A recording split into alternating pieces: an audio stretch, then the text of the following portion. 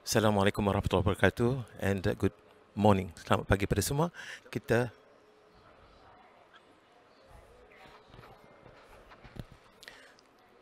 Assalamualaikum warahmatullahi wabarakatuh. Salam sejahtera dan good morning if you're in Malaysia, and greetings to everybody.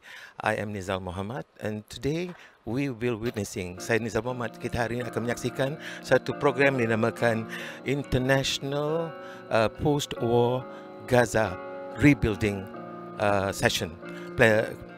Rebuilding session, dan kita sekarang akan memulakan daripada sekarang sampai pukul petang 5 petang nanti. Sementara itu saudara, saya tidak akan biasa ke depan kerana anda diminta untuk menyaksikan dan mengikuti perkembangan yang dibincangkan di dalam program yang dikatakan International Postwar Gaza Rebuilding Planning Session. Jadi untuk tidak melengahkan waktu, before I go on further, before we view the whole proceedings, just to inform you that this is a program run by MAPIM. Ini adalah program yang dibawa oleh MAPIM, atau dianjurkan oleh MAPIM, Majlis Perundingan Pertubuhan Islam Malaysia. This is a program by MAPIM and Hayat Yolu, ataupun dinamakan Hayat Yolu. Ini adalah satu NGO ataupun badan sukarela dari Turki. Jadi kedua-duanya bergabung dan kita akan menyaksikan nanti perbincangan yang dihadiri oleh lebih daripada 20 negara, hampir 30 negara sebenarnya, dan dihadiri oleh lebih kurang 150 hingga 200 peserta. Masih lagi kita nantikan yang lain itu dapat. Jadi tanpa kita melengahkan waktu, ladies and gentlemen, before we go on and watch, just to inform you that there is about more than 20 countries, 20 delegates, or more than 20, about 30 basically countries that has come to send their delegates to this particular program. And without further ado, let us enjoy the whole session. Mari kita sama-sama menyaksikan sesi ini. For that, let's open the stage by inviting Mr. Muhammad Rizwan Zulkifli to lead the recitation of the Quran. Please welcome.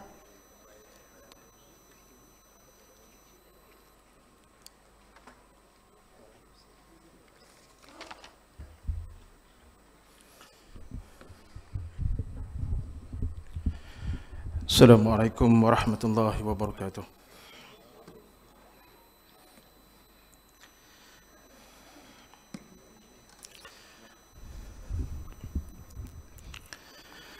أعوذ بالله من الشيطان الرجيم.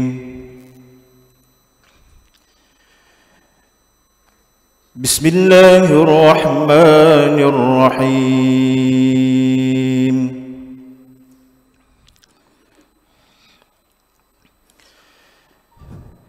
تتجافى جنوبهم عن المضاجع يدعون ربهم خوفا وطمعا ومما رزقناهم ينفقون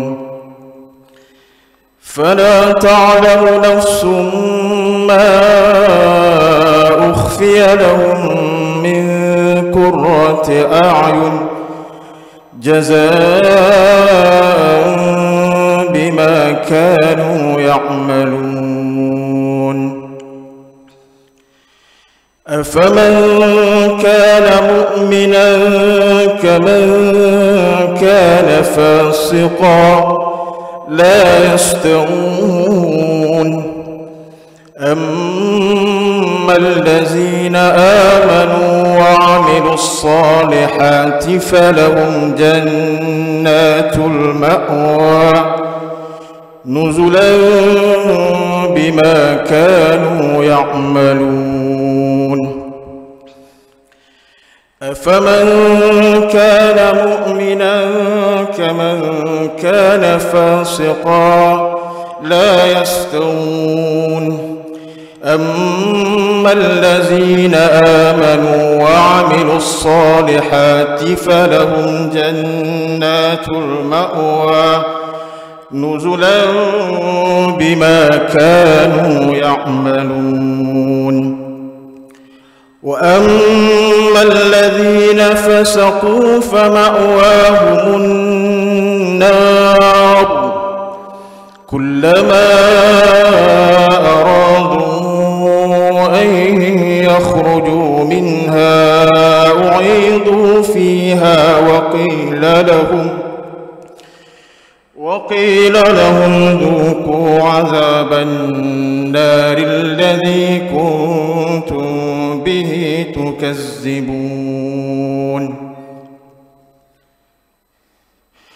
ولنذيقنهم من العذاب الأدنى دون العذاب الأكبر لعلهم يرجعون ومن أظلم ممن ذكر بآيات ربه ثم أعرض عنها إنا من المجرمين منتقمون ولقد آتينا موسى الكتاب فلا تكن في مرية من لقائه وجعلناه هدى لبني إسرائيل وجعلنا منهم أئمة يهدون بأمرنا لما صبروا وكانوا بآياتنا يوقنون إن ربك هو يفصل بينهم يوم القيامة فيما كانوا فيه يختلفون أولم يهد لهم كم أهلكنا من قبلهم من القرون يمشون في مساكنهم إن في ذلك لآيات أفلا يسمعون أولم يروا أنا نسوق الماء إلى الأرض الجرز فنخرج به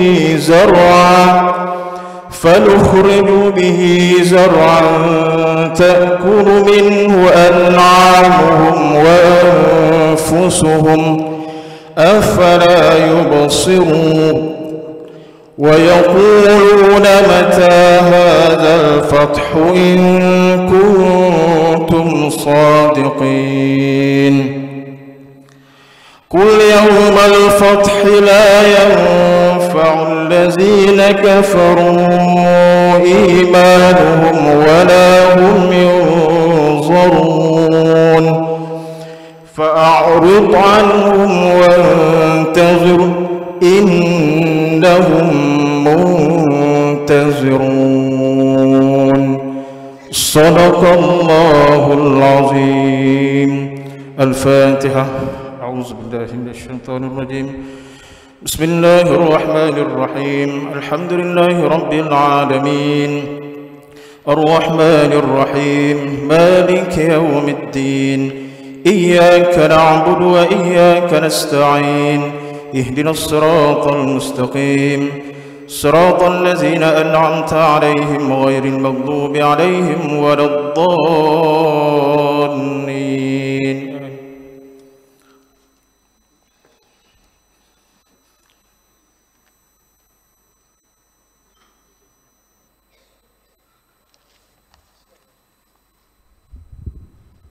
Thank you for the beautiful recitation.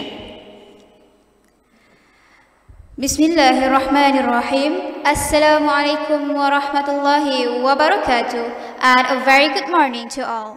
Greetings to Mr. Muhammad Azmi Abdul Hamid, President of MAPIM, Mr. Amir Shah, President of Hayat Jolu, Dr. Sri Sheikh Ahmad Awang, Chairman of Manar, Dato' Wira Dr. Sheikh Abdul Ghani Samsudin, Chairman of Shura, His Excellencies, Ambassadors and representatives of embassies from Iran, Pakistan, Azerbaijan and Singapore, the Chairman of co-organizers from AICT Global, Vision 21, Pertubuhan Al-Khair Malaysia, Child Appeal Charity, Asal Bina, Persatuan Kebajikan Madani Terengganu, Well Asia, and Shura, representative NGOs International from Palestine, New Zealand, Brunei, Singapore, Thailand, Philippines, Myanmar, Indonesia,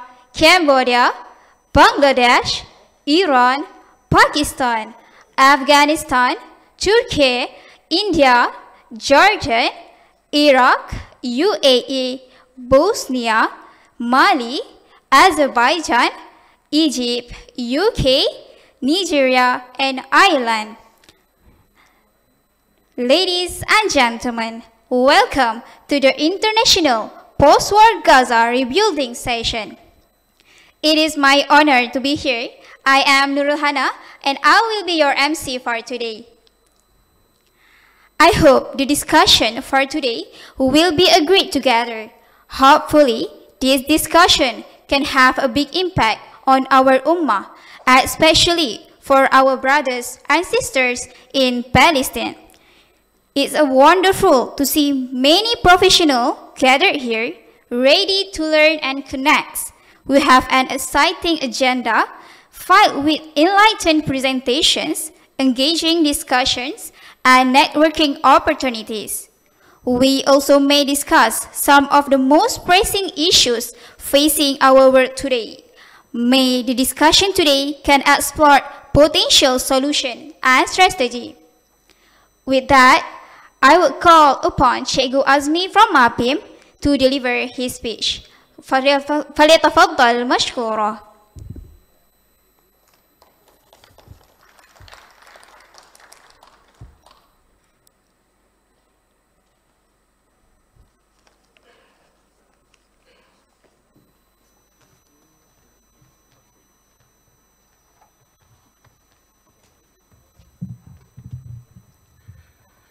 Assalamualaikum warahmatullahi wabarakatuh. Bismillahirrahmanirrahim. Alhamdulillah. Salatu wassalamu ala rasulillah wa ala alihi wa sahbihi wa man tabi'a bi ihsanin ila yaumiddin. Ashhadu an la ilaha illallah wahdahu la syarika lah wa ashhadu anna Muhammadan abduhu wa rasuluh. Subhanaka la ilma lana illa ma 'allamtana innaka antal alimul hakim. Amma ba'd. My daughter Nurhana, of course he's got his father and a different mother, not the master of ceremony. I will greet Dato Sri Ahmad Awang, Syekh Ahmad Awang, the chairman of Al-Manar, or chairman of Manar, Brother Emerish from President of Hayat Yolu, Dato Hasanuddin, the chairman of the Da'wah Foundation of Malaysia, Dato Wira Dr. Abdul Ghani Shamsuddin, the chairman of Shura,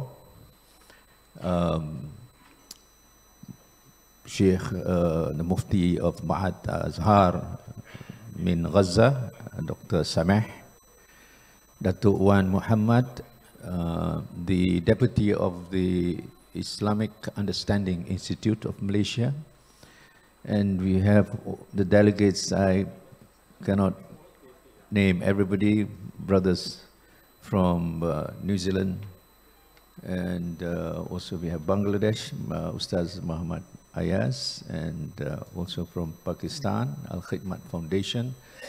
The delegates from the embassies, I wonder some of them already here or not, and brothers and sisters, NGOs from almost 25 countries, if I count it correctly. Alhamdulillah, let us be very thankful to Almighty Allah for this occasion, for this opportunity that we are here together to attend a very, very important session. We call it the planning session. As I said yesterday, last night, this is not a conference. This is a strategic meeting that we want to gather the proposals and the direction of how we will try to assist what we call the rebuilding of Gaza. In actual fact, it is a rebuilding of the Ummah. You know, we are having this situation where everything is quite problematic now around the world. In every corner of the world, the east, the west, the north, the south, you will see a lot of this devastation, these sufferings, these situation that should not be happening, but in reality it is. Now Gaza is the focus. I'm not saying that other problems are not important. We have our brothers in Xinjiang, in Kashmir, in Syria, in Yemen, in the rest of the other world. That situation are very, very bad. But Gaza has become the converging topic of the Ummah and the world. That the situation is getting much more than that we could imagine. And everyone has no words to tell us about the happenings in Gaza. They call it genocide. Yes. Some call it ethnic cleansing. Some call it domicide. It's not only genocide, it's domicide because they destroy everything. Some call it collective punishment.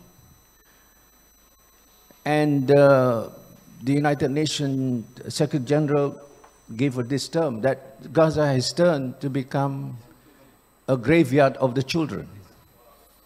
And then we also know this, people are saying, you know, WHO says this is a death sentence to Gaza, what is been done. And all these words describe the condition that Gaza is, in a sense, so desperate that the appeal to the world to help is not actually the message that Gaza wants to tell us. It's not just that they are crying for help. It's actually we are duty bound and we are responsible to help. So we're not saying that this meeting is about answering the call of Gaza, people who do not have water, no sanitation, no food, no medicine, no shelter. The houses have been destroyed. It's about 390,000. We have masajid, 1,000 more have been destroyed. We have schools, more than 500. We have families that wipe out totally. Those are messages to us. It's not that Gaza is crying for help.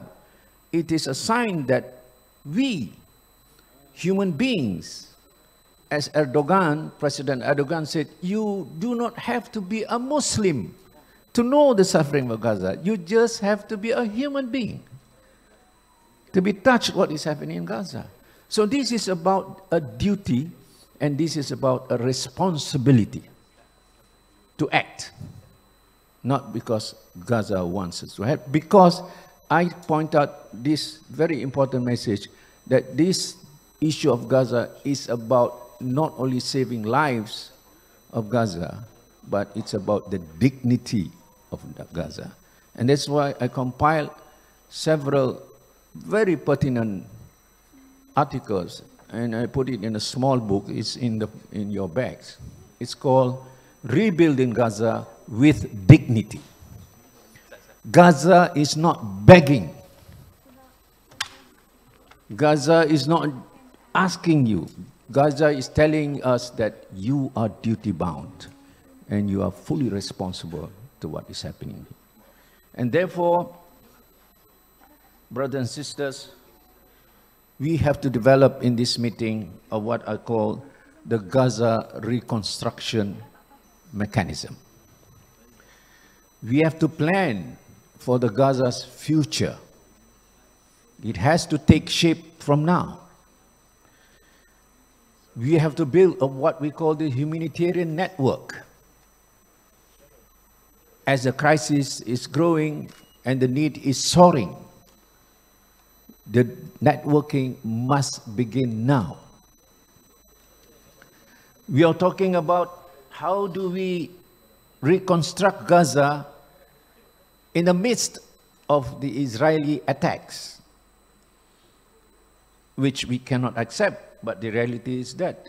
This morning, whenever I put on the television a news, everybody, almost all of the Gaza people now pushed to the so-called, the southernmost of Gaza, that is Rafah.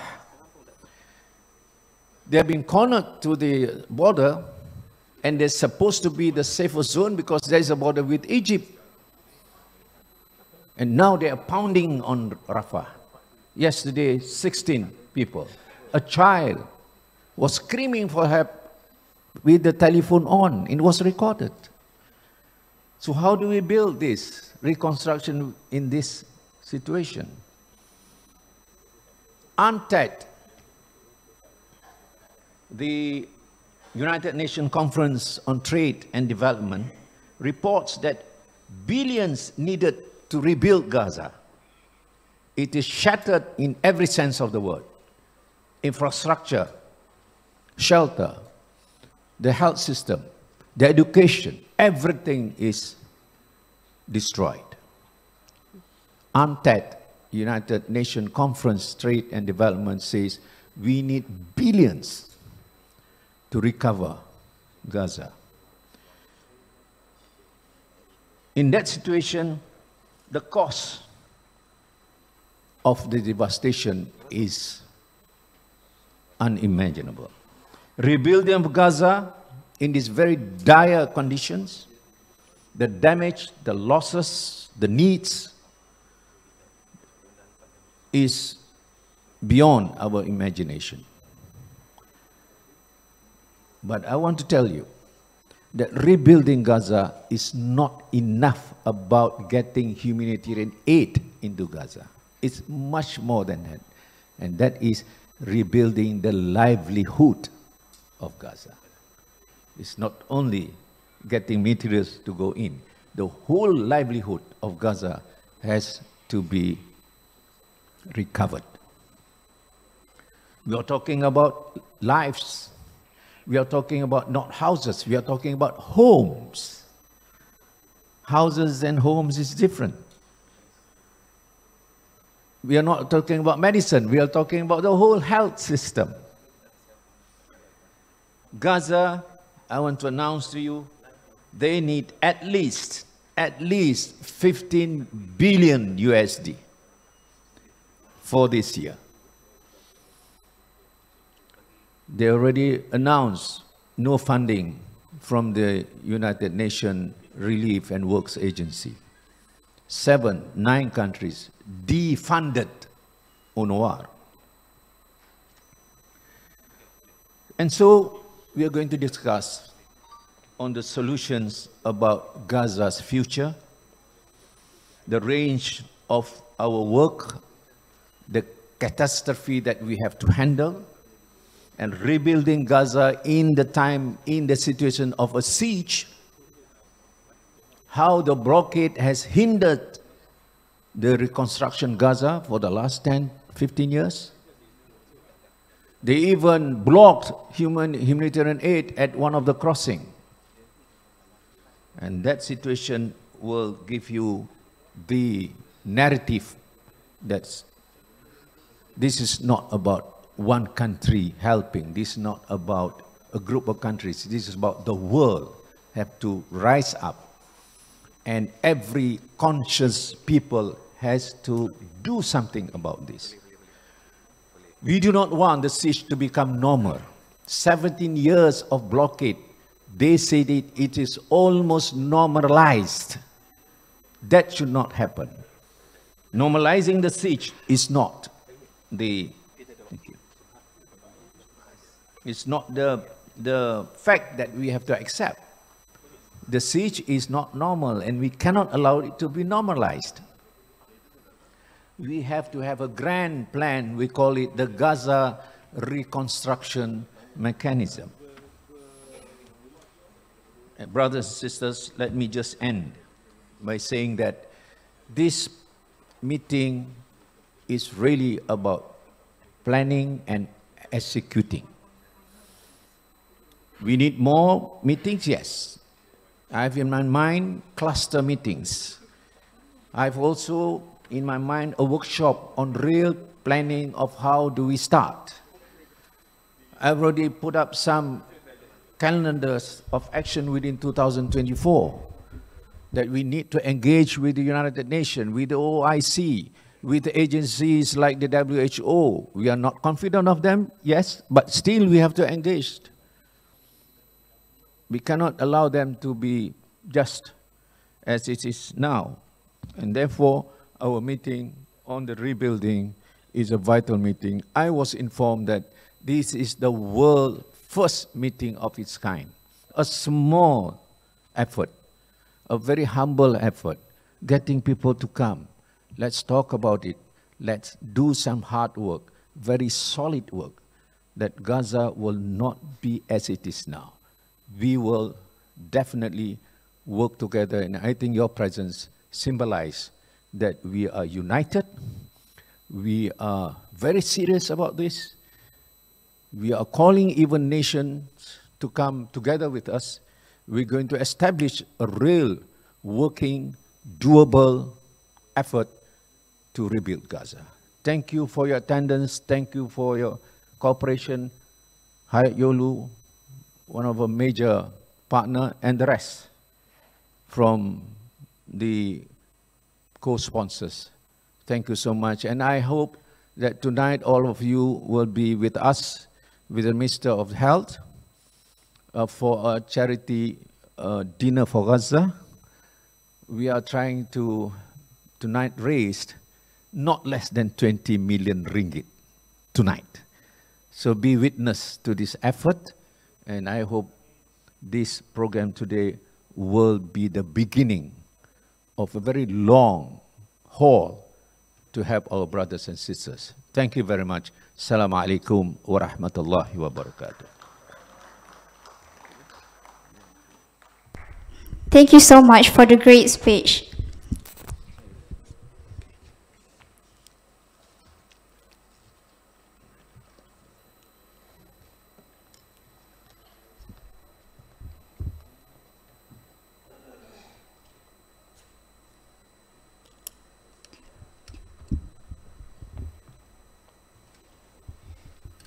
الآن يتشرف المجلس بدعوة سيد المحترم أمير تورانشاه رئيس حياة يولو لإلقاء الكلمات، فليتفضل مشكورا.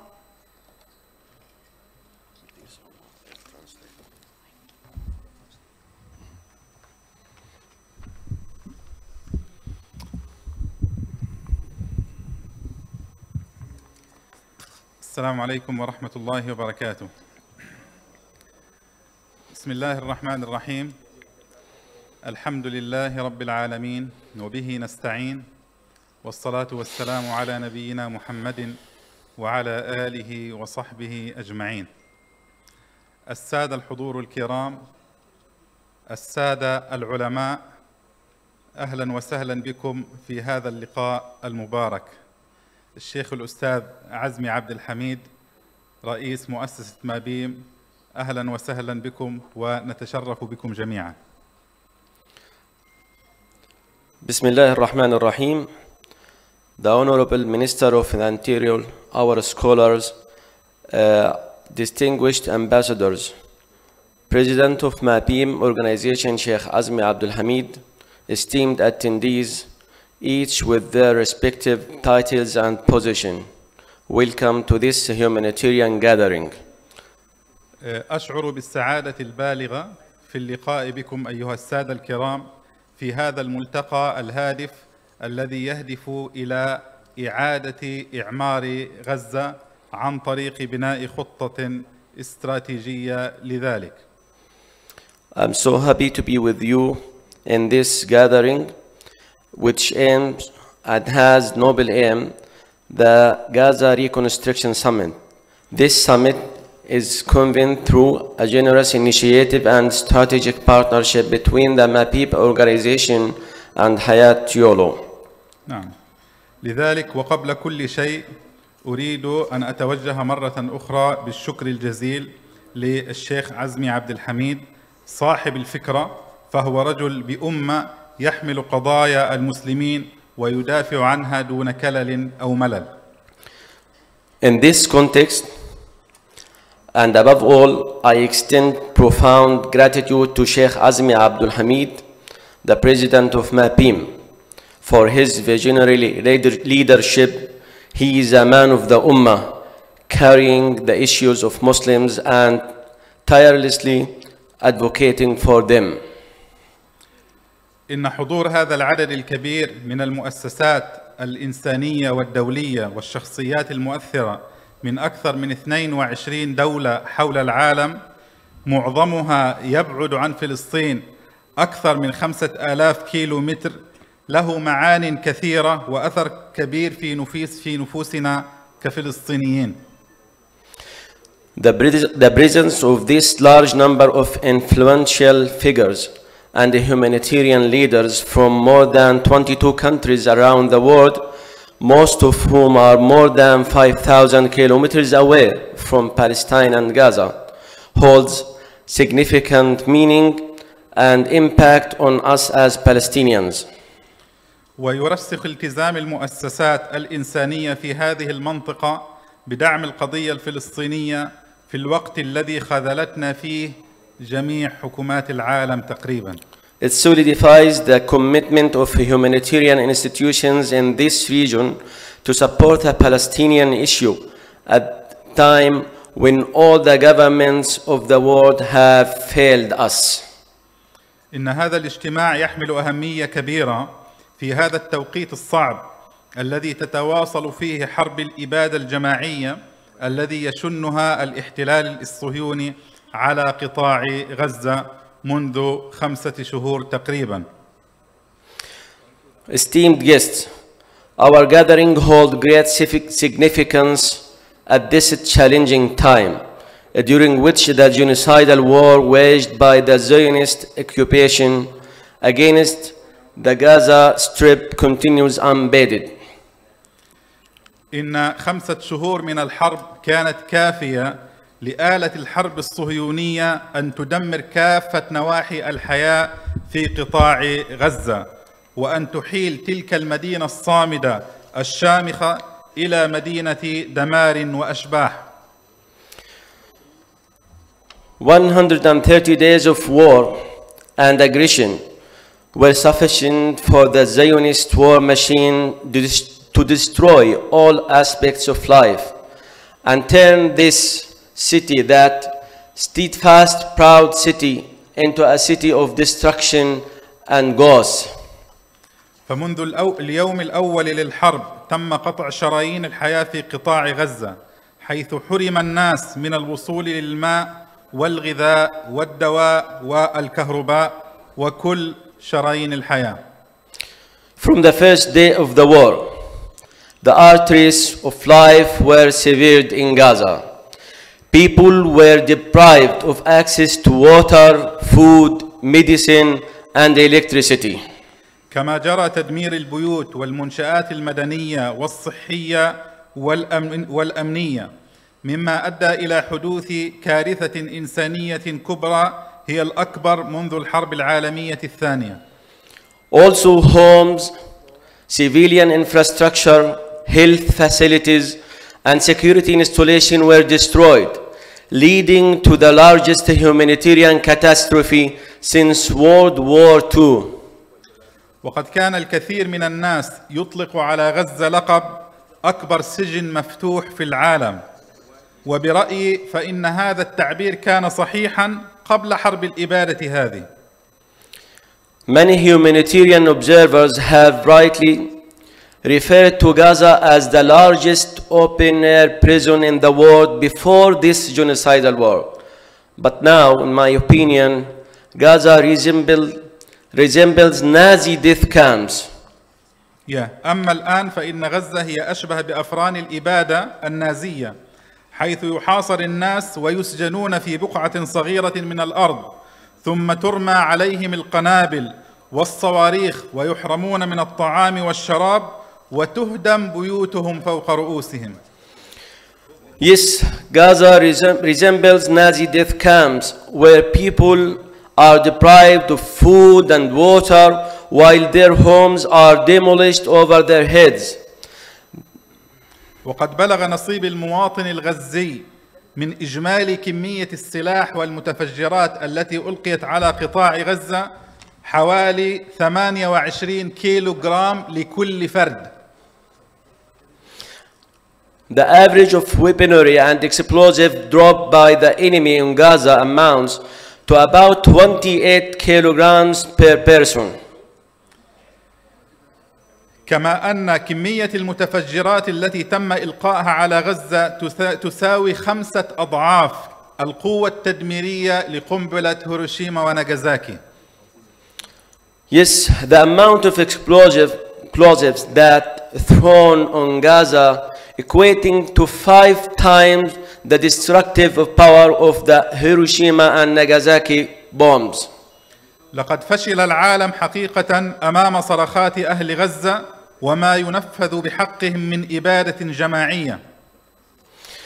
The war has morally failed in the face of the cries of the people in Gaza and the genocide being perpetrated against them. فلا صرخات هند حركتهم، تلك الطفلة التي تبلغ من العمر 6 سنوات والتي قتل العدو جميع أفراد أسرتها عندما سلكوا طريقا يفترض أنه آمن. Neither the cries of the little girl Hind nor those of any other child have moved them. Hind, a 6-year-old girl whose entire family was killed by the enemy while they were on a supposed safe path. بقيت وحيدة في السيارة بين جثامين أمها وأبيها وإخوتها، ولما أخذت هاتف أبيها واتصلت بالإسعاف وجاء الإسعاف لينقذها قطع الاتصال أيضا بالمسعفين. Hind remained alone in the car amidst the corpses of her mother, father, and siblings. When she took her father's phone and called for an ambulance to come and save her, the connection was also cut off. فلا عادت هند ولا عاد المسعفون الذين ذهبوا ليسعفوا هند. And neither Hind nor the paramedics returned. وبالأمس فقط وبعد تقريبا مضي أسبوع على هذه الجريمة عثر رجال الإنقاذ على جثة هند وجثث مسعفيها وقد تحللت وتعفنت. Only yesterday, after the enemy withdrew from our neighborhood where she lived, they found Hind and her family and the paramedics as martyrs. وباختصار هناك عشرات آلاف القصص والحالات المروعة التي تعتبر عار على جبين الإنسانية.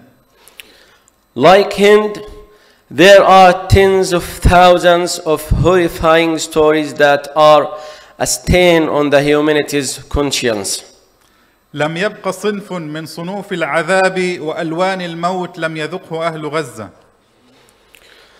In short, there is no form of suffering or death that the people of Gaza have not experienced at the hand of the Zionist entity. فمنهم من قطعت أوصاله حيا، ومنهم من عذب حتى الموت، ومنهم من أحرق حيا، ومنهم من قتل ابنه وأمه وعائلته أمام عينيه.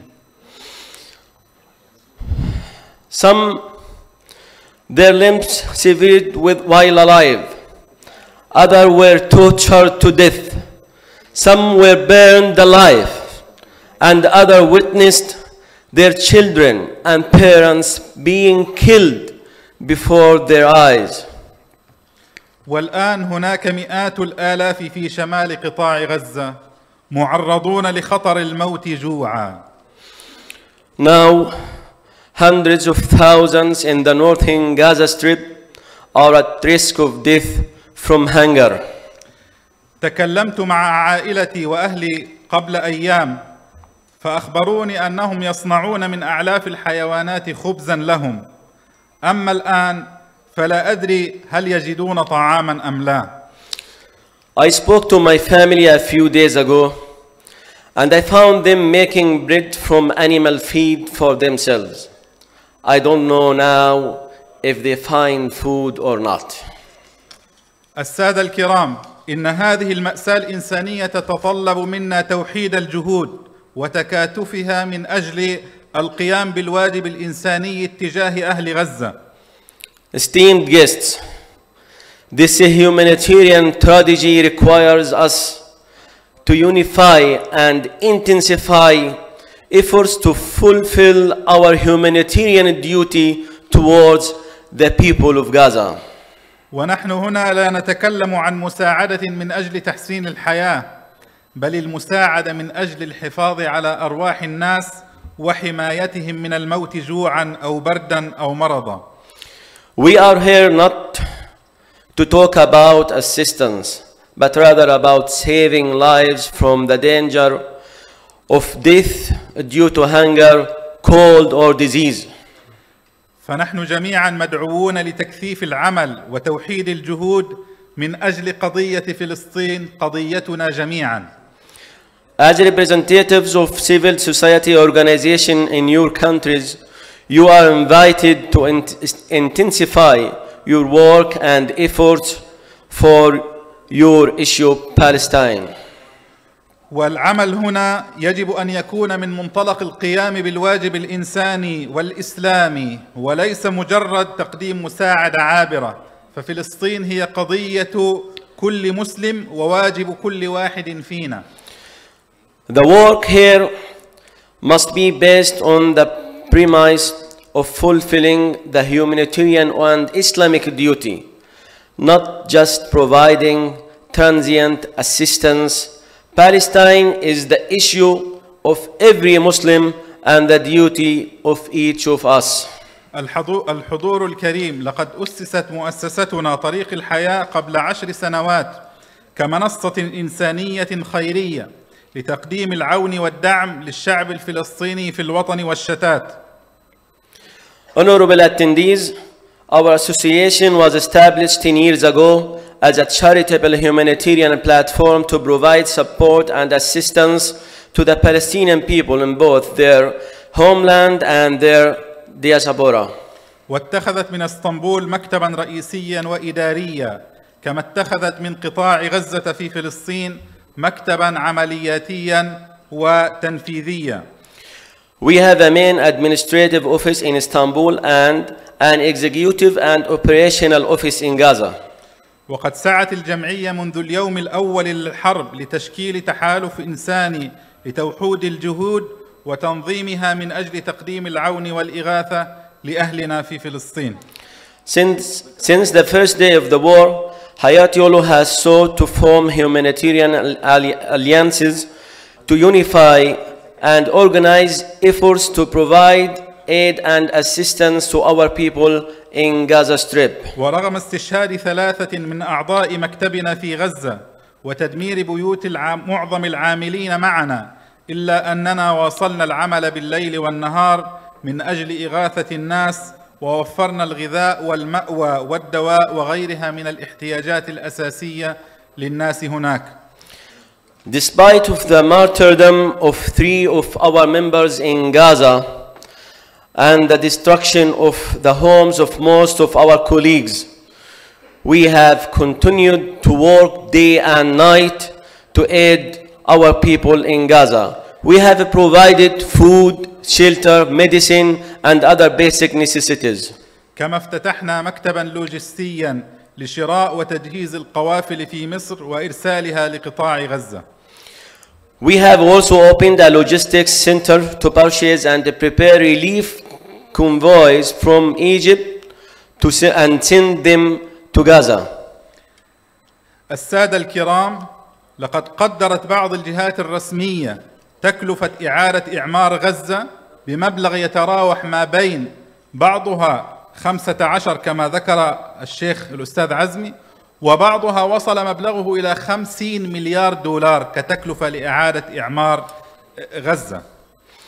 Honorable guest, some official estimates have placed the cost of rebuilding Gaza between, as Sheikh Azmi mentioned, 15 billion to 50 billion dollars.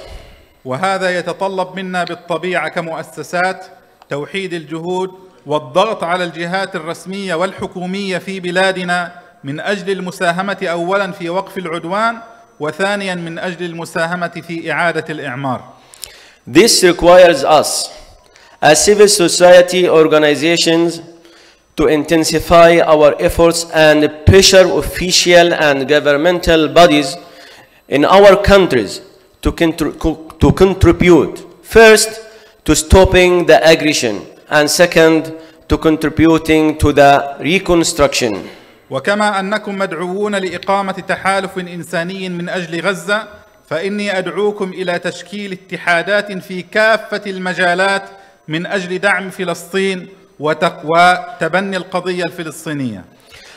As you are called upon to establish a humanitarian coalition for the reconstruction of Gaza, I urge you to form associations in all fields to support Palestine and adopt the Palestinian issue.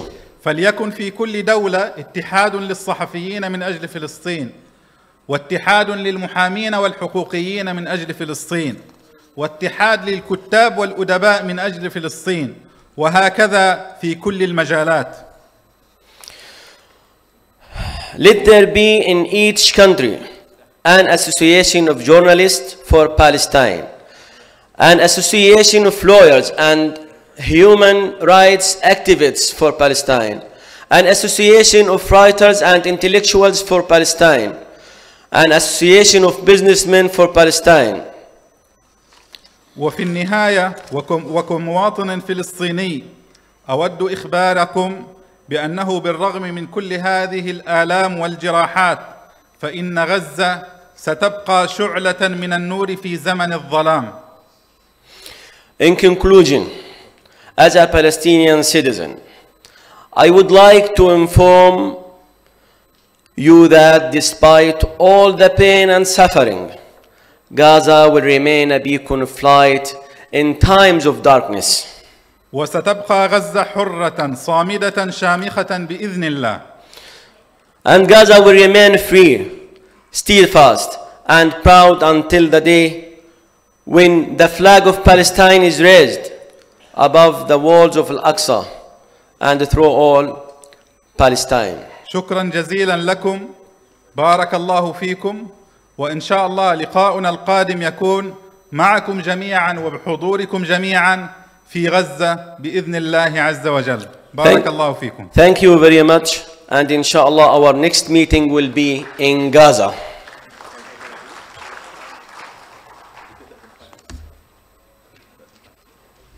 شكرا جزيلا يا سيد المحترم على الكلام الجيد. Now we officially launching the International Postwar Gaza Rebuilding Session.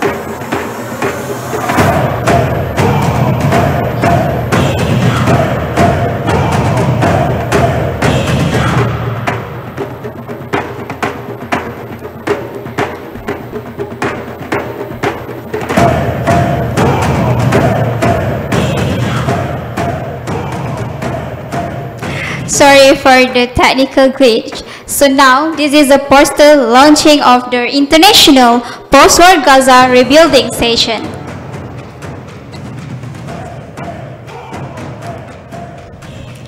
By the official launching just now, we are now on the track, which is to be focusing on the post-war Gaza rebuilding session, what post-war is all about and what we want to rebuild. Someone once told me that Palestinian people did not beg for our help, but this is our duty to help them through the difficulties that they have faced. So I believe that our approach today to be here is to help Gaza and rebuild Gaza with dignity. So let's bring up the slogan, Together for Gaza. From river to the sea, Palestine will be free. By that, I call upon Ms. Maisara Yusuf, Program Manager of Hayat Yolu Organization, to deliver about current status of Gaza. Please welcome.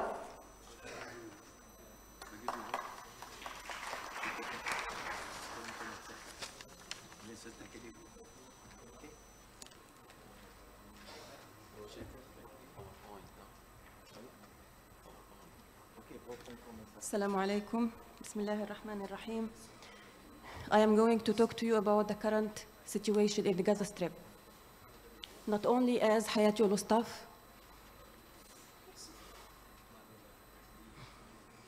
but as a Palestinian mother, a Palestinian woman, and a person who has family and friends in Gaza.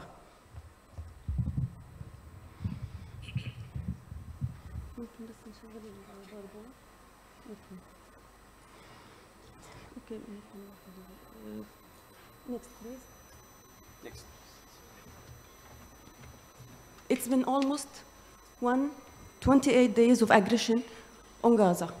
While trying to prepare this presentation, I was thinking of the terminology, the suitable term that I can use to describe to you what is happening now in Gaza. As Sheikh Azmi, I was concerned about that. Could it be described as genocide, as ethnic cleansing, as collective punishment, atrocities, starvation? All these words are applicable to what's going on right now in Gaza. But not one word of them is enough, not enough to describe what's going on right now. People of Gaza say we are living on an ongoing nightmare. We are left without not a sip of water or a loaf of bread to give to our children, and we are now homeless. Women of Gaza says that we are struggling to make food for our children if we found what we can cook. The international community says that Gaza is living the worst humanitarian crisis currently, and the United Nations says that Gaza is an unlivable place and it needs $50 billion and 70 years to return to what was before this aggression. The UNICEF says that Gaza is the most dangerous place on earth for children, and that 90% of children in Gaza are malnourished and do not access drinkable water. Before going deep inside what is going on right now in Gaza, I just wanted to, would you please go to the map again? I just wanted to introduce the Gaza Strip to you. Some might not know it well. It is a narrow coastal strip of 365 kilometers and the most densely populated area on planet Earth with 2.3 million people. Irrespective of siege and shortage in many resources, people of Gaza were working hard to build it and to live decently. Gaza consists of 5 districts: the north, Gaza City, Deir al-Balah, which is called middle area, and Khan Yunis and Rafah.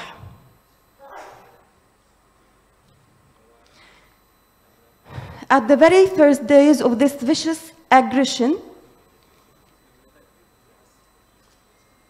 all the Gaza Strip was brutally attacked and bombed.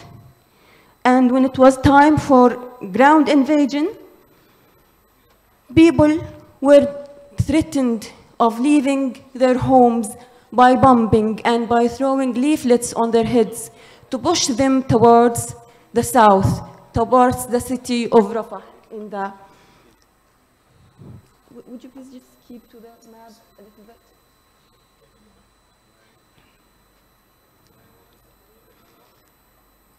People were pushed towards Rafah and were directed to take the safe passages that the occupation directed it towards it. They said that there are safe passages that they can take and safe area in Rafah that they can live in, which is totally not.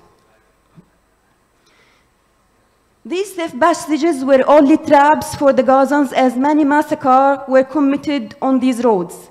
Many youth, men, women, and even children have been arrested while escaping from their death.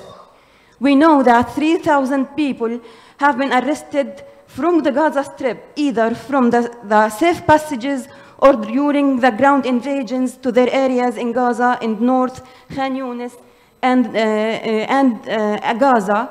Those who were set free of them were telling awful stories about how much torture they have seen and how much dehumanization they have experienced. 1.9 million people were pushed to the city of Rafah, and their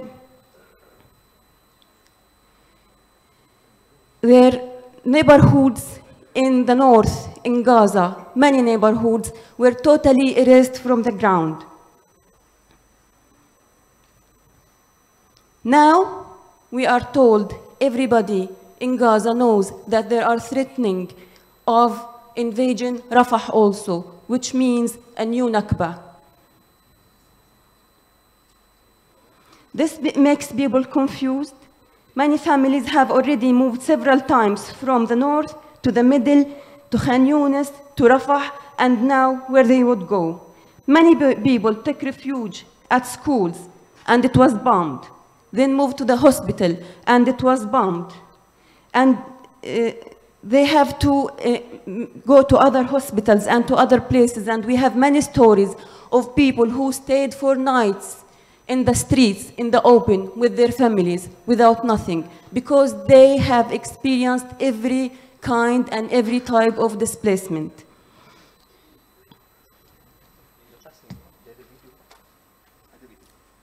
Now, please.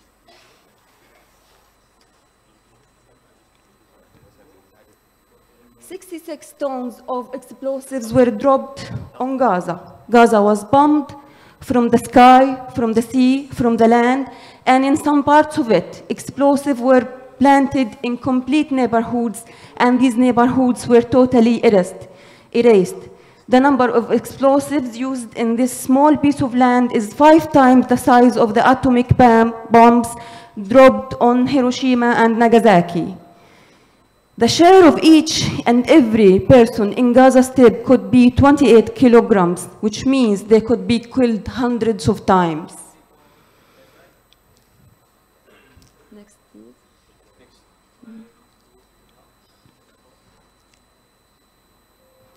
Having this cruel desire to end everything that is Palestinian, the occupation forces has blocked and restricted all resources of life, including drinking water. People in Gaza have been consuming polluted and seawater for almost 4 months now. Even the few tankers who distribute water are usually targeted. In a recent incident a few days ago, water distribution truck was targeted in Gaza, which resulted in claiming the lives of 13 people from a Daya family. They all were doing nothing but trying to secure some drinking water for their children. But the great dilemma is starvation. People are literally cut off food. There is no food.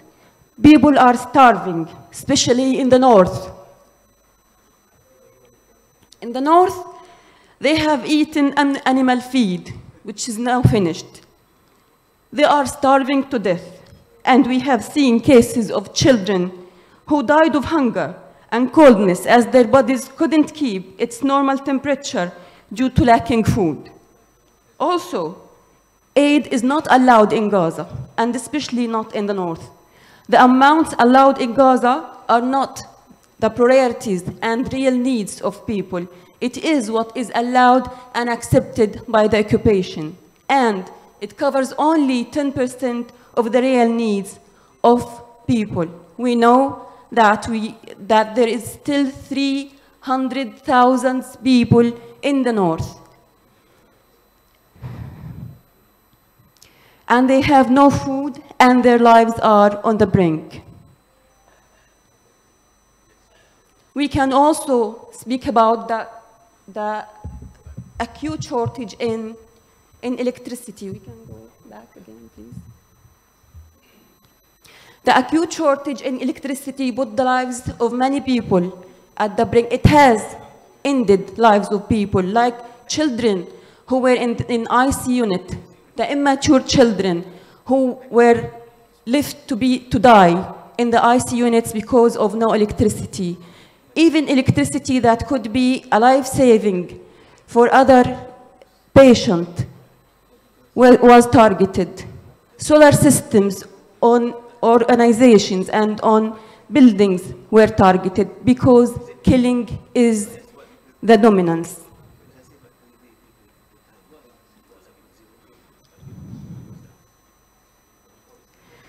Now, please. People of Gaza say that those who were martyred are the ones who survived, those who are rescued from the ongoing torture that we are going through. However, we should always remember our victims. We should always commemorate the memories and show the ugly face of occupation.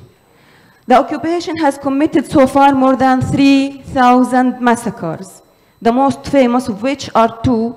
The first that took place at the Baptist Hospital in Gaza and claimed the life of more than 500 people. The other took place in Jabalia refugee camp and claimed almost the same number. We have also the massacres that targeted families and erased them from the national registration. Many families were just erased and they are not anymore. Many other massacres took the lives of many people from the same family, like the Doghmush family who lost 150 person of the family. The family of Al-Astal also lost 150 people. The family of Al-Kurd and the family of Shahab lost 1 people of the same family. The National Information Office says that only about 27,000 martyred could be carried to hospital, and then they were buried by their families or by others if there were no family left. Still, there are the bodies of 8,000 missing, maybe under the rubble, maybe their bodies was kidnapped by the occupation, or maybe because of the massive amount of explosive, it is evaporated, as some people say. Many of the victims of massacres, their body parts were mixed, so nobody knows who is who, and they were buried in mass graves. As you can see here, there is 12,000 child martyrs and more than 8,000 women martyrs.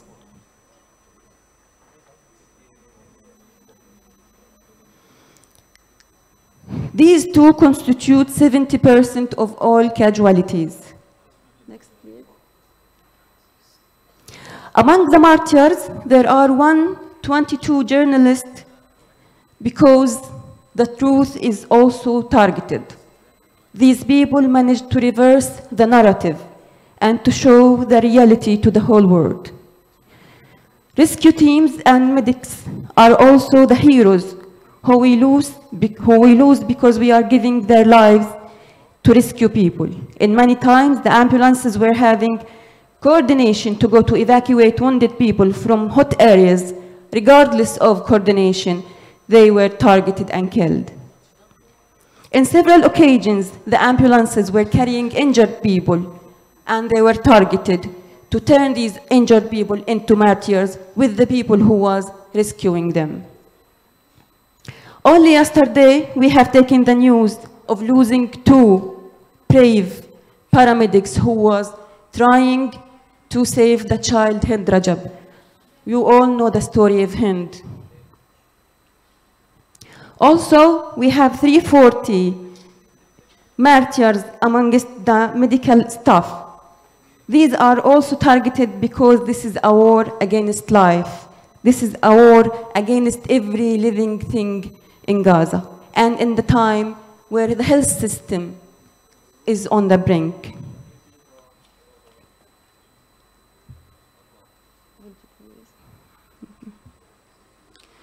Occupation will not leave any chance for people in Gaza to be rescued. So, hospitals were targeted, health centers were targeted, ambulances were targeted. This is, of course, in addition to blocking and restricting everything that could be life-saving for the Palestinians.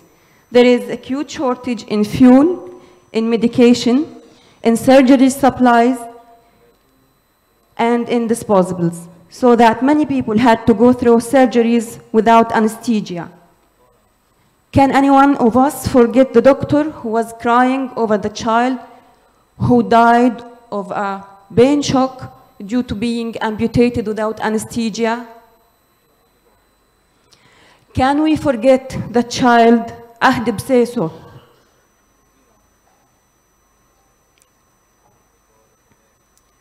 whose uncle has to amputate her and to put her leg in a plastic bag in front of her eyes on the kitchen table, also without anesthesia? Can we forget all the mothers that had to go through C-section without anesthesia?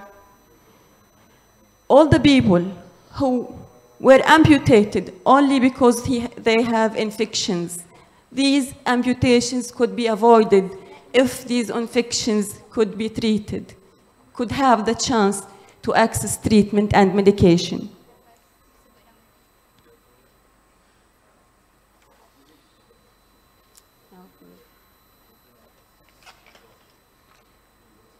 We have also 66 injured people, and these people are going through the worst conditions because most of them now are having their treatment in tents and in shelter schools where there is no any facilities, and they cannot access any health care.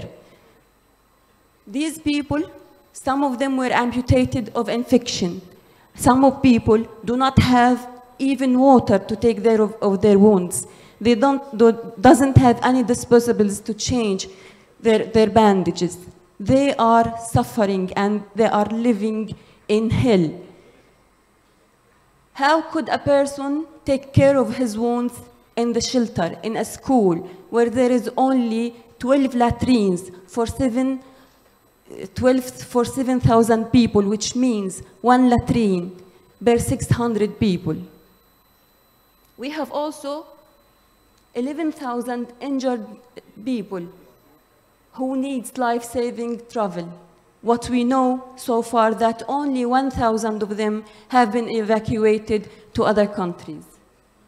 We have also 10,000 cancer patients who are suffering silently without accessing their medication. We know many of them were our friends and family who was going through their medication and their protocols very normally. They were doing their chemotherapy, they were doing their radiotherapy, taking their medication, and they have managed to achieve some progress. And when this aggression broke out, they have just left their treatment, and they are now deteriorating. We have also 700,000 who are suffering infectious diseases because of displacement. As I told you, shelter schools are just accumulation camps.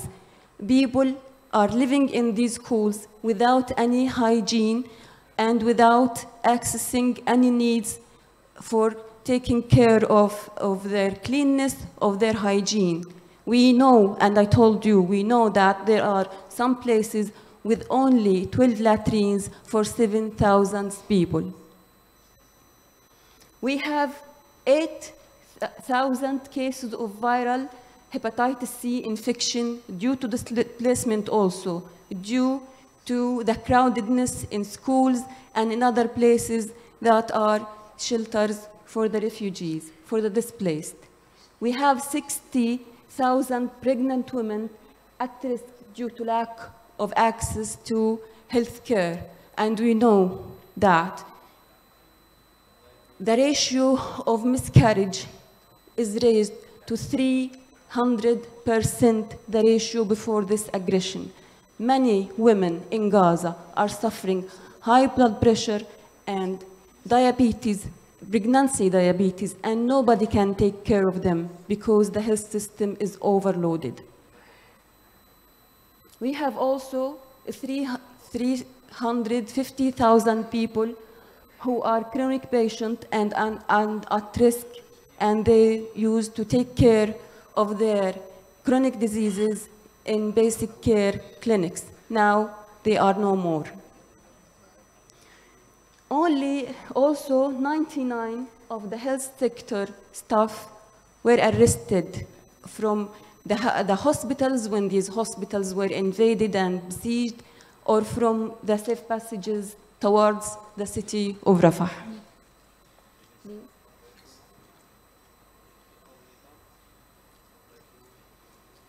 75% of homes in Gaza are destroyed. That means that 1 in 4 families only in Rafah still have home, and we don't know if this home is still livable or not, if they are still living in this home or not. 70,000 housing units were destroyed, and 280,000 housing units were damaged. People were pushed to displacement in Rafah city. 1.9 million IDPs in Rafah now. Some of them are in schools, some of them are in hospitals and the vicinity of hospitals, on public buildings, and many of them are still in the open. They do not even have tents. 1 million of these are children. And they are, as I told you before, threatened of a new Nakba. People are really afraid of being pushed towards leaving the Palestinian side of Rafah to the Egyptian side of the city of Rafah.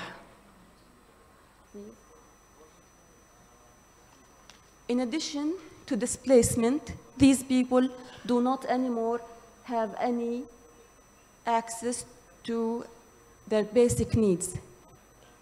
They do not have tents. Shelter places are overcrowded. People need to have tents to stay in.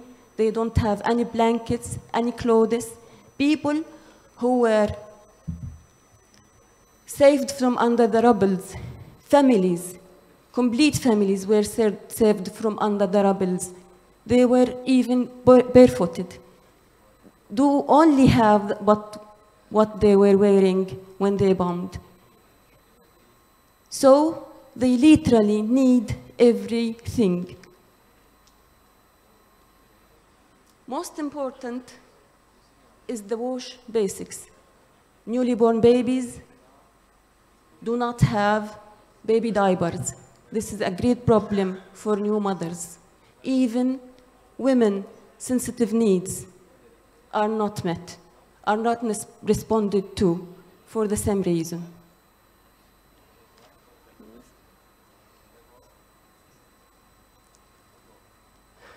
Everybody in Gaza now is vulnerable because almost everybody is displaced, is homeless.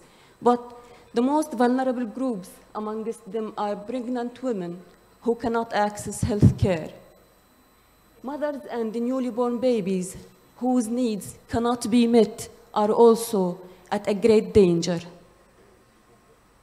The patients of chronic diseases cannot now attend their medications and cannot resume their treatment. People with special needs are also amongst the most vulnerable groups. Some of them were left alone without any family, and nobody can take care of them. The IDPs as a whole are vulnerable because of having nothing. We have now a new group of people to which we had to create a terminology to describe them. They are the wounded children with no surviving family. These children reached hospitals wounded. Nobody could recognize them because no family left. Some of them were recognized by other people, other family members, other friends, and many of them are still at hospitals because nobody knows them.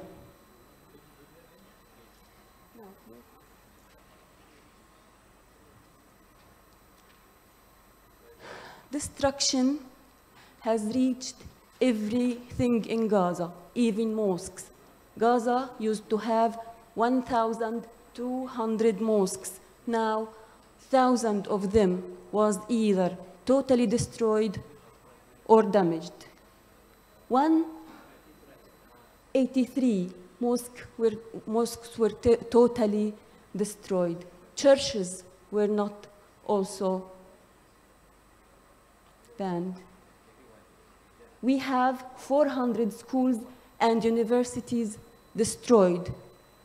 Many of them, like half of them, were destroyed while they were used as shelters. They were bombed while people were taking shelter there, and many lives were claimed in shelter, in schools and in universities.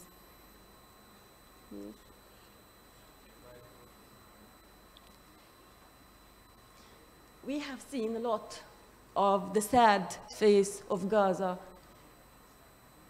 which was going through the last 4 or 5 months.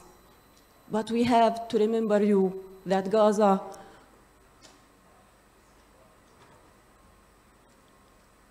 is a wonderful city. Her children is wonderful people.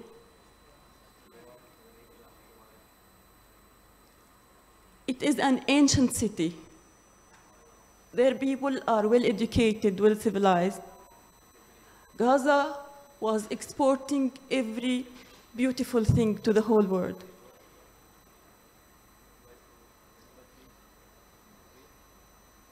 Although for the last 20 years, Gaza suffered from blockade, from shortages in many things, its people worked hard to building it, and they were giving the world every good and beautiful thing that could be shared. They shared arts, they shared poets, literature, flowers, and beautiful things.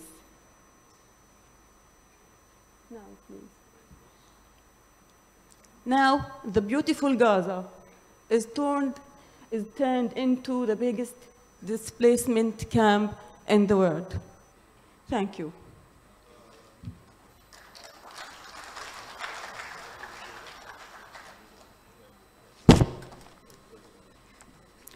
Thank you so much, Mr. Maisara, for the great speech and presentation.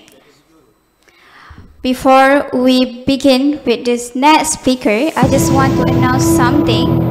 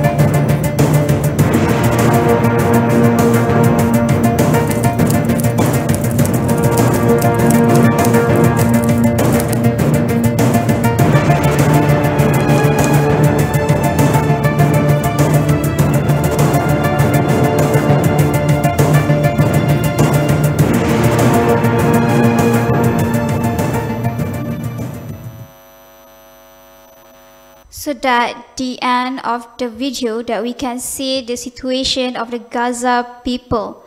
There is a lot of need that we need to help them in difficulties and obstacles that they have faced. So before we begin with this next speaker, I just want to give a simple announcement.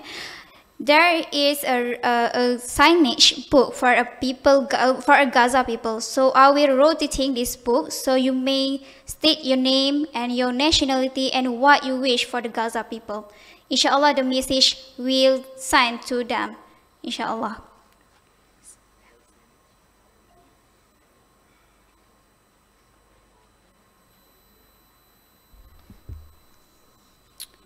Alright, so ladies and gentlemen, now I call upon Mr. Ahmed Shaltut, Head of Partnership of Hayat Yolu, to deliver his presentation on the priority needs of Gaza.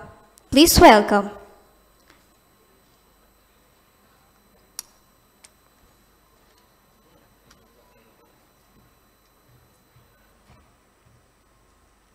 Assalamu alaikum. So today I'll be briefing you with the most urgent priority in Gaza Strip. At the beginning, when they asked me to do the presentation of the priorities of Gaza, I was just wondering what exactly is a priority. At the moment, everything is a priority. We have either scarcity or shortage of all the essential resources in Gaza Strip. Hopefully this brief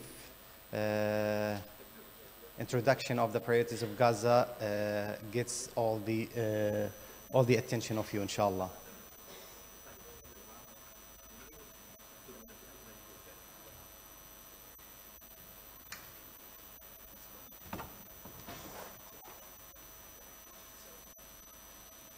So we will start with dividing the intervention priorities into categories. And the first category, we combine the small and medium needs of Gaza as following. So now here, as you can see, we have food, financial support, shelter, and NFI, which is non-food items, and health.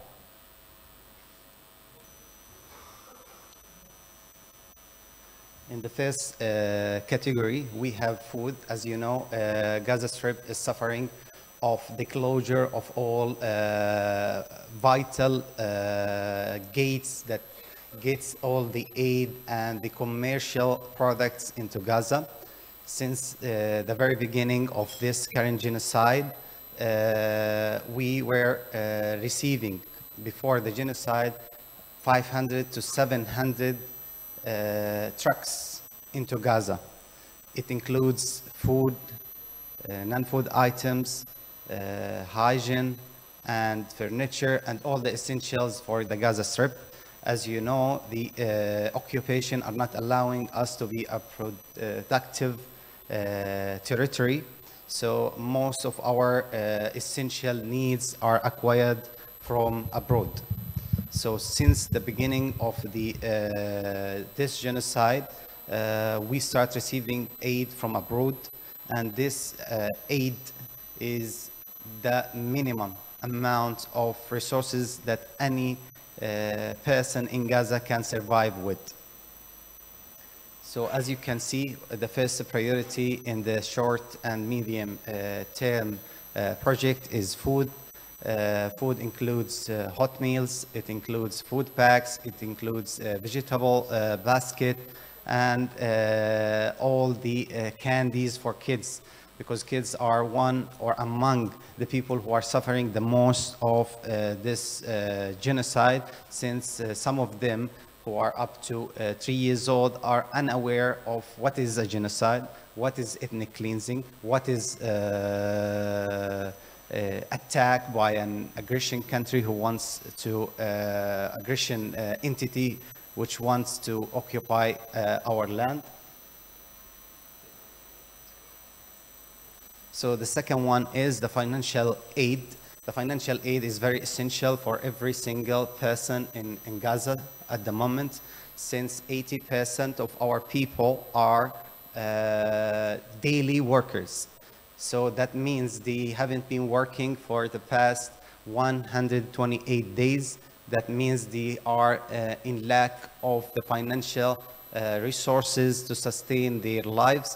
That leads to the suffering of themselves getting food, getting health, getting hygiene, and getting also shelter for themselves when they are being displaced. As we have already mentioned, as have you already seen in the news, 1.9 million people displaced. That's almost 80 to 80% of the Gazans are displaced, either displaced to second home of their relatives, or displaced to UN schools, or to governmental schools, or displaced to simple tents, as you have shown in the previous video. Some people are living in tents made of nylon. You can tell what this nylon can protect them of: neither sun nor rain.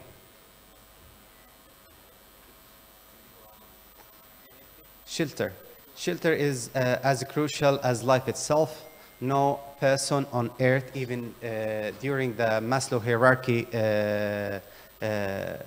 layers of needs, he put shelter and food on the first layer of the Maslow hierarchy. That means no single person on earth can sustain his life without a shelter that protects him, themselves, from the weather, from the eyes of the public, and so on. So shelters is one of the crucial needs for the Gazans. As a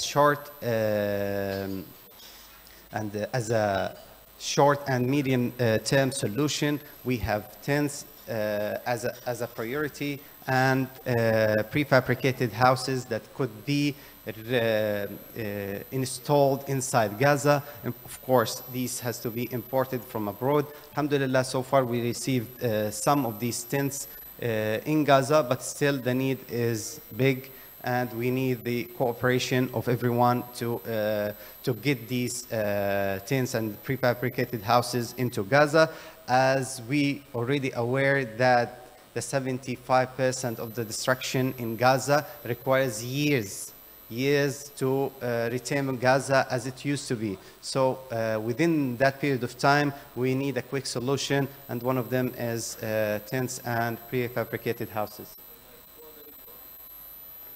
Of course, in the prefabricated houses or tents, or people who are still living in their houses, because they are having displaced people, so they need, of course, mattress, blankets, and the other essential items.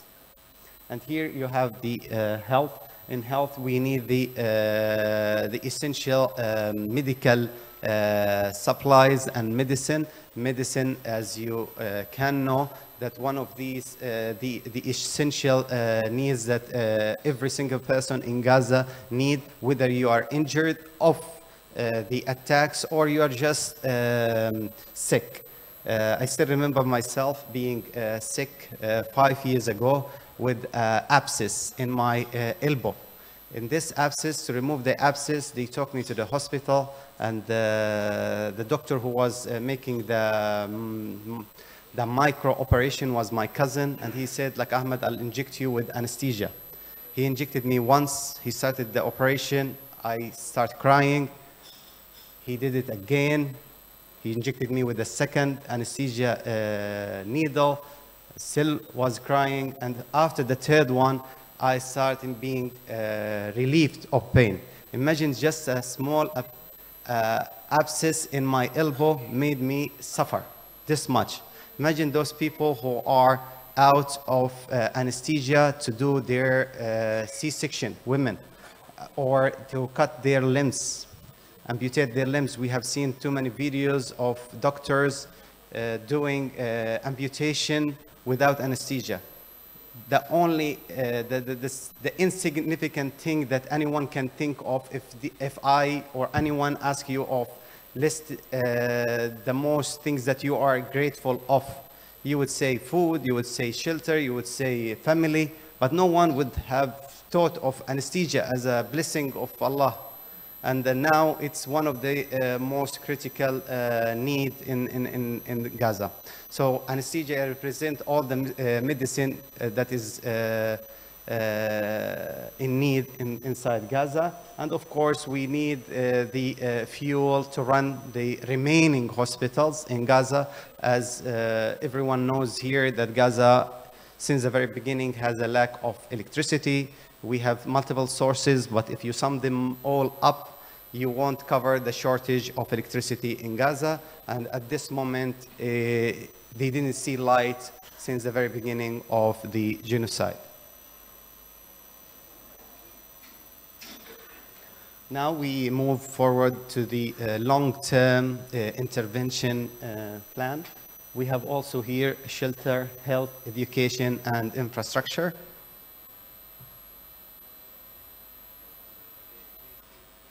So for shelter, we have some long-term solutions. The prefabricated houses, which would last for a couple of years until the rebuild of Gaza is started. And then we have the partially damaged houses, and we will be talking in details about this, and rental assistance and financial aid for host families. So prefabricated houses is one of the quickest solutions that has been tested, alhamdulillah, and it proved successful in Turkey during the earthquake that happens in last year February, between Turkey and Syria. And many people lost their lives. May Allah bless their souls and grant them Jannah. During that time, we provided prefabricated houses to families that were homeless at that moment. So prefabricated houses provide a long-term solution that can sustain families with the dignity until they reconstruct their houses. These houses comes in 6 multiply 4.8 meters square, almost 29 meter, that has kitchen and toilet. So this is, we'll show you now a model of this prefabricated houses that we are arranging right now in Egypt.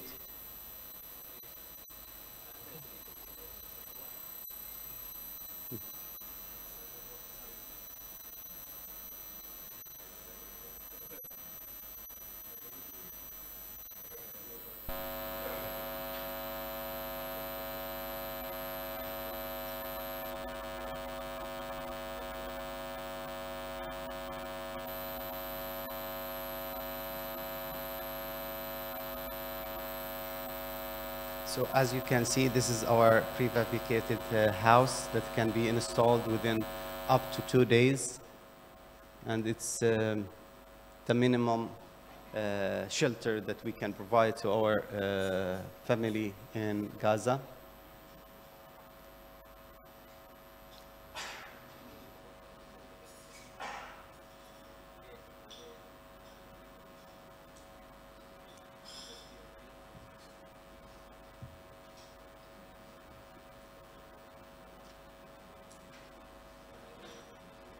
And now you have house restoration. Those house restoration is for the houses that have been 10 to 30% demolished or destructed by the bombardment in the Gaza Strip. This is a quick solution also for those families to return back to their houses. They have partial destruction in the house that can be fixed in within 1 month. So that also a solution, a quick solution for these houses, since we have thousands of houses that need to be reconstructed or restored.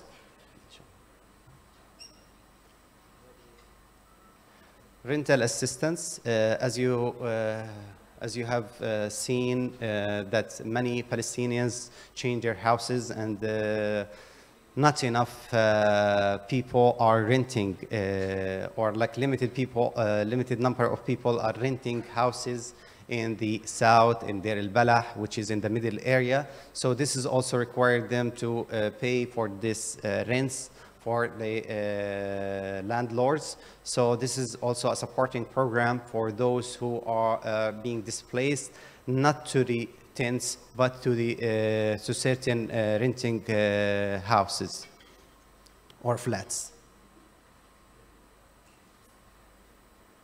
Now, in this one, we are going to provide financial aid for the host families. We have known that the majority, or up to 500,000 people, are being displaced to their relatives' houses. So normally, people are having a solidarity with each other. They are opening the doors for their relatives, for their neighbors to live with them. But still, they become more struggling in securing the financial resources for them to sustain their own lives and the lives of those who have been sheltered in their houses. So through this program, we will provide financial aid for those who are hosting displaced people. So at that moment, they will be keeping to host them and encourage others to host more. That will lead to depending less on the tents and prefabricated houses, so, since most of these displaced people will be settling with the host families.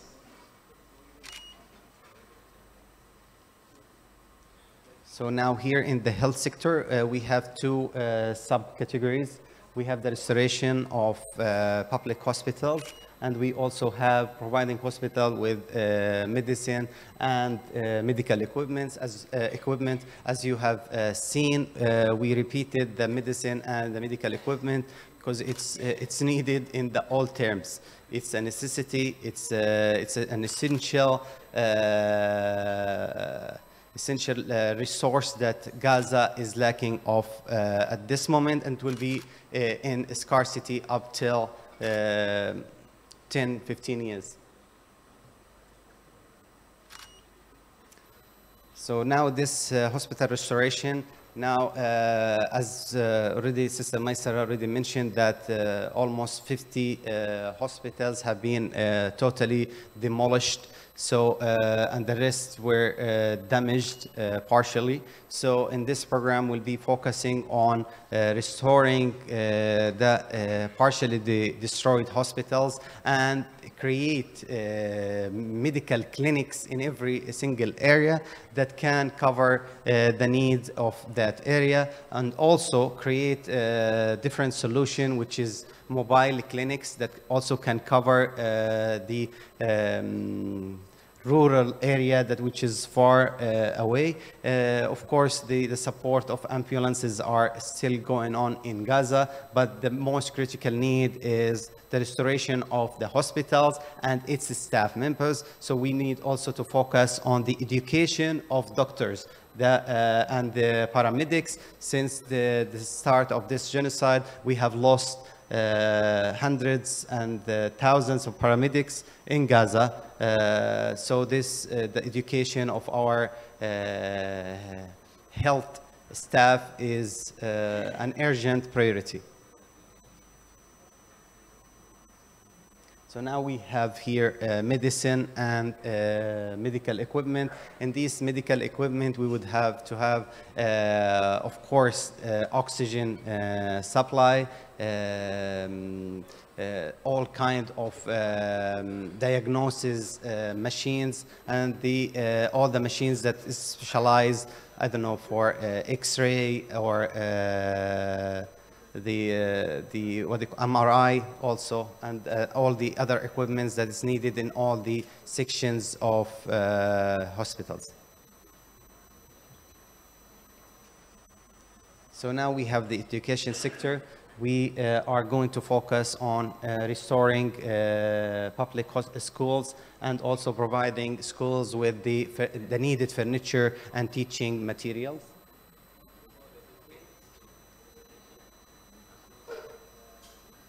So here in school restoration, we are going to focus on the restoring, at the beginning, the partially destroyed schools, and these schools that they are lacking of like whiteboards, desks, and so on. So this has to be a priority in Gaza, since most of our people have been displaced there, and most of the attacks happened also there. So wherever there is people displaced in big magnitude, there have been attacks and shooting on there. So almost all the schools are partially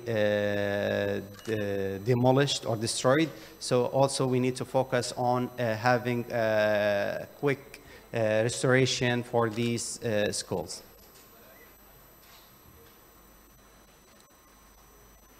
So in each school, of course, the students have desks, and we have seen many photos and videos of Israeli soldiers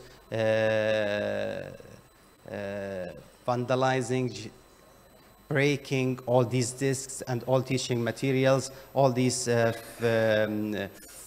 furniture in the teacher and the principal rooms also need to be restored. So during this program, we'll be focusing on restoring the furniture and the desks of the students and the teachers, and also rebuilding the libraries where some of them have been burned down.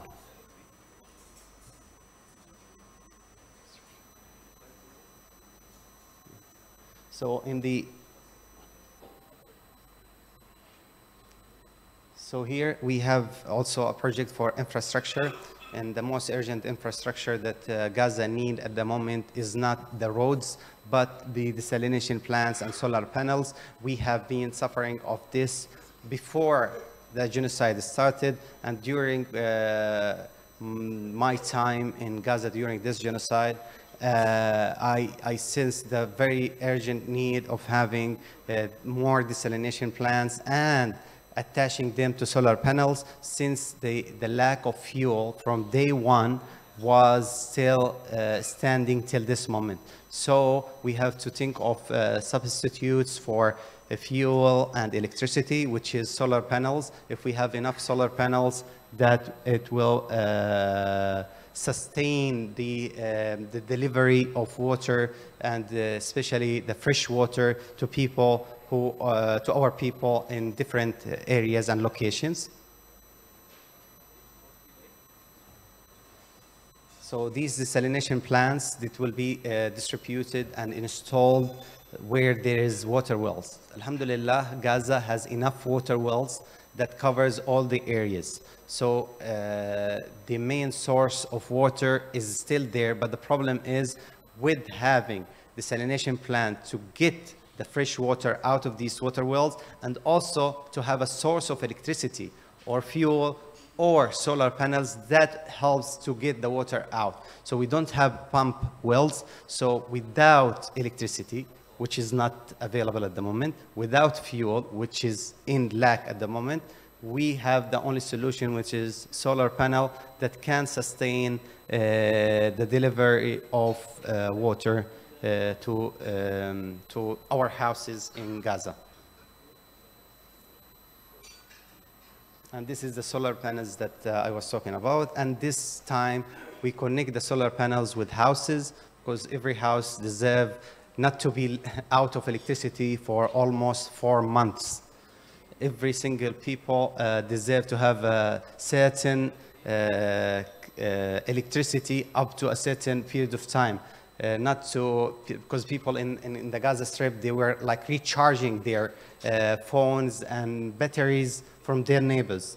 And some of these neighbors who had solar panels got bombarded by the Israel. They were only bombarding some houses just for the case of destroying the solar panel on top of their houses.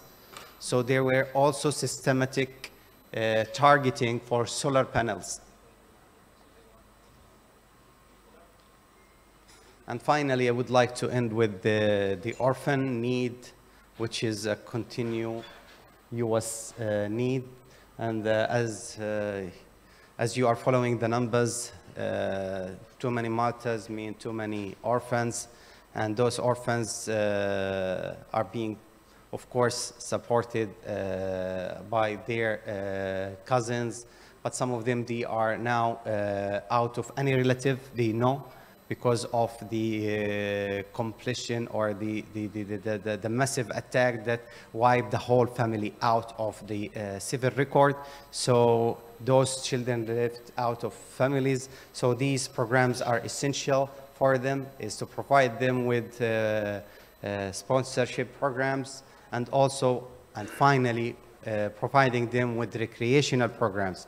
These recreational programs will improve their psychological status and make them as healthy as us if they manage to recover from what they have experienced. Of course, those children have different needs, different experiences. Children in the north are different from children in the central area, are different from children in Rafah.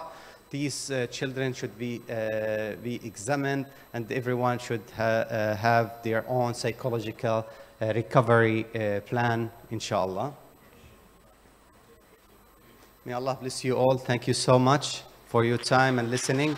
And I'll leave you now for a quick video that summarizes the priority and the intervention needs.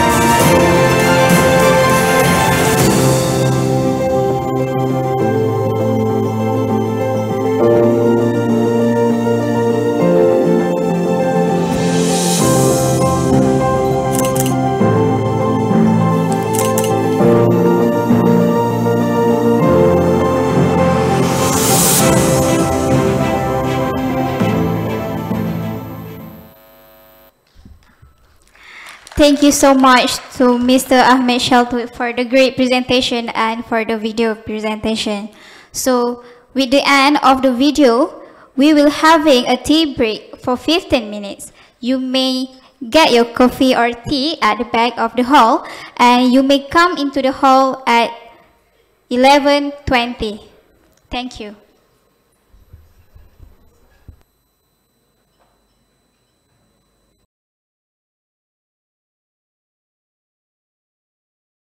we are meeting again. This time we just took a break and we are coming back for the next session.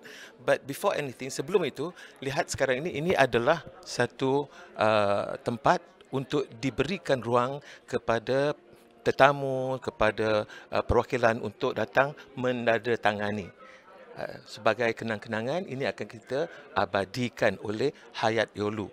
Dan satu lagi ialah ada satu buku. Buku ini adalah buku yang ada nama organisasi dan juga message atau pesanan yang diberikan oleh setiap perwakilan kepada rakyat Gaza dalam usaha untuk membina semula Gaza. There is also this too. One thing, this particular place here is for people to sign the names here, the participants or whomever who come, just to give an impression of our support for the rebuilding of Gaza. And there's another book that's called Books of Messages for the rebuilding of Gaza that will be given to the participants. Okay, put it around so that they can sign in, message, their names and the organization, just to be able to give them this kind of impression, because the messages will be given to the people of Gaza. Now we are in the second part of the sessions. The first part has ended with the the information about what's happening at this point in time in Gaza so far, and what is the plan a little bit on how do we go about developing Gaza from one point of view. What is outside, apa yang di luar sekarang ini, saudara, adalah booth yang telah disediakan oleh kawan-kawan kita untuk menjual, untuk memperkenalkan bahan-bahan yang berkaitan dengan yang berkaitan dengan macam-macam lah, buku ada, dan bantuan akan diberikan hasil daripada buku ini. Jadi saudara, tanpa kita melengahkan waktu lagi, saya nak bawa anda masuk ke dalam ini. Ini pintu masuk. This is the door to the program. So shall we follow the international post-war Gaza rebuilding planning session now?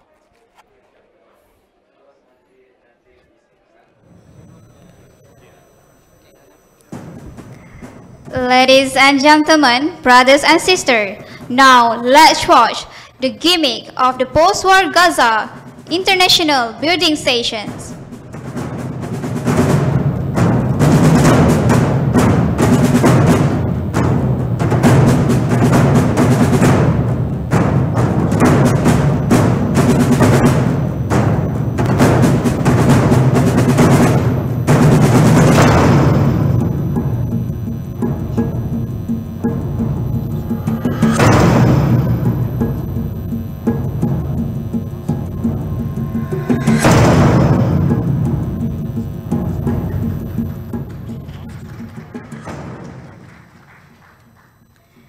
That's the gimmick of the post-war Gaza international rebuilding stations. So now, I will call upon Mr. Muaz Omar from PCOM to deliver his presentation. Please welcome.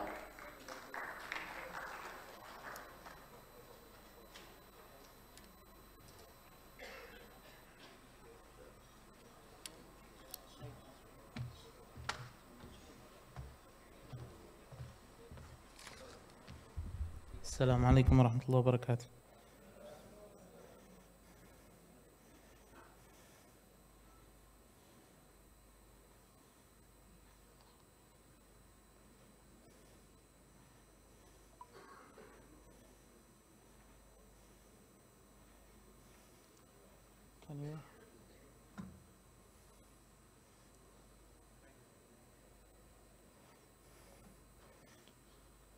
Okay. I'm here representing the Palestinian Cultural Organization, Malaysia, PCOM. PCOM is interested, it's an NGO, Malaysian NGO, based in KL, Kuala Lumpur, and operating in Malaysia. The main focus of PCOM is spreading awareness and advocating for the Palestinian cause in Malaysian societies with all levels, social level, political level, and even individual level. Today, I'm going to present about the ongoing Israeli genocide, and we are going to go through milestones of that genocide.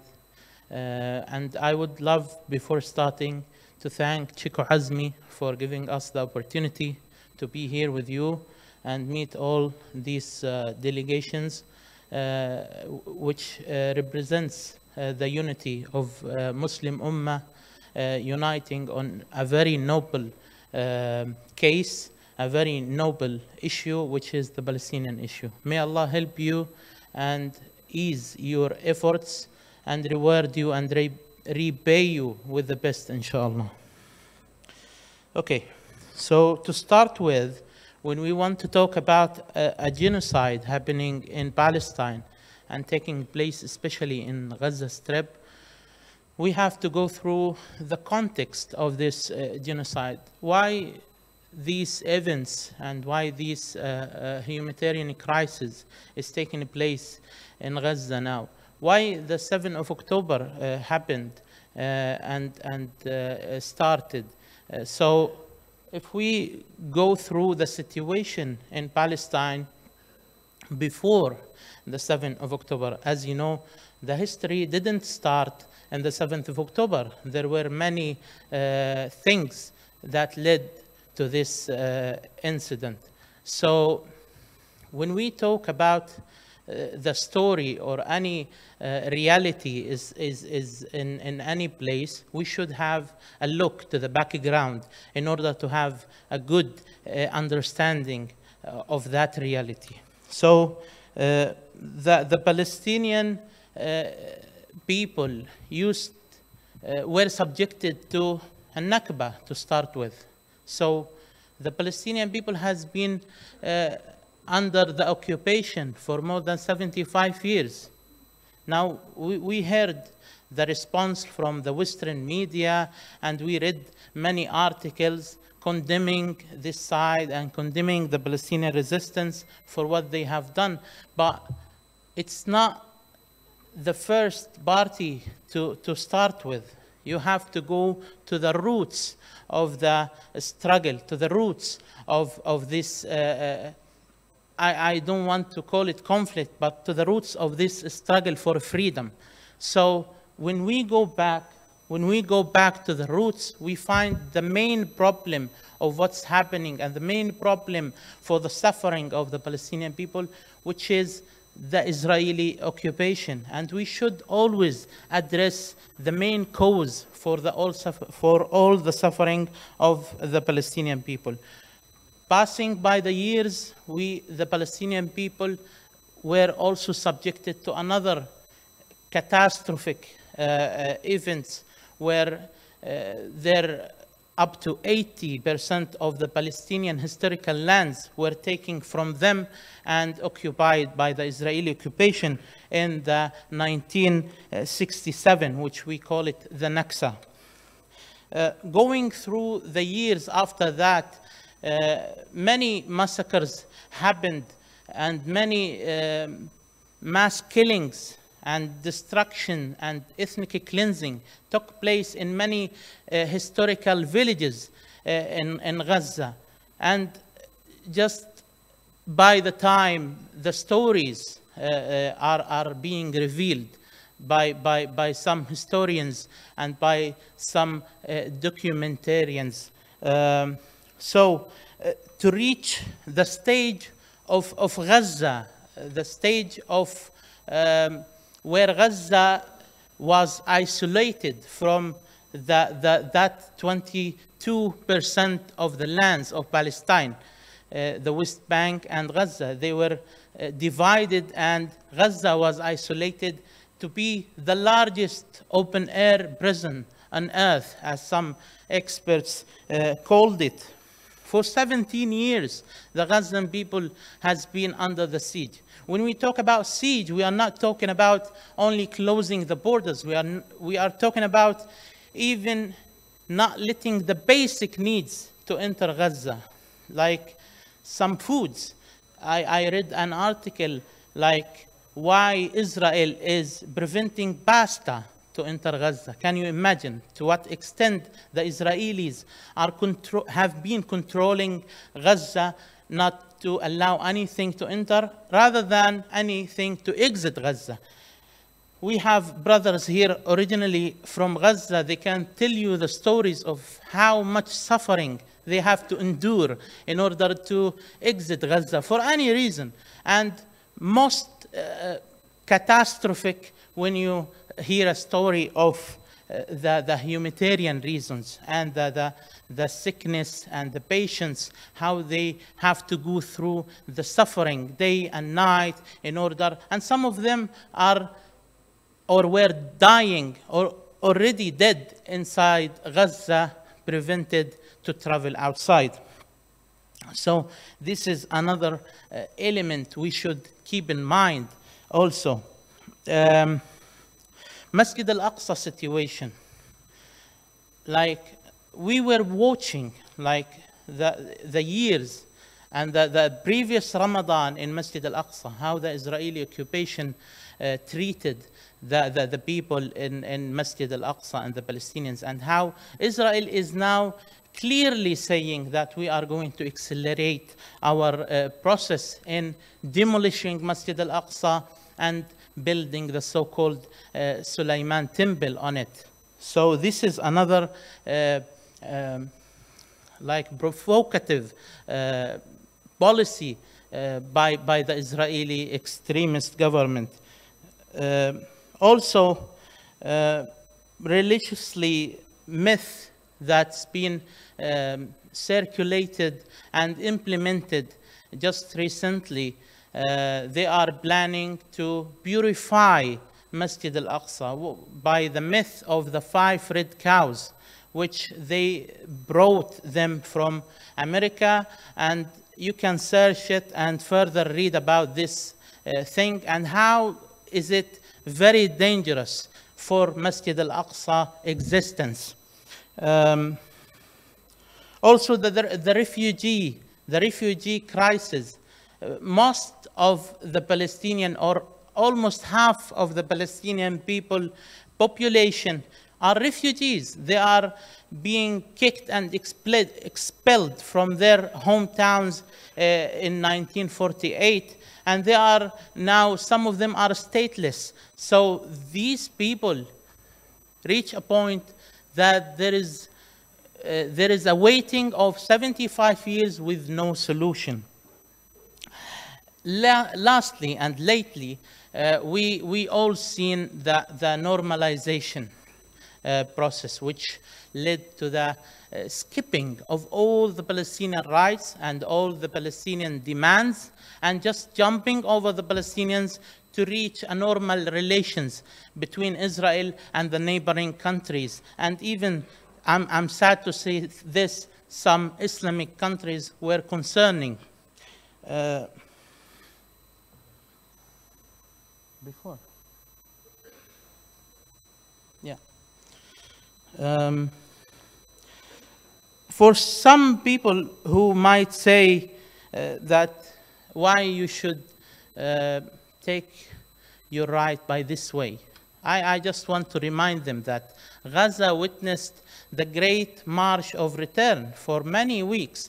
The Gazan people were just protesting near the borders, demanding their basic rights to break the siege and to return to their homelands, which those two things are guaranteed by the humanitarian law and the international law.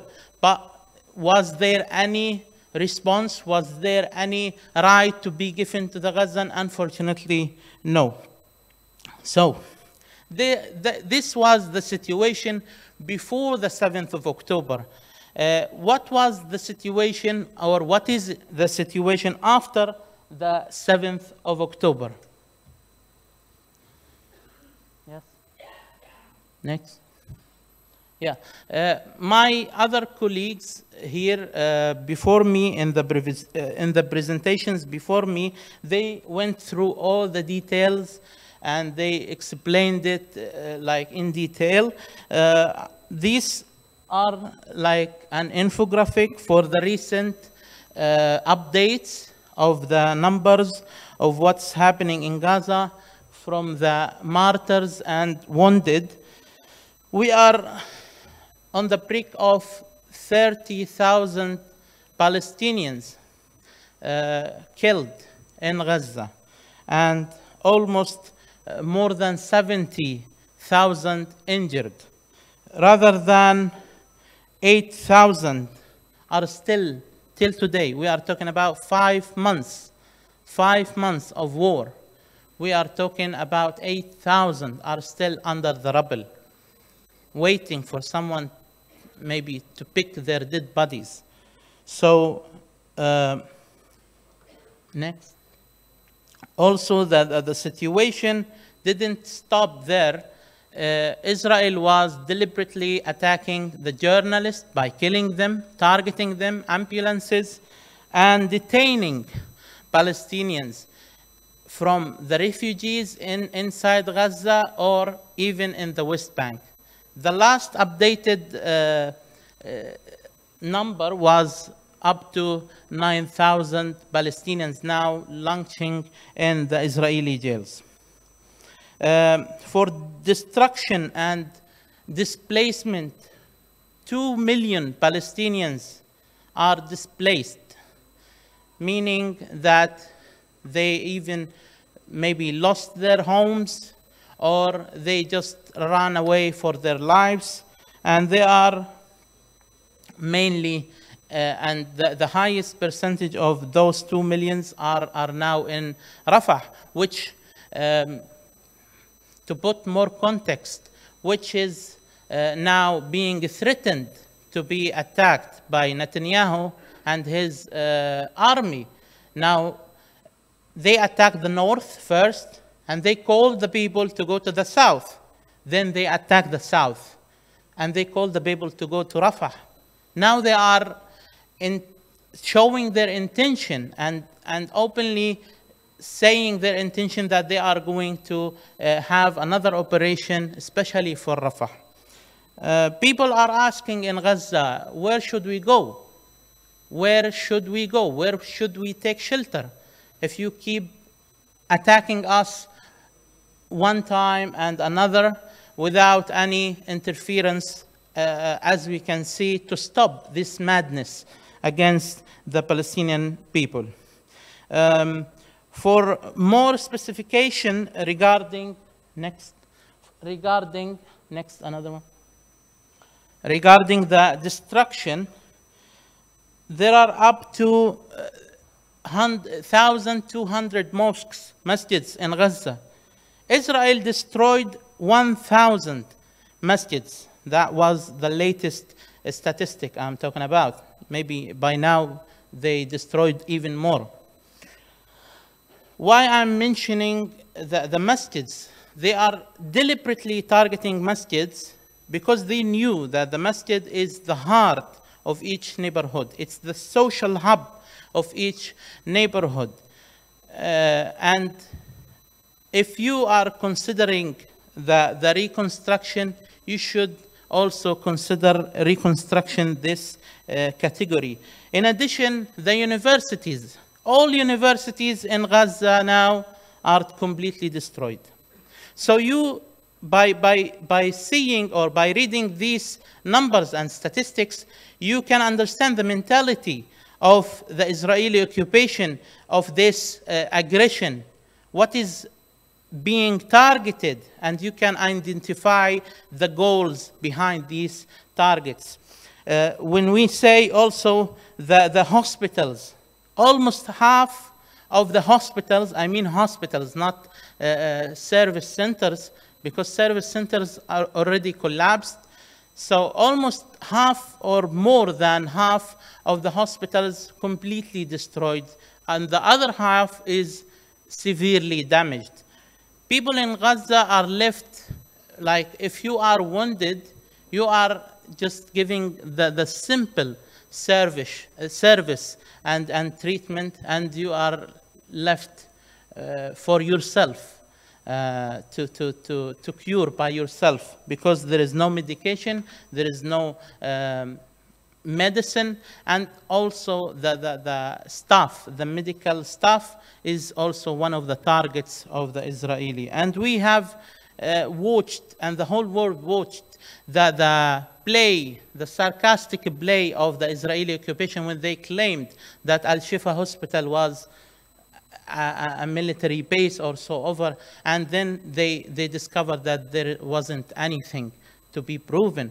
So they always take cover under the allegations in order to target those civilian targets and to destroy any living aspect inside Gaza, to make the life of the people miserable, so they turn them to leave. Next. So now, why Israel is losing the war? Even and despite all the suffering we are seeing, we can confidently say that Israel is not winning the war. Israel is losing the war, in fact, and failing to achieve its aims is the main thing we can decide this decision and call this upon Israel. First, let's confront them with their own so-called and declared aims for the aggression. They claim that they are going to dismantle the Palestinian resistance movement. Have they been able to? We can see the Palestinian resistance movements functioning and operating till today, after 5 months of the massive genocide and aggression against Gaza, freeing their prisoners. Israel hasn't been able to free a single prisoner till today, after 5 months of attacking every single human being and even the animals they attack. They searched everywhere, but they couldn't. So this is another failure for Israel. And it's not me saying that, it's the experts and the officials and some even US CIA experts are now saying the truth openly. Implementing the plans of ethnic cleansing. Israel said it clear that we are aiming to displace the people of Palestine and the people inside Gaza to Sinai, to Egypt. We want to evacuate all the people, whether they go by themselves or we make them to displace, or if they stay, we are going to kill them. So have they been able to take the Palestinians from their homeland? Unfortunately for them, unfortunately for us, they haven't. Because the Palestinians, you can see the videos of Palestinians standing up their destroyed houses and chanting for the Palestinian resistance and chanting for the homeland and the love of homeland. Many people are saying, why shouldn't you leave? You are going to be killed. But this, who is saying that, he doesn't understand the love of the homeland. Another goal was ousting Hamas from governing Gaza. But we have seen the police, the civil defense, the aspects of the governance are still functioning in Gaza. The ambulances, the health sector, even it is collapsed, but it's still functioning and operating. Fully controlling areas in Gaza. They have never been able to control a single area in Gaza to the full, to seize a control. They have been going forward and backward all the time. The normalization process has been suspended after we've seen the ugliest face and the real face of the Israeli occupation. Now, who can dare, any country or any person can dare, after seeing all the massacres and the genocide taking place in Gaza, to consider the Israelis as a friend? Which mentality would he be thinking in? And the so-called new Middle East, the plan in the mind and the dreams of Netanyahu, already blackened. Increasing Palestinian solidarity and decreasing the Israeli solidarity and increasing the Israelis' occupation isolation. And we can see this by the rallies and the marches. The people of the free, loving people all over the world are supporting Palestine. Palestine is now getting back to its right place for the Muslim Ummah, the priority number one. The Israeli public opinion, also this is another failure. We can see that the division inside the Israeli society and the confusion and the anger against their own government. Next. On the other hand, if we look about the brightest side and the noble performance of the Palestinian people, we know that the Palestinians are not equal materially or militarily to the Israeli occupation, because we can see who's supporting Israel and who's supporting the Palestinians. And you can see in those two sides who has the power. But yet, the Palestinian resistance are capable to affect Israel. Since the major operation on 7th of October, we've seen the Israel so-called army collapse in hours.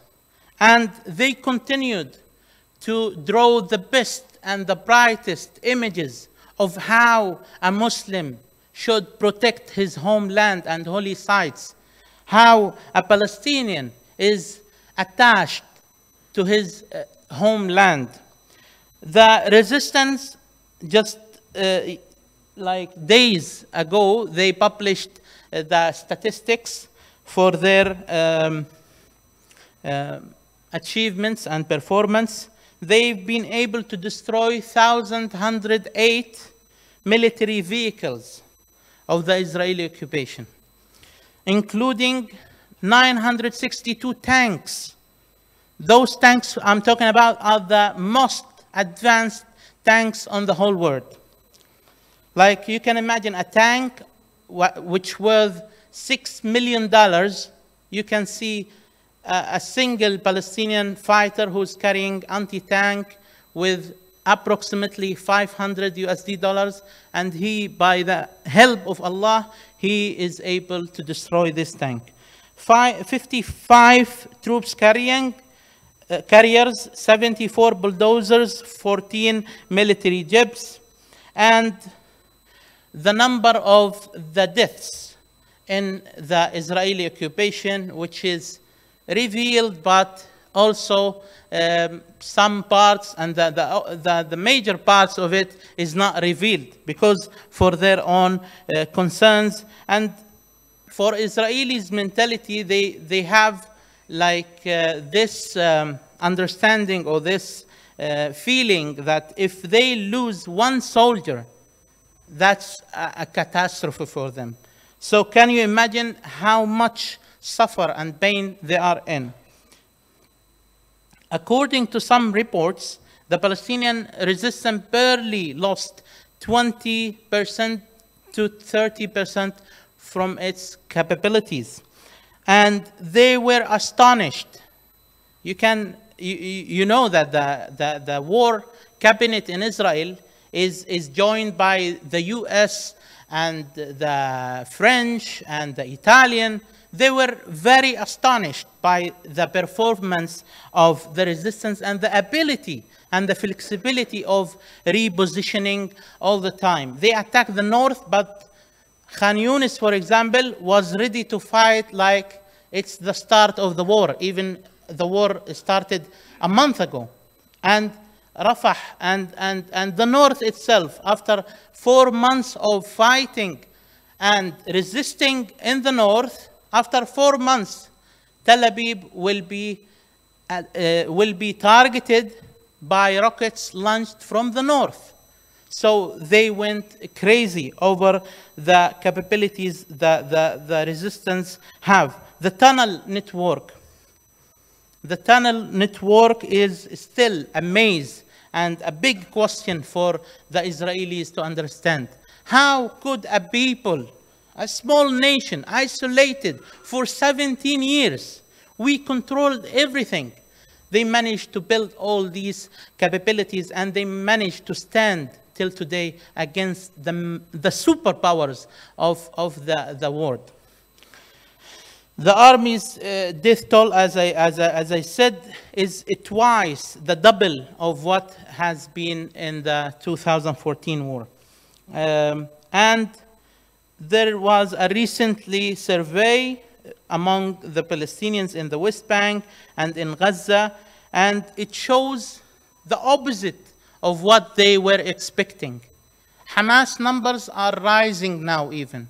The Palestinian people, they are very attached and feel belonging to the resistance because they found it the right way, and they found it the only way they can get their rights. Next. So what is Hamas or the Palestinian resistance view of a ceasefire? To remind you, from first day after the 7th of October Tufan al-Aqsa operation took place, the resistance announced that we have no intention in going to a war with the Israeli occupation. We've done this operation in order to exchange the prisoners. We want to free our prisoners, and we do an exchange deal. But the arrogance of Israel, supported and backed and supplied by the superpowers of this unjust war, they managed, or they decided to go and revenge or genocide Gaza. So the resistance agreed on a ceasefire as a response to a proposal was drafted in Paris, but the resistance found the proposal so loosey and uncertain of the conditions, and without any guarantees that keeps Israel adhered to this proposal. So they responded with their own point of view, which is a summary of 3 main phases. Each one is 45 days. The first phase should have the release of all detainees, Israelis, including women, children under 19, in exchange for a specific number of the Palestinian detainees. Number 2, rebuilding hospitals, homes, facilities in the areas, in all the areas, not excluding the north, like what happened in the humanitarian pause. And allowing all the NGOs, UN, and so on, to function and help the people again. And the third one is to temporarily pause the military operations and to leave the cities, to leave, the Israeli troops to leave the cities. In the second stage, next. Second stage is for the release of all Israeli detainees, both civilians and soldiers, in exchange for a specific number of Palestinian detainees. And this will be further discussed and negotiated. Number 2, the withdrawal of the Israeli forces beyond the borders of Gaza. Now, in the first phase, they withdrew from the cities and the centers of the cities. Now they have to withdraw outside Gaza. Ensure the implementation of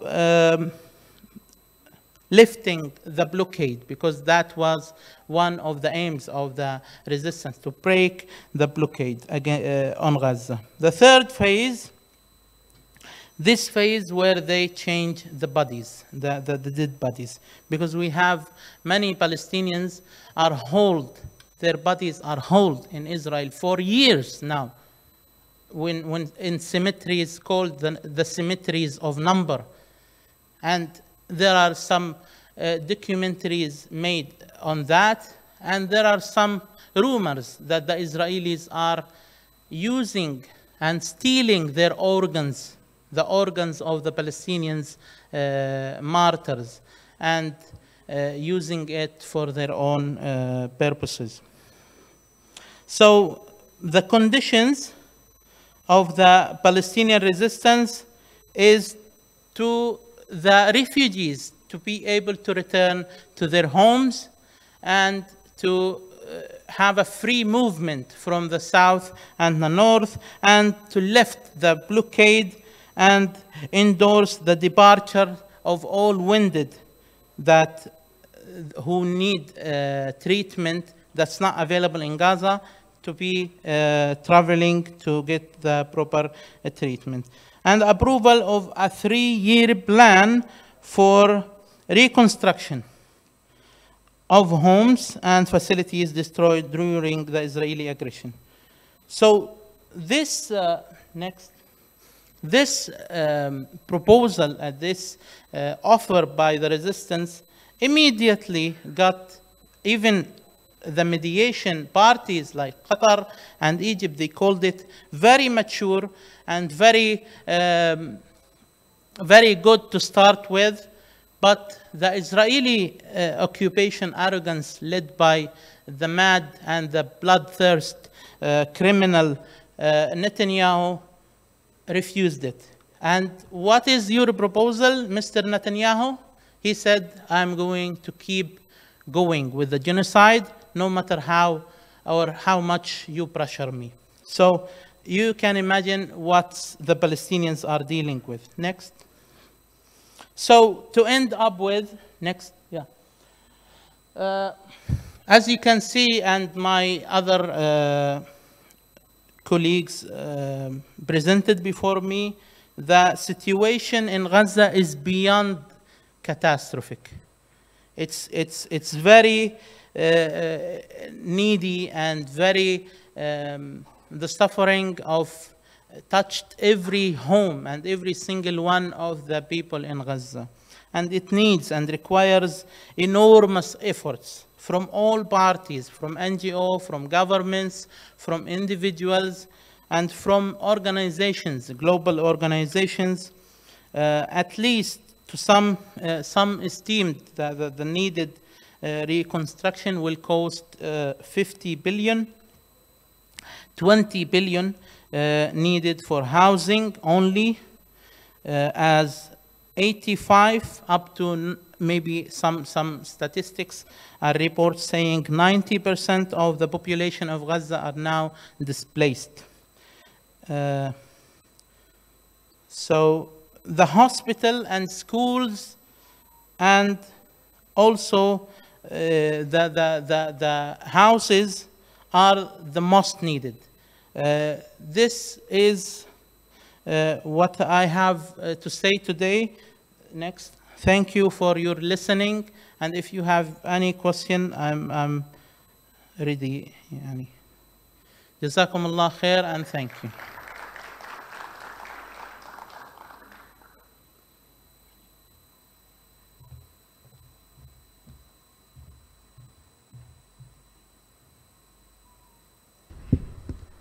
Thank you so much, brother. Thank you so much, Mr. Muaz Omar from PCOM, for the beneficial information. So for now, from the speech and presentation that we have go through and here just now, leading us to the highlight of the event today, which is the discussion will be open to all to review, comments, supports, giving an idea, or else on the discussion of priority needs of Gaza. Without wasting time, I would like to invite Mr. Muhammad Azmi Abdul Hamid to lead this open discussion. Please welcome.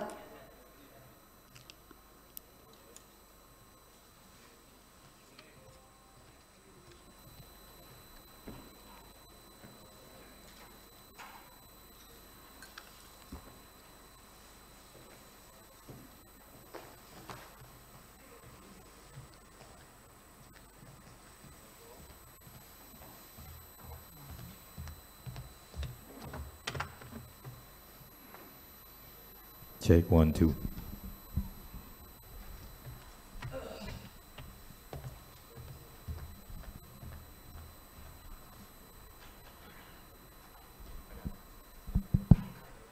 Bismillahirrahmanirrahim. Assalamualaikum warahmatullahi wabarakatuh. Thank you, Hana. Now we are going to proceed to another level of our discussion. I think the basic idea of the scenario, what's happening on the ground is already well deliberated.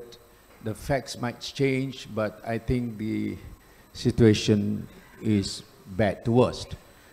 Now this session is about getting inputs from you. I've listed about 7 people on the first round that will invite to just speak within 5 minutes so that we can have more people to speak. Now the idea of this session is to propose the projects that you think that should be given commitments by the organizations. You can also propose to us, to the organizing committee, especially MAPIM and Hayat Yulu. But from your organization, you can just explain that what are the things that you think that you want to emphasize. Now the scenario has been given to you, the narrative, and then the priorities also have been informed by the presenters, and then I find that they have even go to the specific things about how much will the value needed to be raised. So I think we are going to get this input within the next 1 hour to have as many people to come forward and speak. But the first round is I'm going to invite Ms. Naima from the ICT Global to just deliver your points on this topic, please.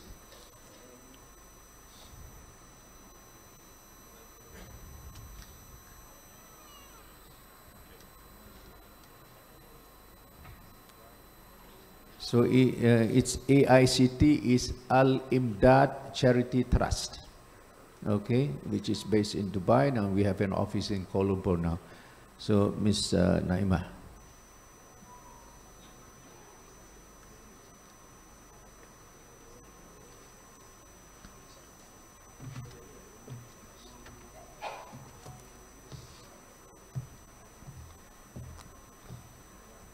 Assalamualaikum warahmatullahi wabarakatuh. My name is Naima. So basically this will be my first time speaking in public. And I think there is some miscommunication, I would say, because I don't know that I need to come up with the proposal here. But since I have prepared what I need to say, I would just say it right now. Inshallah. Bismillahirrahmanirrahim. Rabbi shrah li sadri wa yassir li amri uqdatam min lisani yafqahu qawli. So basically yesterday, I saw a video of a child taking his last breath. The question is now, why are we still breathing? Ask yourself, why are we still breathing?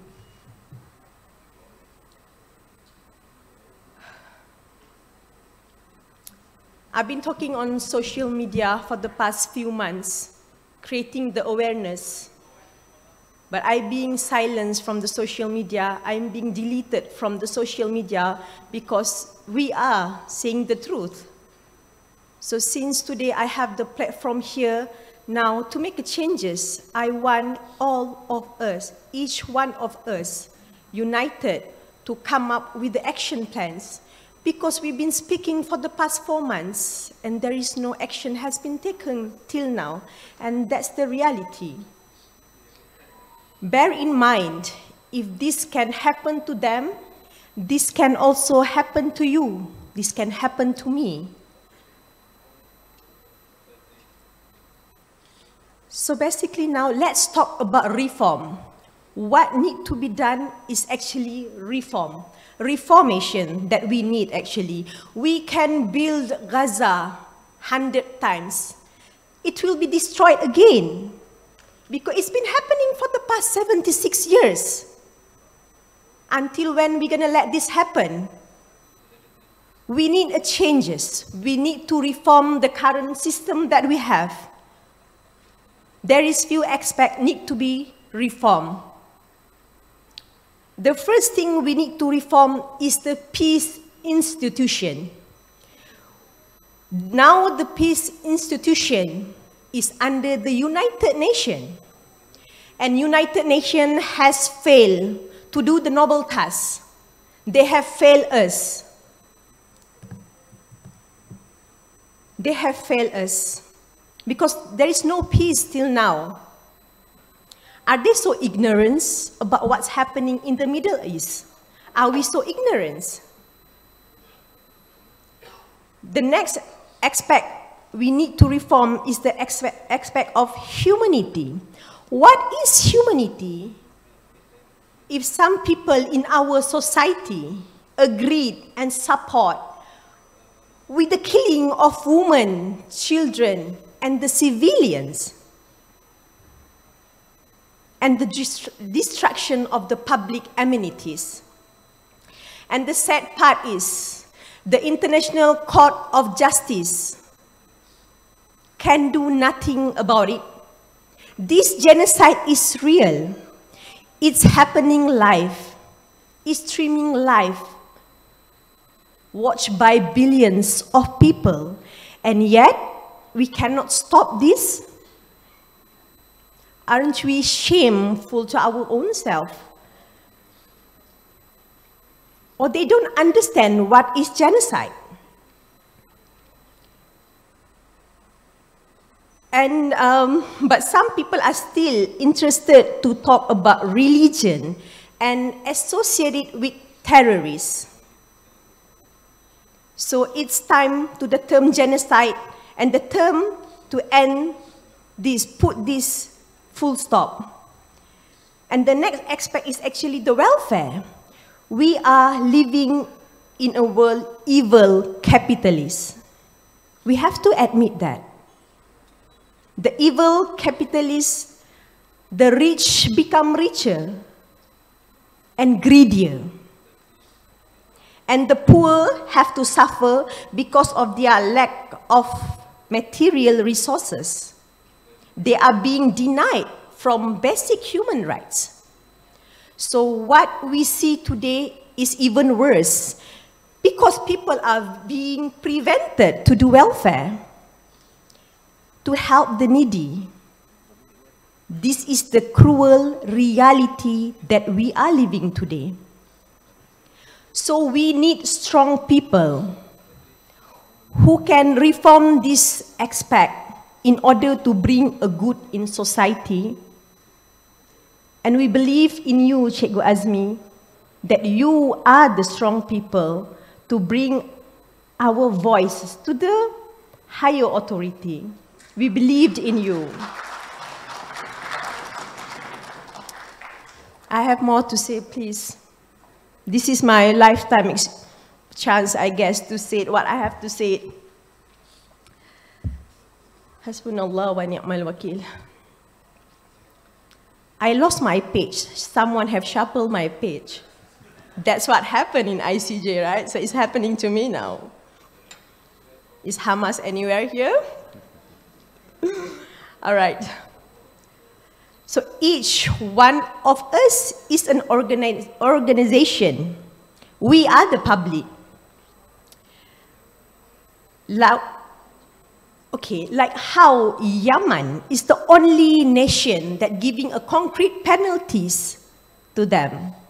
How I wish if some of us, some of the nation have the same courage as Yemen, and not to forget about what happened in India. They are protesting on the road for the changes. They've been on the road for months. Because one thing we need to clearly understand, No organization is bigger than public. We are the public. We have the biggest power to do the changes. We need to change this.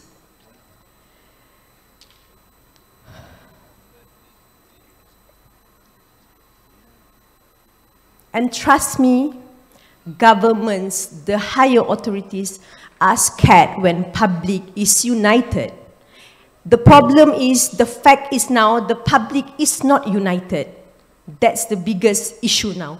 We have to be united.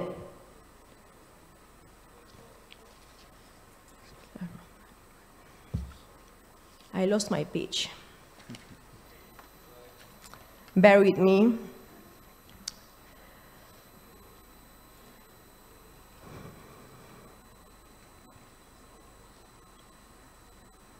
The last I will say, we are watching every day.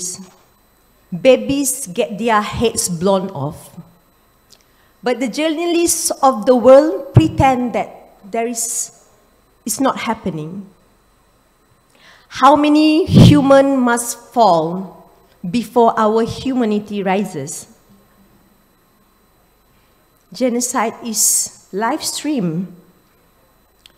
Politicians and world leaders have the power to stop, but they choose not to. God knows why. So Cikgu Azmi, I am here from AICT Malaysia.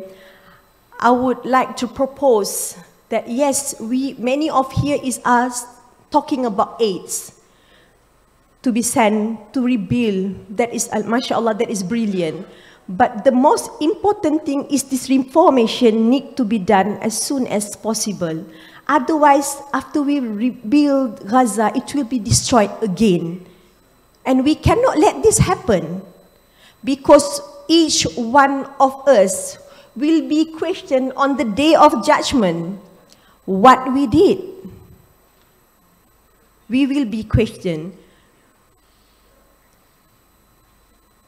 Can we dare to do the biggest demonstration on the road? Can we do that?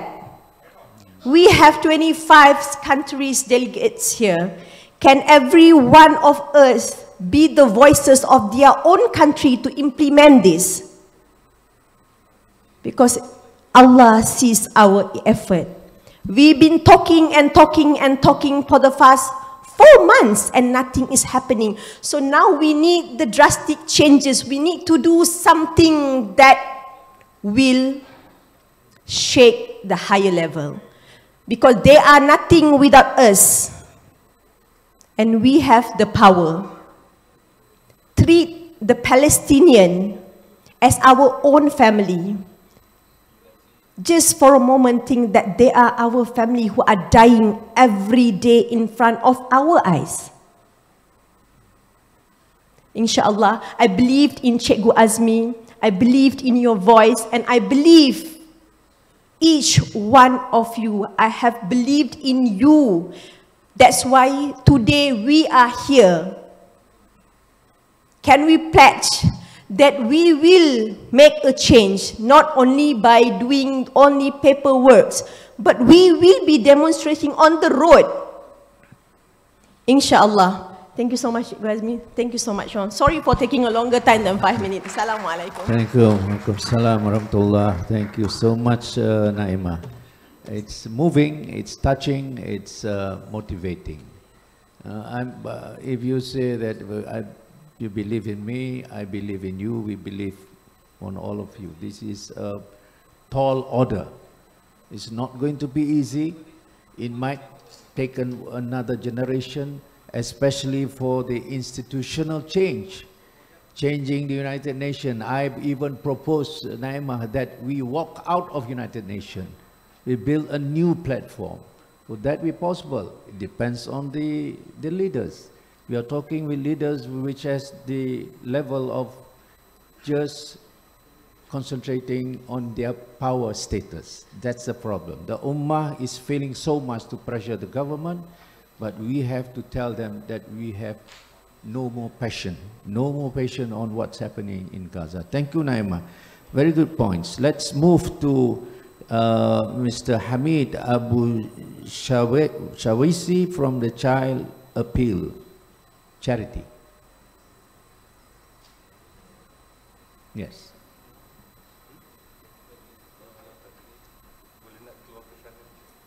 Around 5 minutes. Right.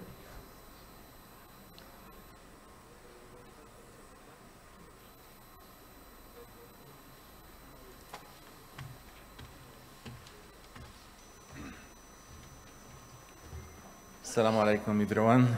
Assalamu alaikum brothers and sisters. Thank you very much Sheikh Azmi, and thank you Malaysia, thank you everybody who gave me this opportunity to be with you today and to be a partner in this great meeting. I am the CEO of Child Appeal Charity based in Turkey. Originally I'm Palestinian, my name is Hamid Abu Shawish.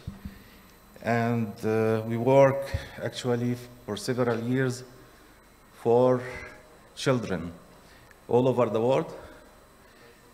Wherever there are poor children, refugee, vulnerable, orphans, children with disabilities, any child who needs support, we are supporting him.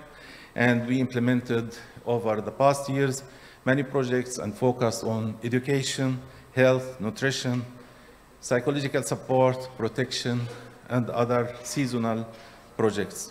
However, during the disasters, natural disasters and conflicts, we have like rapid emergency response program that we focus on health in particular, especially for children.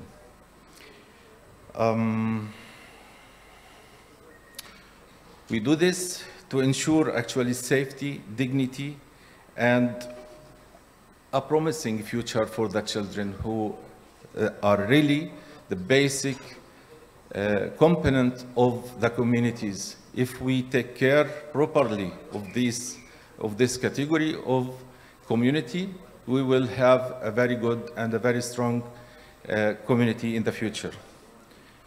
During this war, we focused on health projects.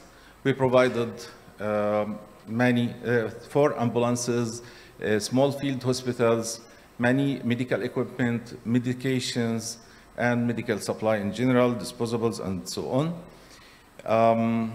And if we want to talk about actually the needs in the current situation and in the coming future after the war, inshallah, we will have too many hours to talk about the needs, because in every single aspect in Gaza, in the health sector, we have a lot of details that really needed to be there. However, the most important thing and the most important priority from my perspective is to stop the war. How? We have to think about it before thinking about any plans for the future. Because if this catastrophe, this crazy war continue to kill more children and to make more children suffering, what is the benefit of all the projects, of all the aids, of all the support that we are going to do if we will have continuous tragic situation and a lot of thousands and thousands of killed children? We have to give back the hope for hundreds of thousands of children who have no guilty just because they are Palestinians and just because they are living in this part of the world. And as a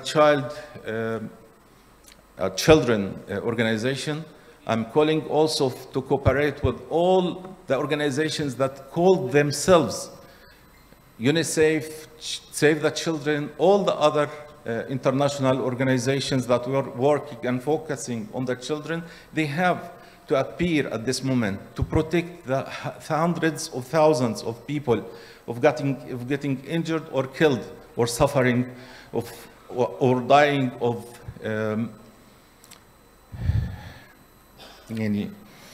many really reasons. Anyway,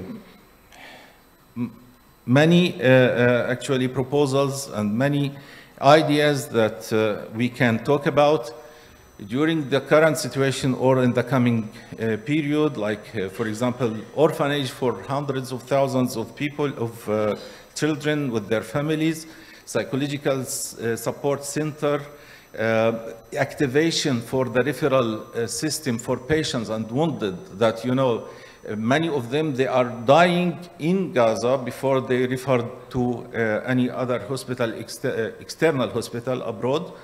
Orthopedic center for those amputated children.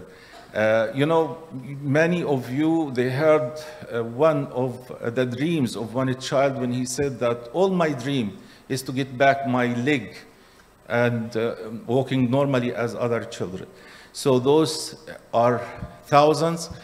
Even before the current war, there were like more than 6,500 children or child in Gaza amputated. And now I believe that the number reached thousands and thousands more.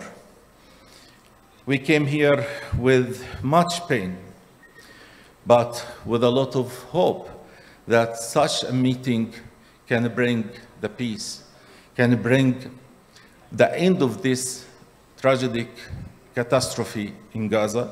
And I wish that we all work first, at the first place, and think about any way to stop this catastrophe, to stop the war before thinking about any other project in the future. And for this, I guess, performing delegations from all the communities, from all over the world, from Muslim and non-Muslim communities. And this delegation can approach embassies, parliaments, and talk loudly about the needs to stop this catastrophe in any way. Thank you very much for your patience and your understanding. Goodbye. Thank you, Brother Hamid. I think the key word you mentioned, stop the war, is the prerequisite. Yes, we definitely agree on that. Otherwise, as Naima says, you know, things will be destroyed again. I have that feeling, you know, is it worth it? You build it and they destroyed it, and you build it again, you destroyed it. But at the end, Naima, even Hamid, we all agree that whatever you do, you will be answerable to Allah. That you are able to answer to Allah, yes, I did it, I rebuilt, I helped it. That's it. That's the whole point. We built almost 10 million ringgit worth of mosque. The most beautiful mosque in Gaza was built by the people of Malaysia. 2014, they blew it up and we had only 1 minaret left. And now even that is also destroyed. So people ask me, they say, Cikgu, what is this? We donated and everything and now it's destroyed. I said, it's not for us to answer to people, it's for us to answer to Allah. So never feel that, you know, this is not worthy. Whether it's hospital or schools or whatever, the duty is for us to help. So let's have that kind of urge. Thank you, Hamid. I think we have to work on that stop war, but that is another level of discussion. Okay, it needs a lot of advocacy and political movement on that. And yes, Naima was saying, we're going to have this 1 million march in Kuala Lumpur on the 2nd of March. 1 million march, the first ever in Malaysia. The whole city of Kuala Lumpur will be in a state of people going to the street and expressing and telling the government we need to do more. So that will happen, inshallah. I invite each and every one of you to participate in this movement that we're going to have on the 2nd of March. So put the date, lock your date and come to the streets. Let's have representative of the Persatuan Al Khair Malaysia, Brother Muhammad Said Zakaria. Are you here? I thought I saw him around just now. So if, please call if, oh yes, 5 minutes time.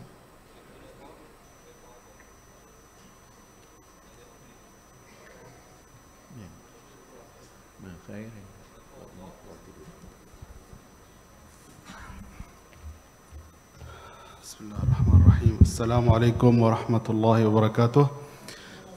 My name is Muhammad Said Zakaria. I'm representing Al Khair Malaysia, Pertubuhan Al Khair Malaysia for today.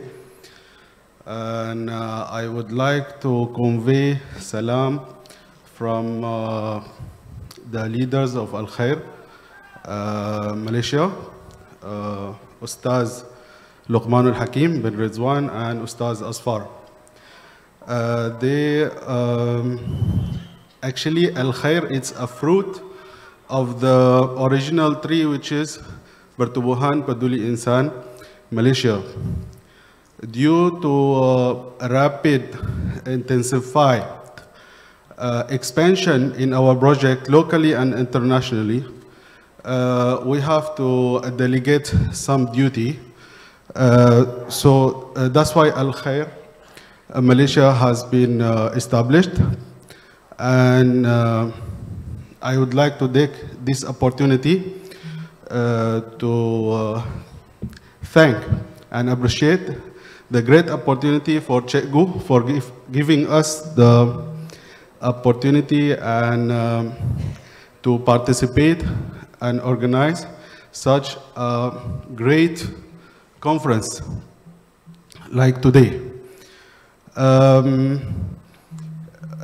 Peduli Insan Malaysia has projects over Malaysia, Middle East, Palestine, Yemen, and Syria.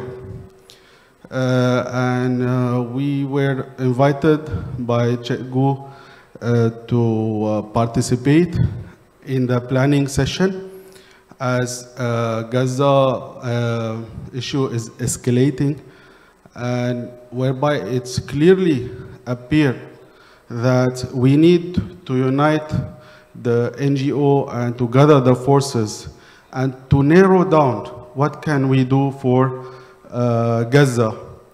As an NGO, what are our capacities? What can we do really on the ground? How we can really benefit them? Exactly, can we just enhance the awarenesses, ensure that people know what is going on? Why Israel government can stand on one leg for few hostages and gather all the West forces to empower and governments to support them for a few hundreds or not even that much of hostages. And we Muslim, we have hostages, children and women in Israeli prisons for the past 70 years, and yet we cannot feel it. Why?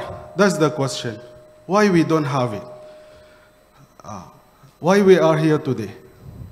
How we can revive the feeling of solidarity towards those prisoners, children and women within Israeli prisons. What is our role as we call ourselves organization and social institutions that we can grant provide something for these segments of our brother and sister?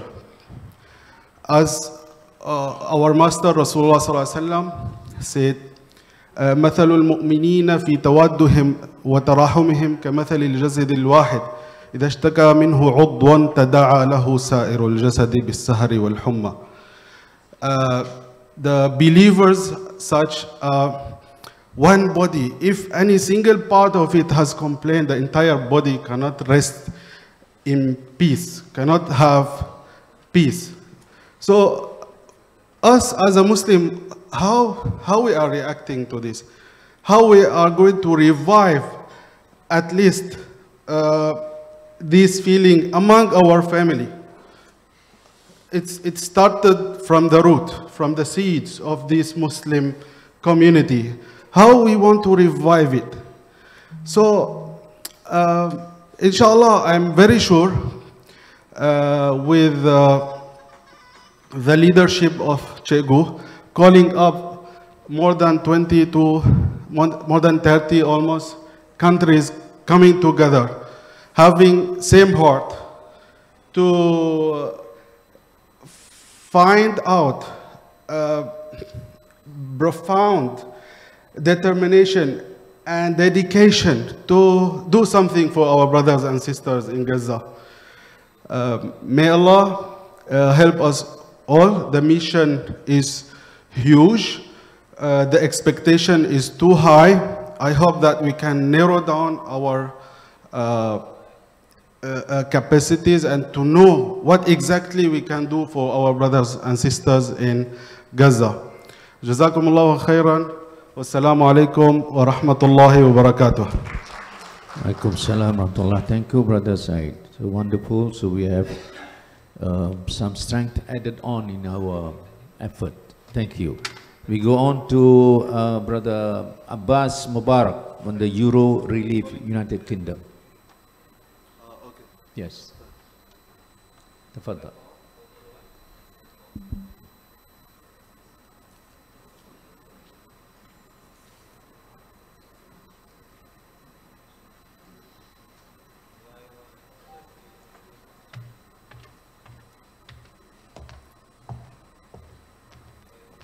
Assalamu alaikum wa rahmatullahi wa barakatuh.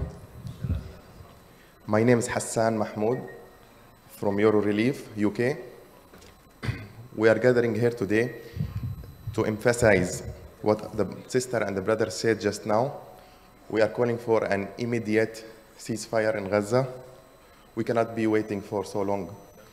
Rebuilding Gaza is, of course, a big mission. But for now, we need to stop all this. We need to do something. We cannot be waiting for long.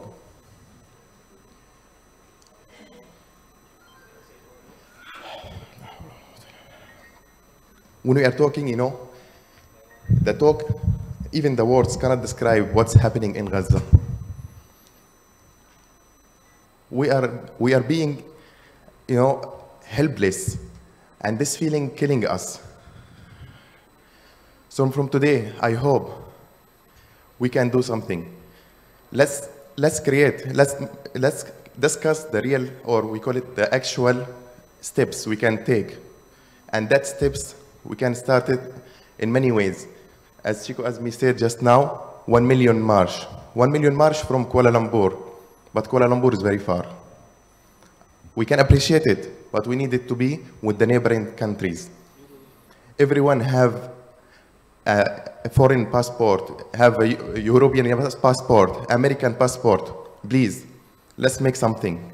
Let's gather all of us in Egypt. Let's go to Jordan. Let's go to Beirut. Let's go to Lebanon. Let's go anywhere. Let's do something. Our pressure, we can make difference. In front of Allah subhanahu wa ta'ala, we will be asked. This pain inside shouldn't be always inside. I have seen so many catastrophes, which is enough. The leaders want to do something, we can do something. I believe Allah subhanahu wa ta'ala is with us. And that's the only thing matter now. A lot of people, even not Muslims, they are still with Palestinian cause. And at this time, believe me, this is the only chance for us to do something. Let's do something before it's too late. We have almost 1.5 million people in Rafah now. What we are waiting for? Until they are all killed? Then? I think this is the time now for us. Please, let's make practical steps with the help of Chico Azmi. Let's do something. Let's create the groups. We are capable of doing things. Let's create our platform to do something. Let's stop this war first. Let's stop it. Let's appreciate the people, the resilience of people in Gaza. They have been suffering for so long, almost. Now we are talking about almost 20 years of siege, suffering. Now it's like everything is in this, it's been like multiplied by 20,000. You know, the magnitude of pain there is not bearable by a human being. These people are heroes. They are the superheroes, the people of Gaza. Let's pray for them. May Allah subhanahu wa ta'ala grant us, we call it, grant us the bounty or the honor to save them. Ameen. Jazakumullah khairan. Thank you, Brother Hassan. It's very heartening to hear that, you know, we're not talking just about the help. It is about to prevent these atrocities.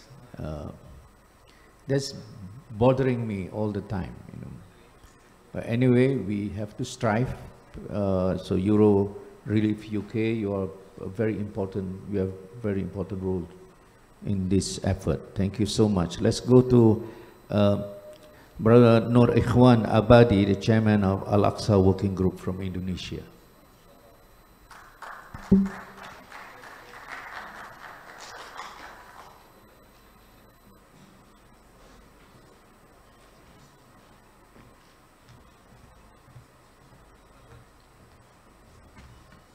Bismillahirrahmanirrahim. Assalamualaikum warahmatullahi wabarakatuh. First of all, I want to convey salam from our Imam, Yakh Salah Mansur, especially for Cikgu Azmi and for all participants here. Assalamualaikum warahmatullahi wabarakatuh. The second one, we heard before so many plans, so many suggestions that told to us. The first thing that we need to do is to push the Egyptian. I hope this meeting can make some notes that can push Egyptian side to open the Rafah border as wide as possible, so we can deliver our fund, deliver our help to enter Gaza Strip as fast as possible. And the second thing, we are from Aqsa Working Group. We have woman wings, a special woman wing that called Maimuna Center. We are doing two plans right now. The short plan that we send the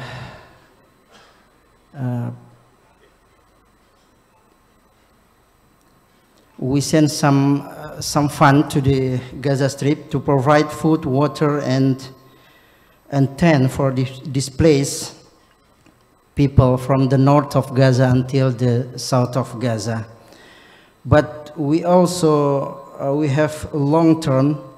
We have two big plans from Aqsa Working Group and Maimuna Center that we will work together. The first plan that we will work together with Mercy to provide workers to rebuild Indonesia hospital in the north of Gaza.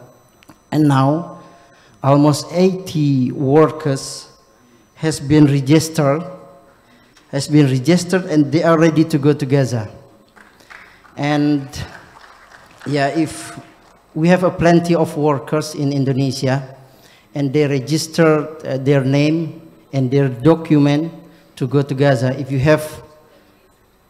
you need the worker, and we are ready to provide it, inshallah. And our big program for Maimuna Center is we are going to build Indonesia hospital for mother and children in Gaza Strip.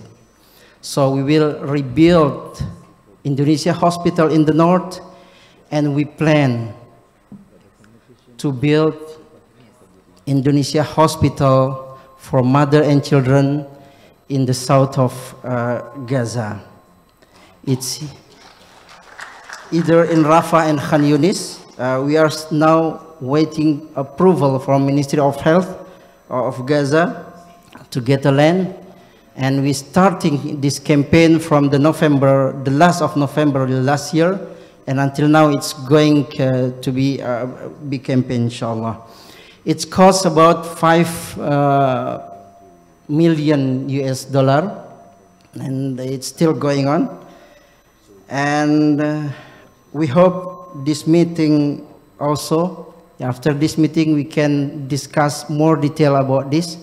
If there is some organization or some individual want to help to build this mother and children hospital, we are ready to receive it, inshallah. And the last thing, we have to get warm because this room is getting cold. I need to say takbir, and you say Allahu Akbar. And we have also some slogan that's very famous in Indonesia. If I said Al-Aqsa, you answer Hakuna. Okay? Takbir! Where's the spirit? We need your spirit. Come on. Takbir! Takbir! Takbir! Al-Aqsa! Al-Aqsa! Al-Aqsa! Jazakumullah khair. Assalamualaikum warahmatullahi wabarakatuh. Thank you very much, Ikhwan. I know we just had a very busy situation in Pakistan with election. Now they are in the midst of election. They come here. I don't know whether they're going to vote or not. Tomorrow or the next day, you should be voting. We pray for a strong Indonesia, whatever it is. Thank you, Ikhwan. Marvelous. I think Indonesia has made a mark. In Gaza, they've got hospital and all that. I think they're going to push. They're not going to stop. So we're going to key in these projects. What MAPIM will do, we are going to have a kind of a clearinghouse function that all organizations doing something in Gaza will be key into that system, and then we will share it to everybody. Those interested to help that project, then you make the contact. So at least that level, we will try to make it. I call it the clearinghouse function. Okay? Thank you. Let's have Professor Dr. Hafizur Rahman, the President of Al-Khidmat Foundation, Pakistan.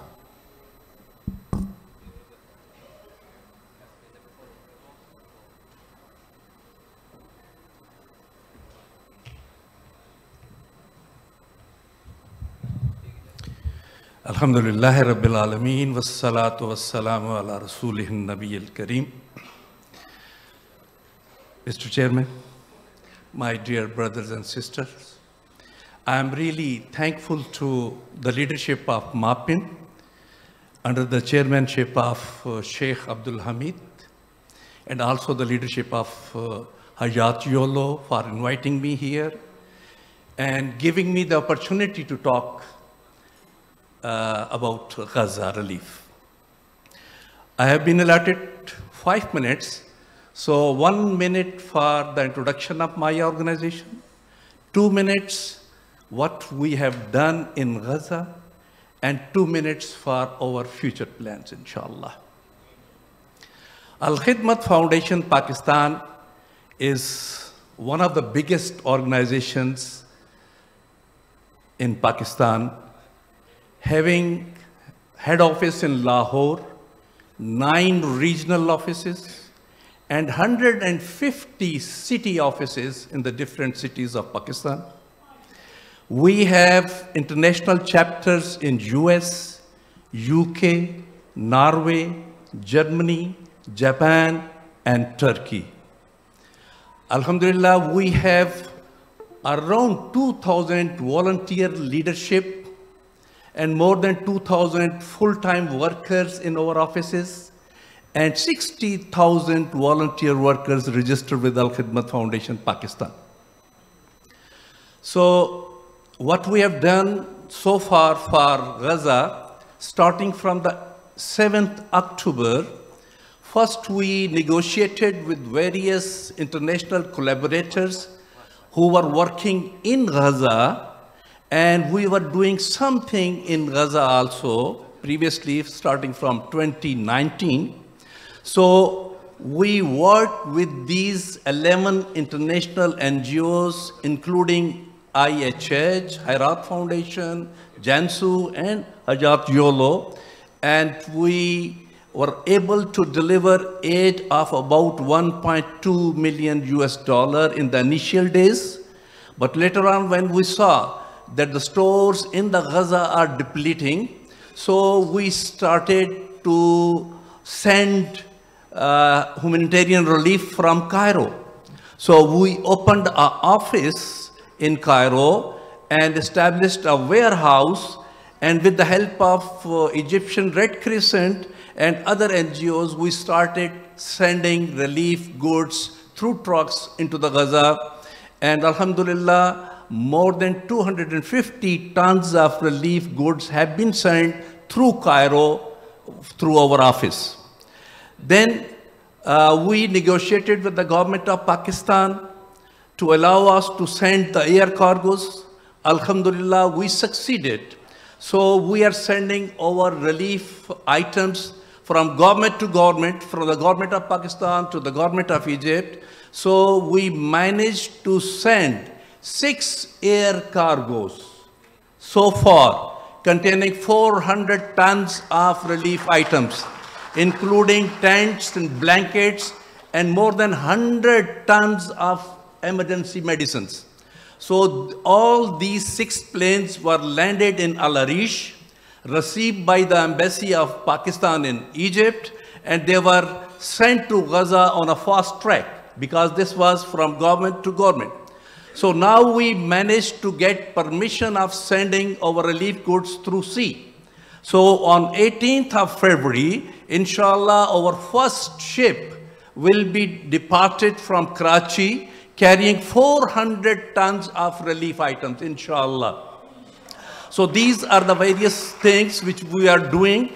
Then we contacted the ambassador of Palestine in Pakistan, and we found that there are 150 students from Palestine who are studying in Pakistan.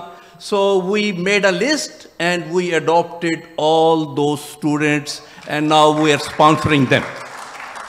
Then I went to Cairo, and in addition to sending 10 trucks of relief goods to Gaza, I met with the medical students of Gaza who were studying in Cairo, and they have the financial problems. So Alhamdulillah, Al-Khidmat decided to sponsor all those medical students of Gaza who are in Cairo. We are negotiating with the universities, and we will inshallah submit the fee of those students directly to their universities, inshallah.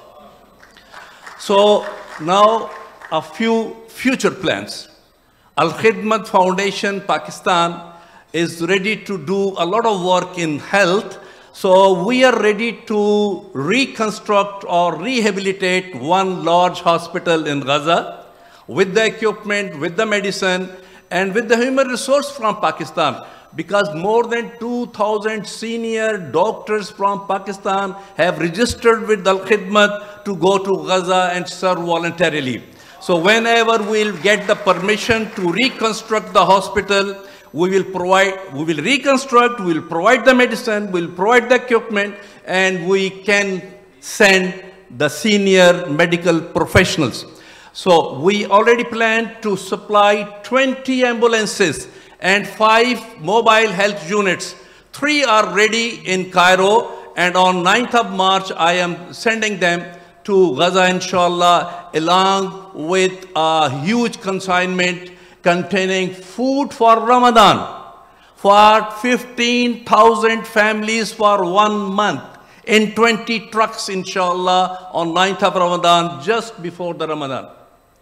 So this is our plan for future, including the rehabilitation of 5 schools, inshallah, And we have a plan to install 30 solar-powered desalination/filtration plants, and we are negotiating with a company of Malaysia to install those plants after the war, inshallah. We are committed to sponsor at least 500 orphans of Gaza, inshallah, post-war or during the war, whatever. So these are the few plans, and we are praying that this war soon ends and allow us to go there and to work more for our dear brothers and sisters of Gaza. Thank you very much. Jazakallah khair. Thank you. I'm speechless to hear this. You know, what can we expect more than this? I feel very timid to just inform you that MAPIM, with its coalition of organizations in Malaysia under Ops Ehsan, we're going to send 75 containers of the humanitarian aid. Now people ask me, Cikgu, why 75? I say they've been occupied for 75 years. Let's send them 75 containers. We are going to send it by ship also. So we're going to join Pakistan with your shipment of this through the sea, and MAPIM will be having another cargo with 75 containers within the next 2 weeks or so. So this will be a real show of unity. Okay, thank you very much. Now, what I'm going to do now with the last 5 minutes, we're going to have Sheikh Sameh Hajjaj, the Mufti of Mahad Azhar Gaza, to speak. He's going to speak in English. I'll give in Arabic. I'll give you 5 minutes to speak and then 1 minute to be translated. The translator must give the summary. Don't translate every word. So Sheikh Sameh, tafaddalu. And then Brother Ahmad, or who? Can you help in the translation? Can you just stand by? Tafaddal, Sheikh Sameh. Okay, Brother Hassan.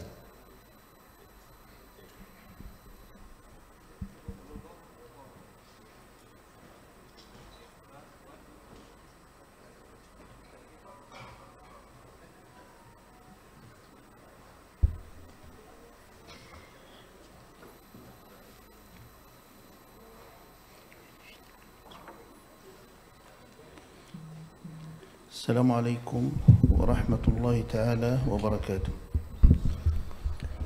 حقيقة أنا في هذه العجالة أول شيء بسم الله والحمد لله والصلاة والسلام على رسول الله.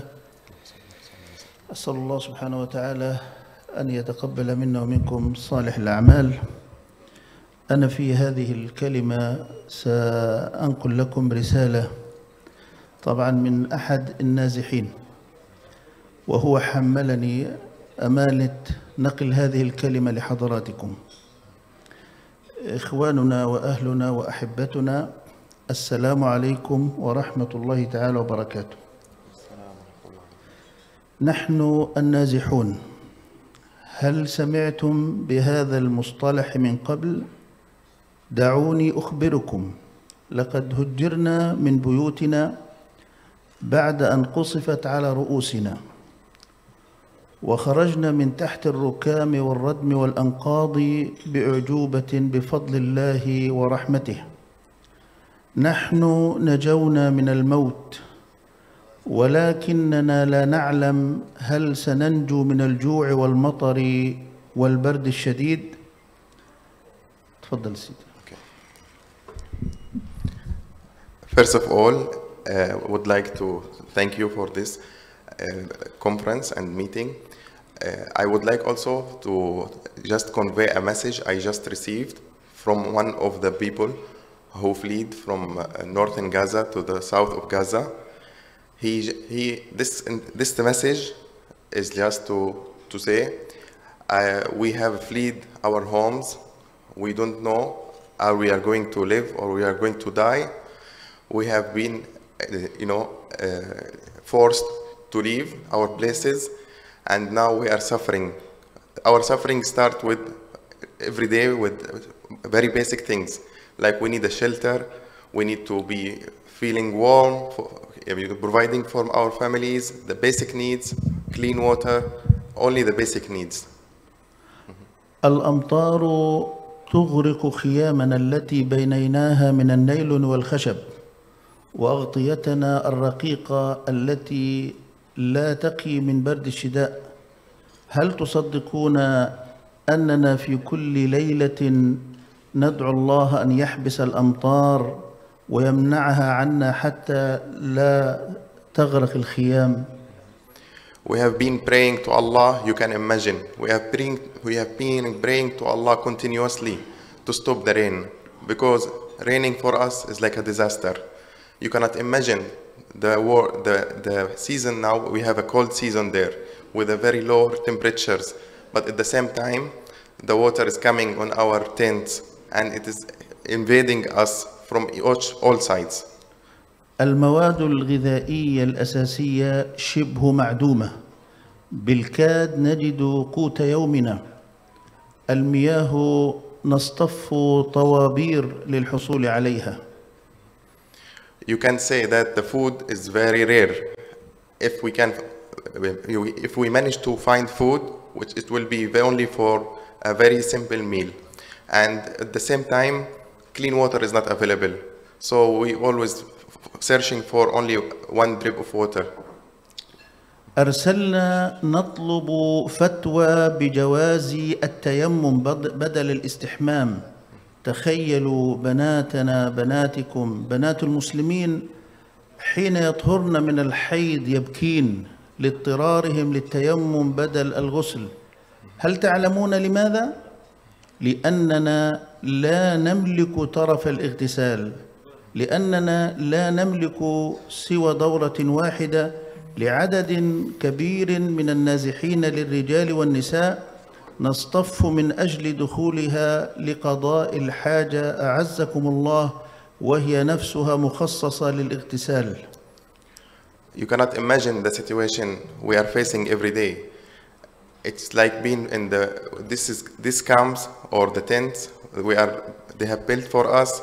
Like you can imagine, for 1,000 people only one bathroom, and that bathroom have queues and very long queues to go to. And you can imagine also the basic needs for, let's say, the sanitary reasons, like for women after they go for their like monthly period, whatever. It's like becoming very, very serious, and with all needs or all basic needs are not available.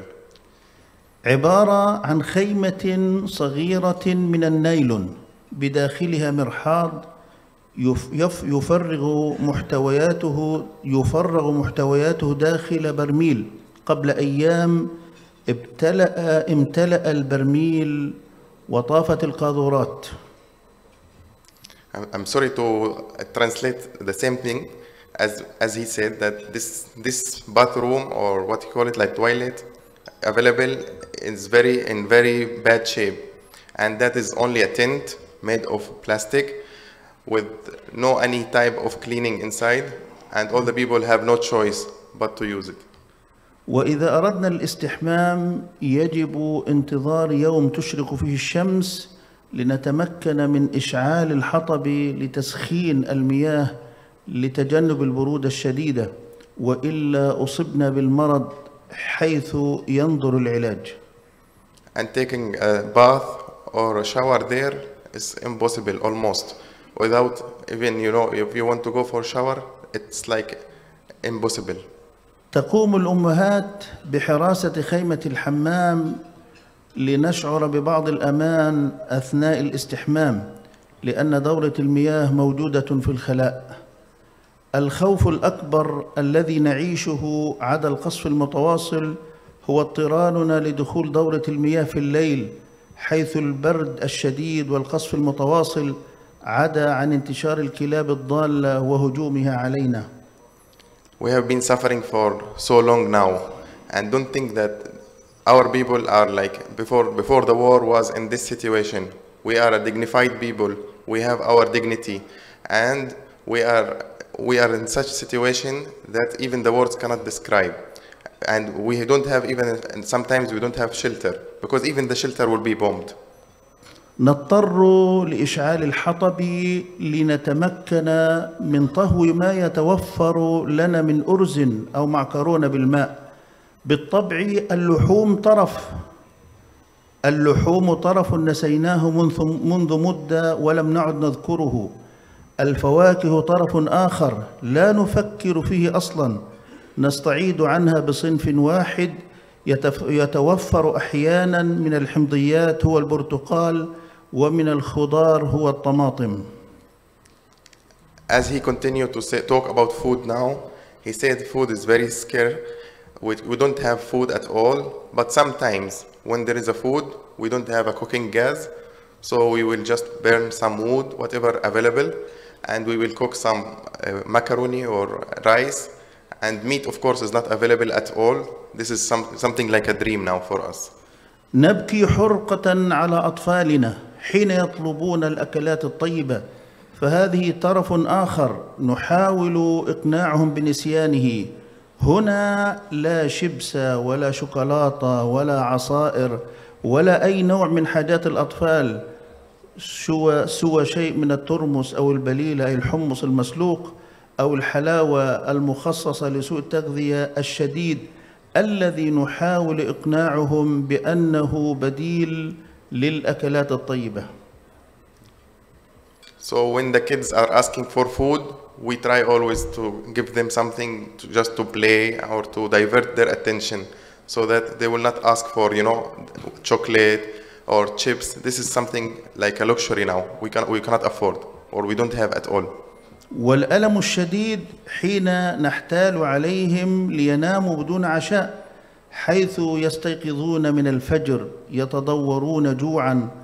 نضطر للخروج للبحث عما يسد جوعهم بعد ساعات طويلة من البحث، لعلنا نجد أرغفة من الخبز تسمى الفراشيح، نشتريها 8 فراشيح رقيقة بما يقارب $3.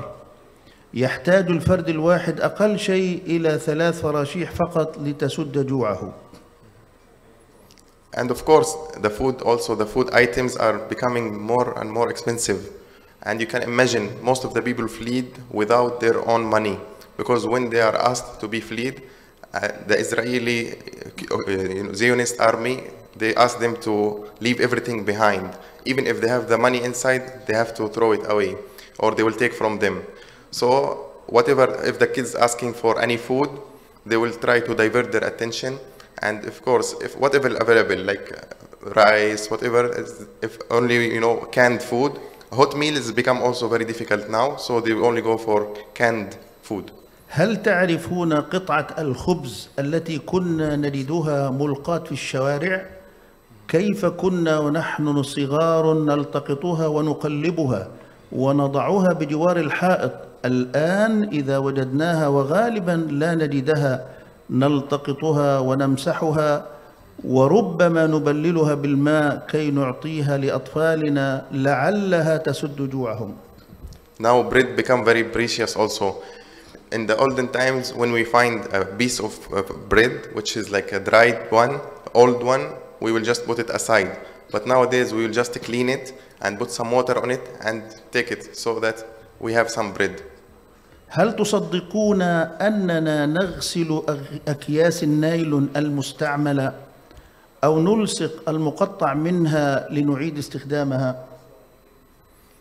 And we start to reuse also all the items we can find, so we don't have choice.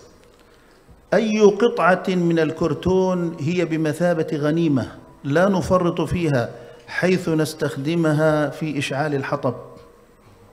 So any type, let's say they find a piece of carton or any type of a cardboard, they will just use it to start the fire so that they can cook something for their kids. المحارم الورقية المستعملة نعيد استخدامها في التنظيف، وهي الآن مقطوعة تماما عن غزة ونستعيد عنها بالأقمشة القطنية المتوفرة قليلا. All sanitary items are not available in Gaza. Let's talk about basic napkins or diapers. Diapers now is very expensive. Even one packet of diaper will cost almost $50 or more if it is available in the first place.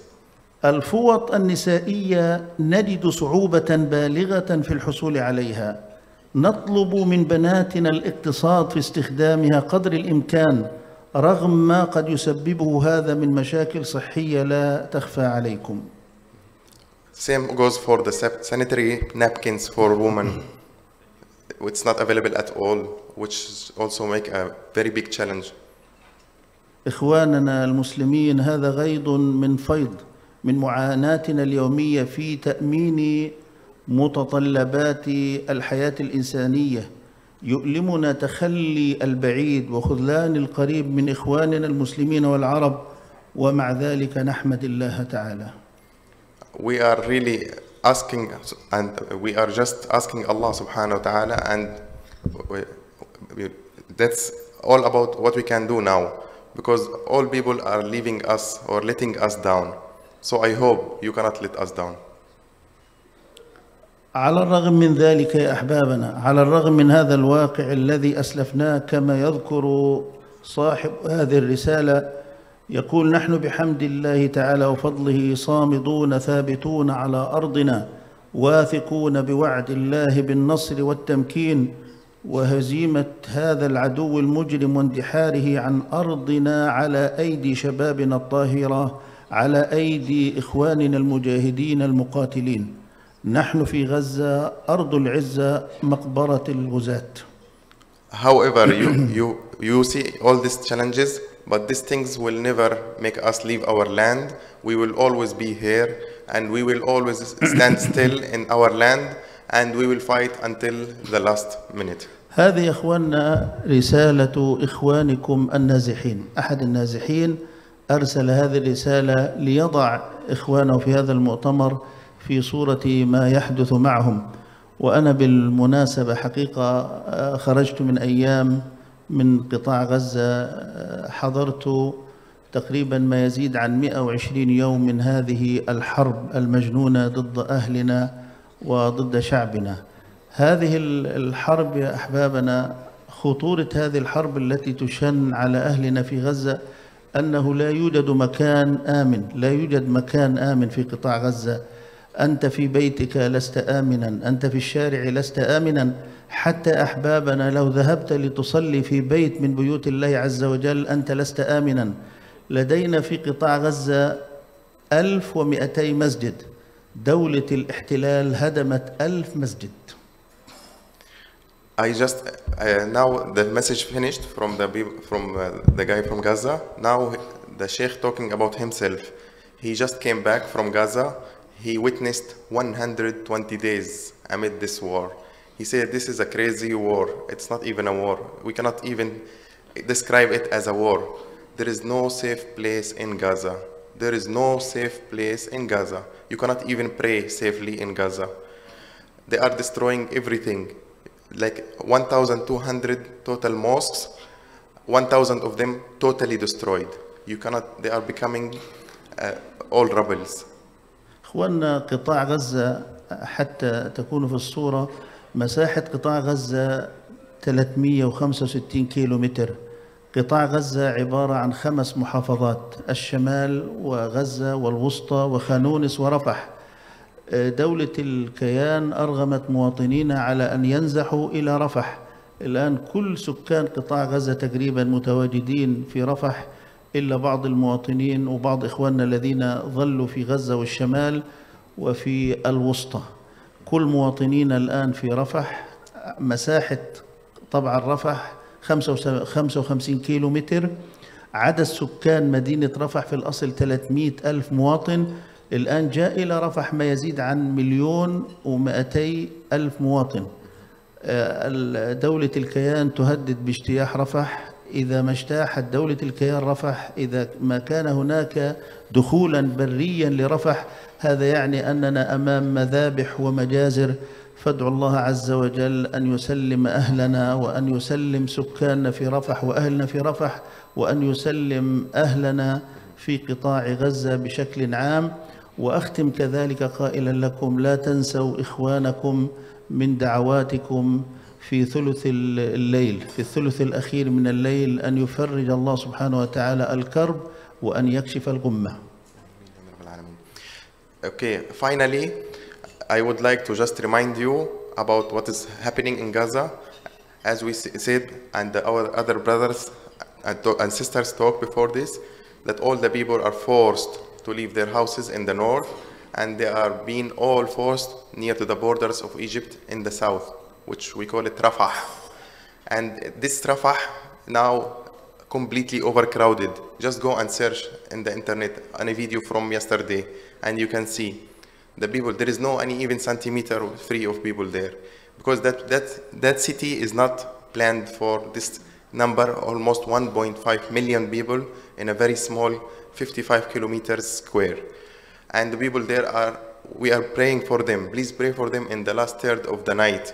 Don't forget them when you eat, when you pray, when you go to your work. Please pray for them continuously. May Allah subhanahu wa ta'ala save them, and may Allah subhanahu wa ta'ala ease their suffering. حقيقة يا إخواننا هذه المؤتمرات يكون لها أثر طيب على مواطنينا في قطاع غزة.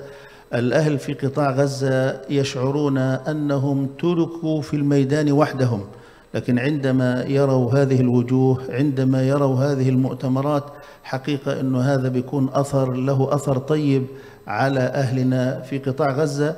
يشعرون أن هناك من يشعر بآلامهم وأحزانهم، فنتوجه حقيقة لأهلنا ولأحبابنا الذين جاءوا من كل هذه الدول الطيبة والمباركة ليمدوا يد العون والمساعدة لإخواننا في غزة. لا أريد أن أذكر دولة دون أخرى، أشكر كل من حضر بالنيابة عن أهلي وعن سكان قطاع غزة وعن سكان دولة فلسطين بشكل عام، ونخص بالذكر شيخنا عزمي عبد الحميد. أسأل الله سبحانه وتعالى أن يكون هذا الجهد في ميزان حسناتك وفي ميزان حسنات إخواننا جميعا. وآخر دعوانا أن الحمد لله رب العالمين، وصلى اللهم على سيدنا محمد وعلى آله وصحبه وسلم تسليما كثيرا. Finally, we would like to thank each and everybody of you. Please keep your support. Please restore the hope for the people in Gaza. Please don't stop this. We are here really appreciating each and every one of you participated today. May Allah subhanahu wa ta'ala make it in your hasanat and in your jaza. And especially we thank Chico Azmi for this. He is the founder and he is the one who created this gathering. We hope inshallah it will not be the last one, and we hope inshallah everything will be fruitful by the help of Allah. Ameen. Thank you so much. Thank you. Thank you so much, Sheikh Sameh and Brother Hassan. I'm going to give this mic back to Hannah, but we have just a short video before this. Okay.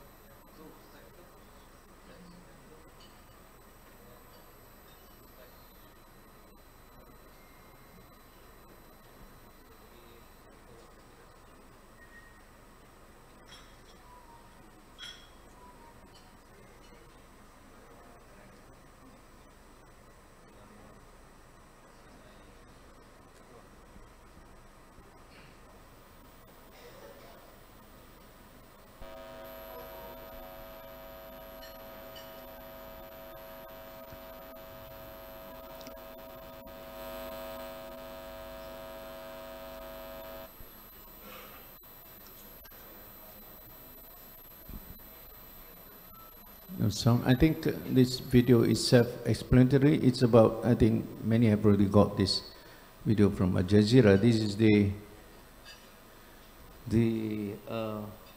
document of how they attack the hospital and how they actually, do this kind of thing. So the hospital project is very important. So they do everything from mocking it to destroying it and to this. I don't know this what hospital is this, but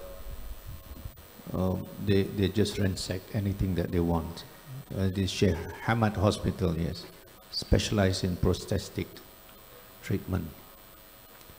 So I think we should take into consideration a lot of work has to be done in focus of the Qatar, of the hospital project in the health sector.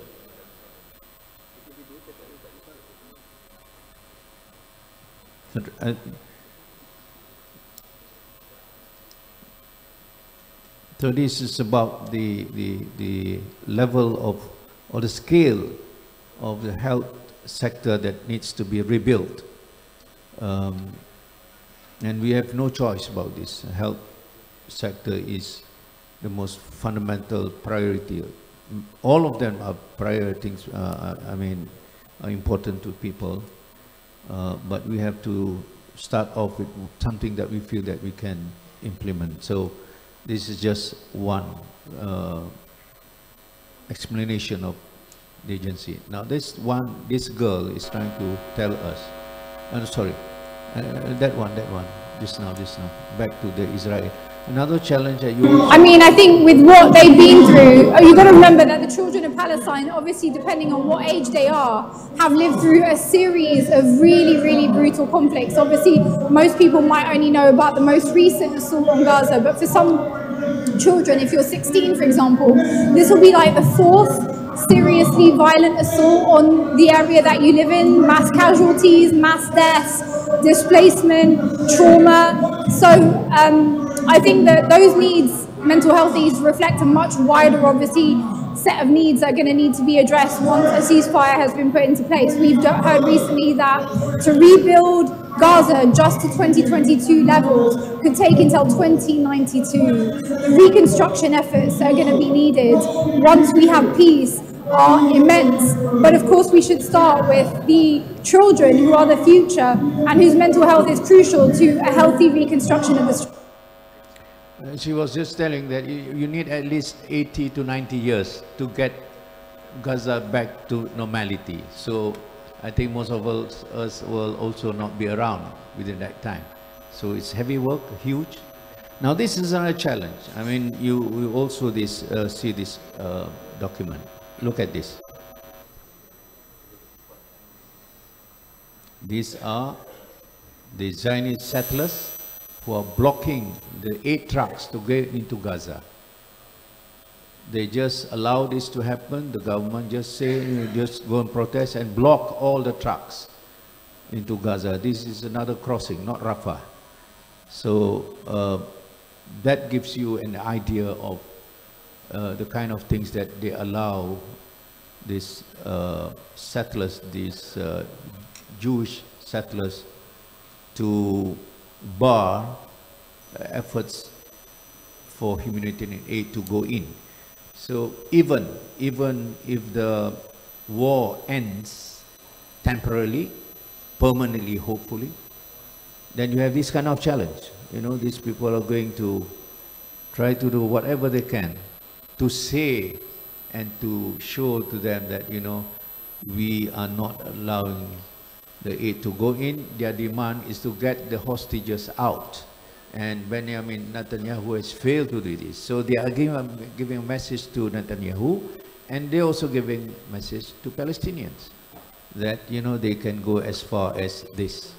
So, well, this is just a sharing of a video to show the challenges that we're going to face when going to implement our mechanism to go into Gaza, to rebuild Gaza. Thank you so much. I now give the mic back to Hannah. All right, thank you, Cikgu Azmi. Ladies and gentlemen, with the end of the video, that's the end of our discussion for today. May all the ideas and proposals that have been discussed be fruitful and bring new hopes to our brothers and sisters in Gaza. And of course, a big thank you to our audience for your active participation and engaging discussions. Your presence and contribution have made this session successful. Before we disperse, next we have a short session from Hayat Yulu to give an important book to our VIP. Before that, I call upon Brother Atullah to give a simple explanation about the books. Please welcome.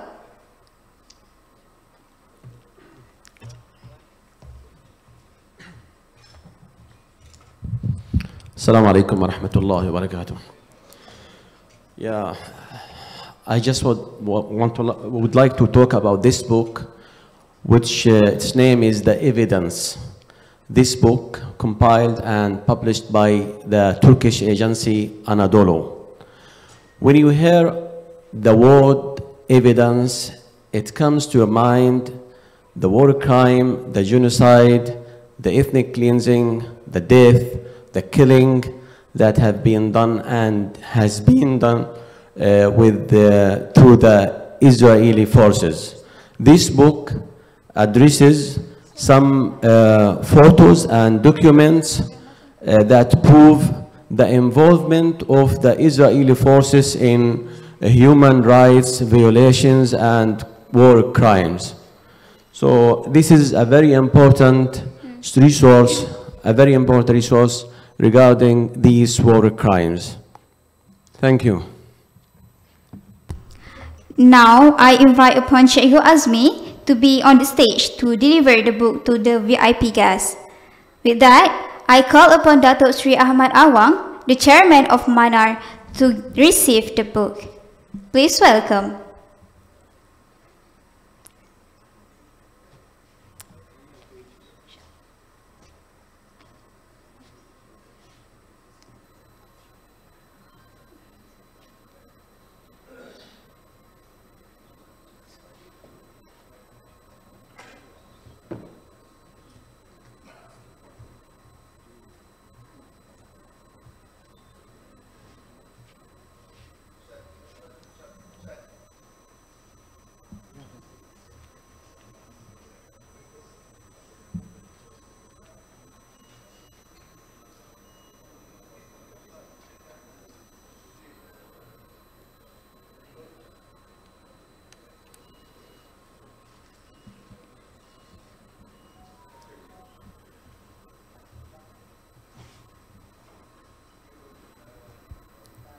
Next, I call upon Datuk Hasanuddin Muhammad Yunus, the President of Yadim.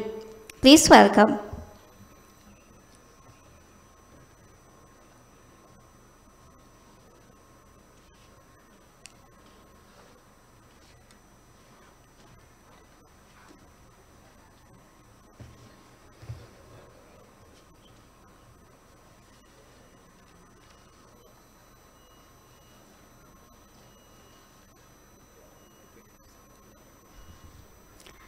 Thank you so much to the all VIP of the willingness to give and receive the books.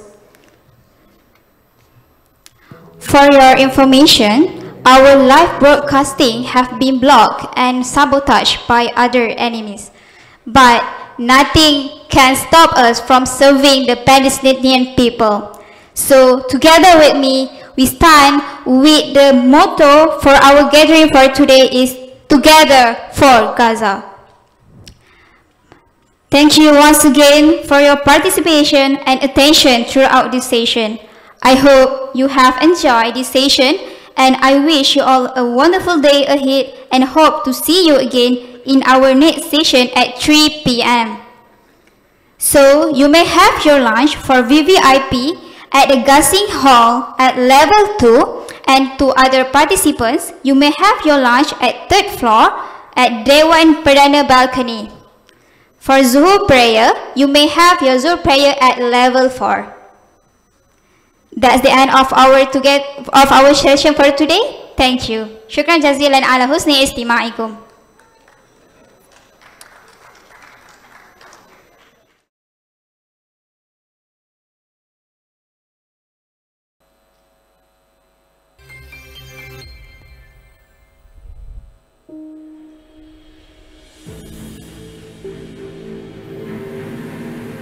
The Malaysia Consultative Council of Islamic Organization, or better known as MAPIM Malaysia, strives to uphold a high standard of excellence in all aspects of its operation. As an innovative non-governmental organization, we poised ourselves to be the central hub for humanitarian innovation, collaboration, and coordination, aimed at enhancing the effectiveness of Islamic teachings by providing a platform for shared insights, strategic planning, and joint initiatives. Under the leadership of Sheikh Azmi Abdul Hamid and Dr. Sani Arabi, MAPIM's various far-reaching initiatives have benefited more than 40 different countries around the globe. Now, we have shifted our focus on the land of Palestine with a new innovation planned inside the besieged Gaza. Enter Malaysia Gaza Waqaf City Project. Despite the destroyed lives of the people of Gaza, we are reviving their hope. Imagine a city that not only unites and protects a family, but serves as a place to rebuild a community.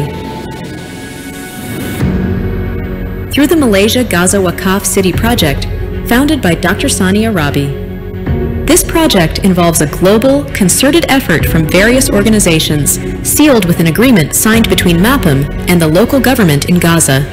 This project has been endorsed by the Malaysia Waqaf Foundation as the official Waqaf agency, as well as the support from Mayaksa Defenders Coalition. Malaysia Gaza Waqaf City, a city that returns life back to the people of Gaza. The city is surrounded by 14 blocks of 7-story apartments, complete with 3 bedrooms and 2 toilets. Each apartment block is equipped with solar panel to power the whole building. These 14 blocks of apartments will provide shelter for approximately 392 families. At the ground floor of each building, there will be multiple stores opened to provide residents with their daily basic needs. These 56 stores will be powered by microcredits program designed to catalyze the local economy. In order to fulfill the educational needs of children and teenagers of Gaza, a Waqaf school will be included in the construction of this city. The Cinta Gaza Malaysia Waqaf School will be built within the area of 8,000 square meters. This school will be able to provide approximately 2,000 students access to the best educational experience possible. This school has received special cooperation and support from the Cinta Gaza Malaysia, one of our profound NGO partners led by Nadir Al-Nuri. This Waqaf city also offers access to healthcare services. The Ihsan Malaysia Gaza Hospital features complete facilities, including access to expert medical personnel, modern medical equipment, and a pharmacy. This hospital can accommodate more than 150 patients at any given time. Residents of this Waqaf city can also spend their free time at the Waqaf Recreation Park. With an area of 500 square meters, over 1,000 individuals will be able to benefit from various activities, including trauma healing. The Malaysia Gaza Waqaf Mosque is the heart of Malaysia Gaza Waqaf City. With an area of 7,000 square meters, built with a combination of modern and traditional art style elements, this mosque can accommodate approximately 3,000 worshippers at any given time. In addition to being a place for religious establishment, the mosque will also be the focal point of the residents inside the Waqaf city. The mosque will be paired with the beautiful Sultan Salahuddin Abdul Aziz Shah Mosque, situated in Shah Alam, Selangor. The pairing of the two mosques reflects the undying love and dedication the Malaysians have towards our brothers and sisters in Gaza. This twinning project receives a special cooperation from the Selangor state government, and it will become a symbol of unity and piety for Muslims around the world. Residents will also be supplied with clean water every day. Malaysia Waqaf Water Tank Tower in Gaza. This can hold up to 450 cubic meters of water and ensure approximately 9,000 people have easy access to clean water. Realizing the importance of food security in Gaza, the Waqf city will be equipped with a central kitchen that functions as a hub, producing high-quality and clean food packs using retort technology. This central kitchen is expected to be benefited by at least 250,000 Gazans every month. Now is the time. Let's turn a tear into laughter. Let's bring basic necessities to the people of Gaza, because every effort we make is a step towards a new beginning. Everything the people of Gaza needs starts from here, Malaysia Gaza Waqaf City, an exemplar of Malaysian hospitality and the future sustainable living in the land of Gaza.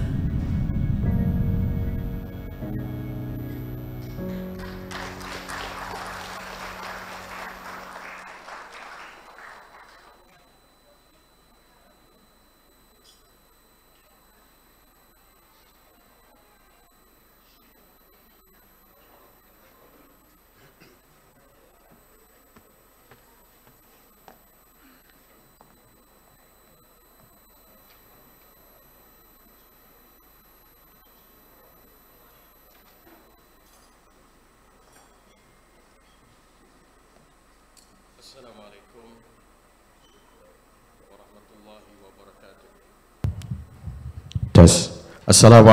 warahmatullahi wabarakatuh. Alhamdulillahi rabbil alamin. Wassalatu wassalamu ala ashrafil anbiya'i wal mursalin wa ala alihi wa sahbihi ajma'in. First and foremost, I would like to say million thanks for all of you. All of you are Jaishu Muhammad. All of you are the one who fight for Gaza, for Palestine. And welcome to Malaysia. Your second home, might probably the first home.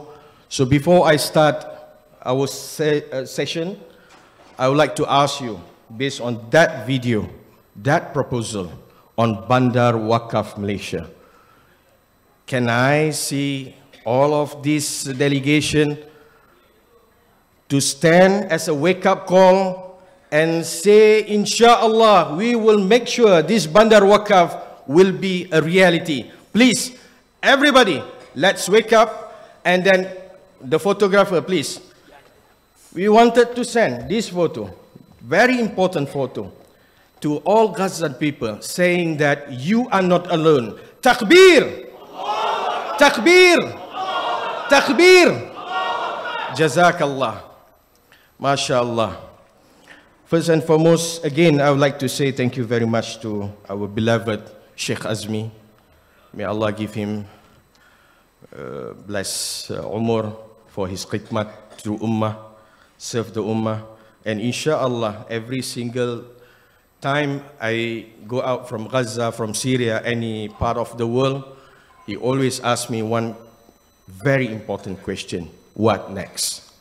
So again, MAPIM, we are consultative council for 80 organizations, and Alhamdulillah, this coming three months, the government of Malaysia appointed us for 3 very important portfolio representing government in terms of rebuilding Gaza, in terms of sending whatever matter for humanitarian aid, as well as in terms of development of education. So today, this session, I would like to emphasize only for Bandar Wakaf Malaysia, because Alhamdulillah, we succeed sending 104 tons of humanitarian aid through special flight chartered by our government, and Alhamdulillah through G2G, by the help of our Prime Minister Office, we can cut the queue, and Alhamdulillah 104 tons already enter Gaza.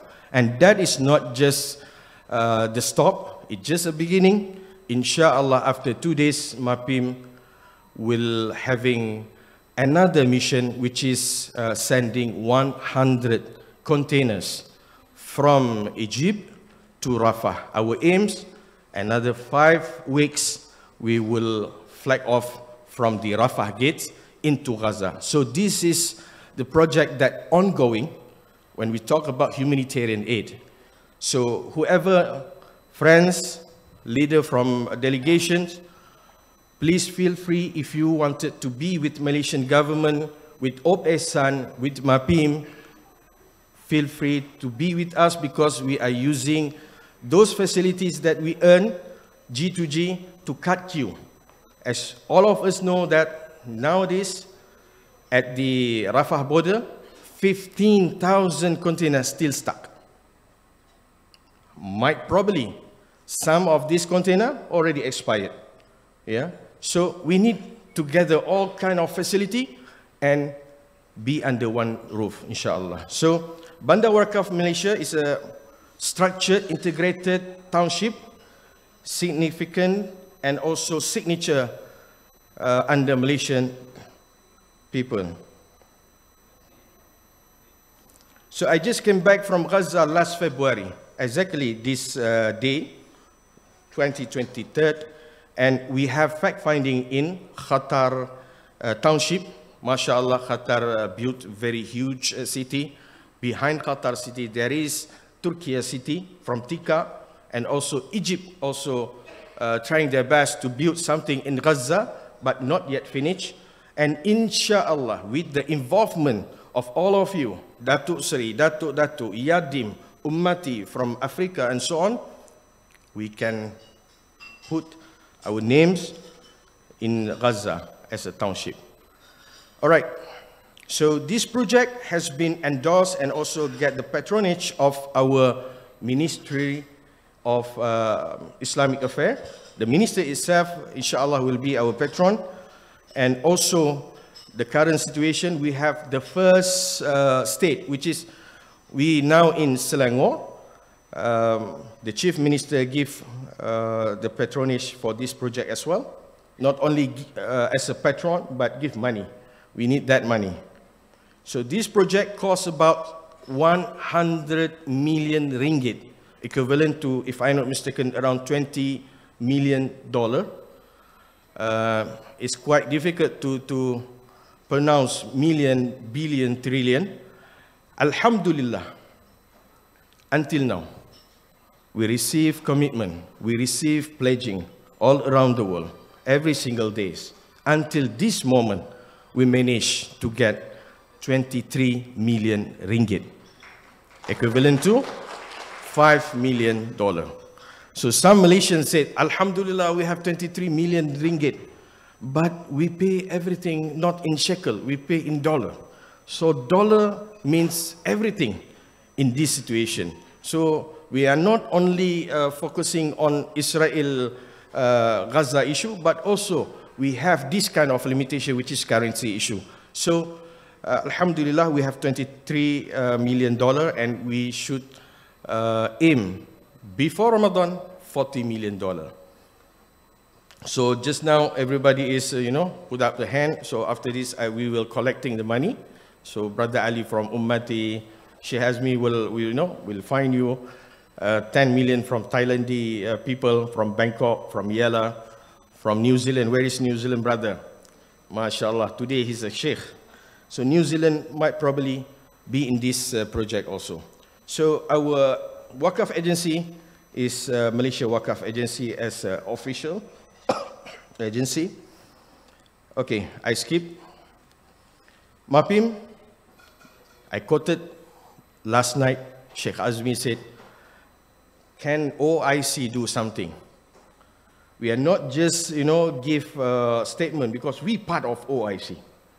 We are not blaming United Nations because we have been there. Some people said, MAPIM, you just send memorandum in front of this embassy. Say something in front of Ban Ki-moon. We said we did. MAPIM, you only say something on the writing about OIC.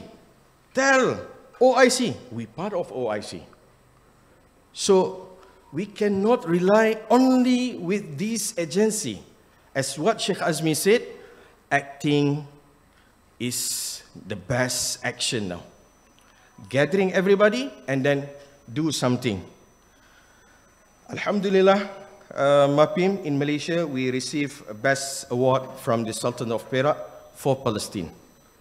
Why should I highlight all those things? Because at least we know when we call upon this project, we wanted every single organization in this hall to be part of it. So this project involved the palace, the Prime Minister's office, the government, the MPs, as well as the NGO, CSO, and the people, including, encompasses the mosque, musalla, everybody, and university. All right. So, Alhamdulillah, we already signed 3 MOU with Gaza Authority.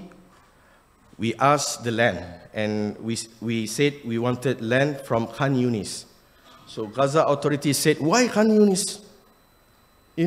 This is Malaysia. You should have Gaza city land. So I said, no problem, give me the land. So they agreed to give Gaza city land.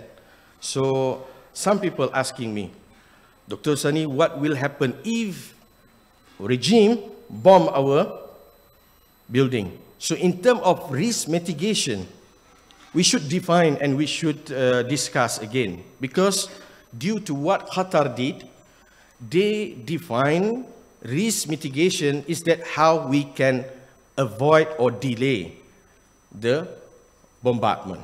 So as you can see, throughout the 129 days, Qatar city in Gaza been bombarded after 70 days, if I'm not mistaken, 65 days, something like that. So we don't have any patterns. Some of our mosques we built 2011. The current war just been destroyed. Some of our mosques we built in 2011. The next three years been destroyed. So I asked this guy again, should we send the medicine to people in Gaza? Since he asking me about the bombardment and so on, I asked him, should we send the medicine, the food and so on, since we know that every Gaza people is candidate of Shuhada? It's true. You know, so we should not think like that. We should rebuild Gaza, whatever cost it will take, because this is our amanah. All right, so this is not only with MAPIM, this also include 26 NGO from My Aqsa Defender, and also 56 NGO under coalition of Op Ihsan. Op Ihsan meaning Ops meaning like mission, Ihsan meaning Ihsan in Arabic. So Ihsan mission led by our Foreign Minister of Malaysia. Okay. The focus, okay, this is Qatar city in Gaza, in Khan Yunis. I believe this city empowered by the government. In our case, it's different. Government, CSO, NGO, combined, fund together. We powered together. So every single sense, you know, is very important. Okay. So we will having a township on 83 acres of land to rebuild Gaza again. Once the ceasefire or the war ends, inshallah, the next day, we will publicize the open tender in Palestine newspaper, and we will start our project. And inshallah, it will benefit 392. This is by average, because in Gaza, some of the family, 2 families in one house. So our house, one building encompasses of 28 houses. One house, we have 3 bedrooms, so it's Sharia compliant, and also 2 bathrooms. Yeah. So inshallah, it's quite huge and can accommodate 2 families. And 1,960 students, and also inshallah for our mosque, because we have 10 mosques in Gaza, so we will build again another 5 mosques. And for this water tank and so on, basically we wanted to duplicate one city after one another. So the first project will be in Gaza city. The second project, inshallah, will be in Bet Hanun in the north. The third project can echo or mirror in Rafah or in Khan Yunis. So we want every single inches on Gaza land should proudly have our hand there. Okay, so 83 acres, we have 14 apartments. Actually, we start with 4 apartments only. Now, alhamdulillah, as I said, 4 apartments has been taken. One is Selangor. So people from Selangor should be proud of yourself, because Selangor is the first country who say, yes, we take this apartment. Yeah. So now we in Selangor. The second part, the second apartment is Terengganu, our brother. Yeah. Terengganu, fantastic. They have many money. We should ask them another 2. And the third one, Kuala Lumpur. I'm looking forward from my home state, which is Penang. Where is Penang? I think Penang, you know, maybe they will build a mosque or another hospital, inshallah. So every single state will have their own apartments. Some UK brothers asking me, can we UK people, UK NGO, be part of one of these buildings? Yes, definitely. We just put the brand so that one day, if anything happen, our government can answer, this is our city. But who empowered that project? Inshallah, it could be from Nigeria. It could be one apartment from Thailand, from New Zealand, and so on. So we have Wakaf Tank Tower, and then we have 14 Wakaf apartments, and we have also the 11 Wakaf Twin Mosques, and we have also Wakaf Recreational Park, because 91% of children in Gaza has been reported affected by post-traumatic disorder. I experienced myself how we can describe traumatic. For people like us, we know some of us affected by anxiety. Even anxiety also, people keep denying that I didn't have anxiety. How about the children? Most probably, if they shows that they shagging, if they don't want to talk to anybody, might probably this is the symptom. But more than that, we couldn't find it. So many apparatus need to be used psychologically and so on. So having school is not for the knowledge only, but is the matter of continuing the generation. You know, because Israel purposely kill people, shoot people using butterfly bullets. That is number one. The second part, during war, purposely, you know, having a drone 24 hours, having like here and there to make the children feel, you know, bad. So all these things need to be treated using psychomotor, which is involved in school treatment. Last time, there is one NGO coming to MAPIM with the proposal to have a swimming pool.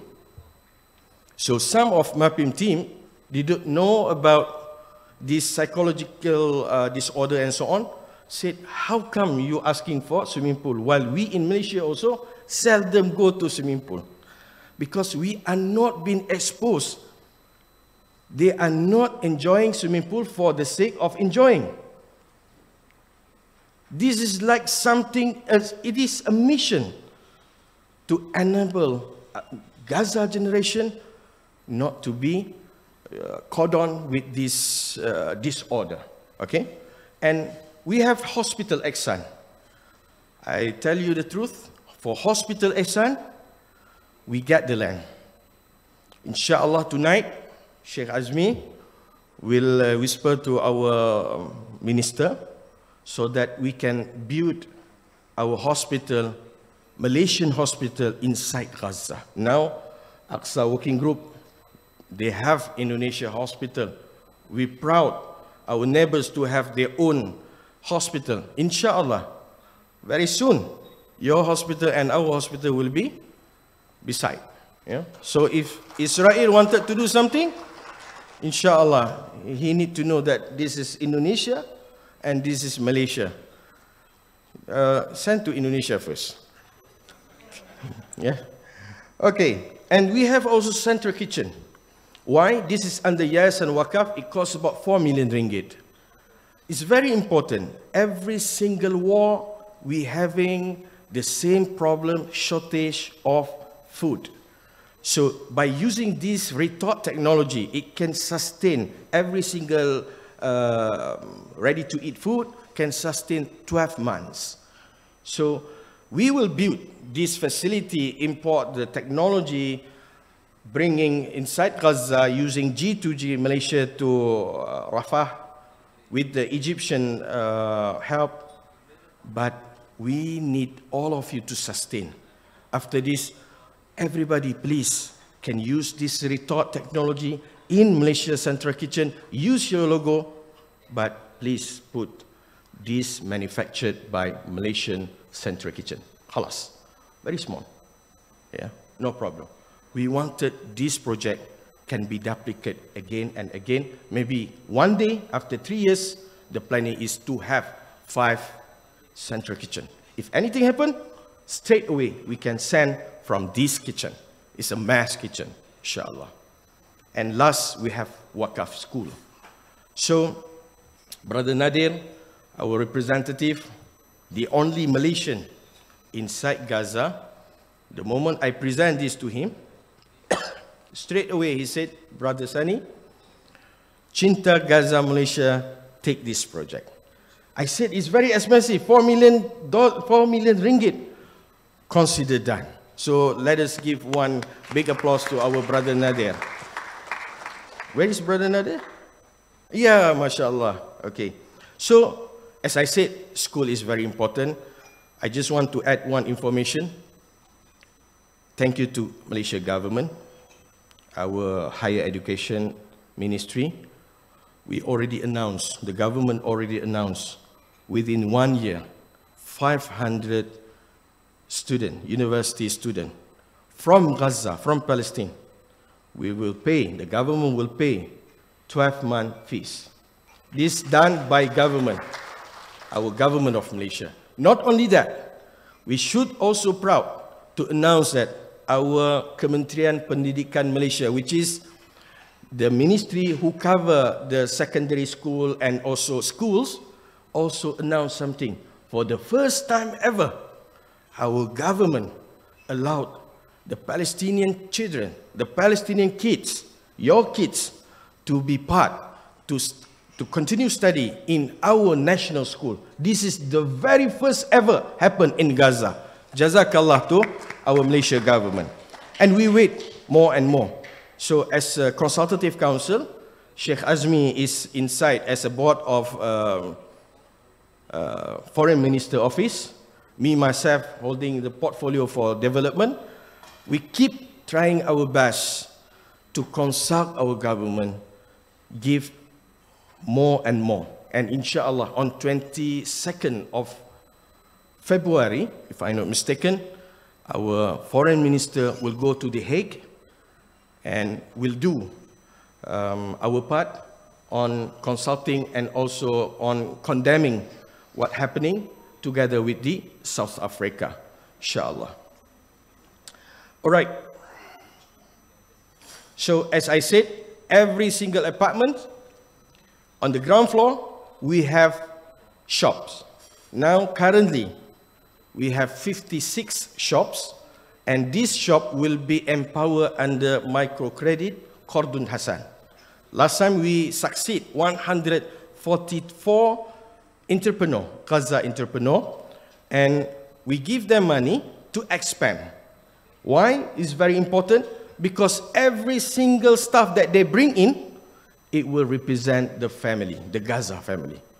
You know, so from 5 workers, we asked to add another 5 workers. For this project, we will give them a startup capital to start again. It could be 50,000 ringgit, or it could be 10,000 USD. Which one is better? So until now, we do some arrangement. Inshallah, this microcredit project, will empower around 200 entrepreneurs, because we changed a little bit the design. We will having Malaysia Mall over there to enable economy empowerment. So it's not only building as a building, but those who, you know, make a cement, the contractors, everybody will earn the benefit of this project. I'm talking about post-war. The current war, okay, we have something about advocacy and so on. So we have Selangor, we have also Wilayah Persekutuan, Melaka, and inshallah one day we will have also Yala. Yeah, our Yala brother from Thailand, they are very active. Sheikh Azmi always said that they call again and again to Thailand for having discussion and conference. So, and you can see, even though this project is belong to MAPIM or founded by MAPIM, this is MAPIM brainchild, our tolerance is that we put Malaysia 1, Malaysia 2 until Malaysia 14. You can't see MAPIM's logo here. It's not about MAPIM, it's all about Ummah, it's all about put Malaysia as the leading host for this project. We hope one very soon day, we can have Kuala Lumpur Summit too. We will have Langkawi Summit. We will have Negeri Sembilan Summit, talking about Ummah, discussing about Gaza, discussing about how to rebuild against Syria, everything. This can be done because of we have a very, what we call it, supportive government who always asking the NGO, especially MAPIM, what next? Same like what Sheikh Azmi asking me, what next? Right? Okay.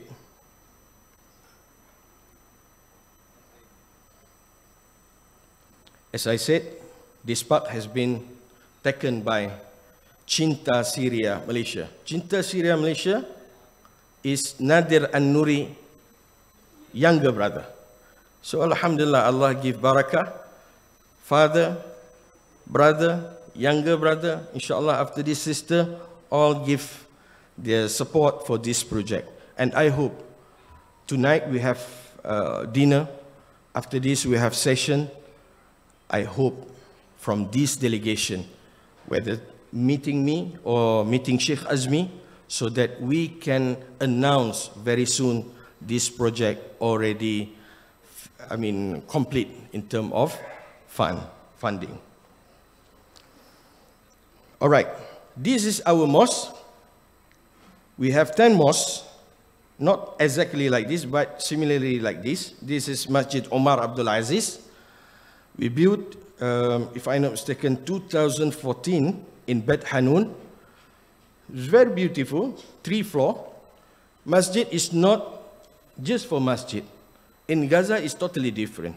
I make a simple study, it's a comparative study in 2012 with masjid surrounding, which has been destroyed, and masjid which still active.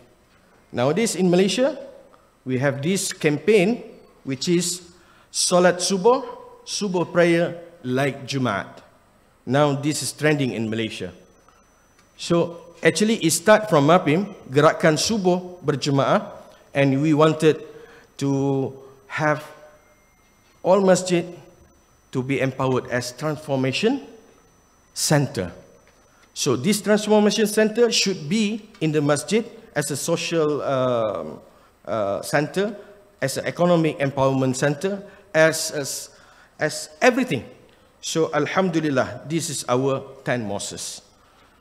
But what to do? Allah wanted all this project to be known as a collective effort, and for this current war, all gone.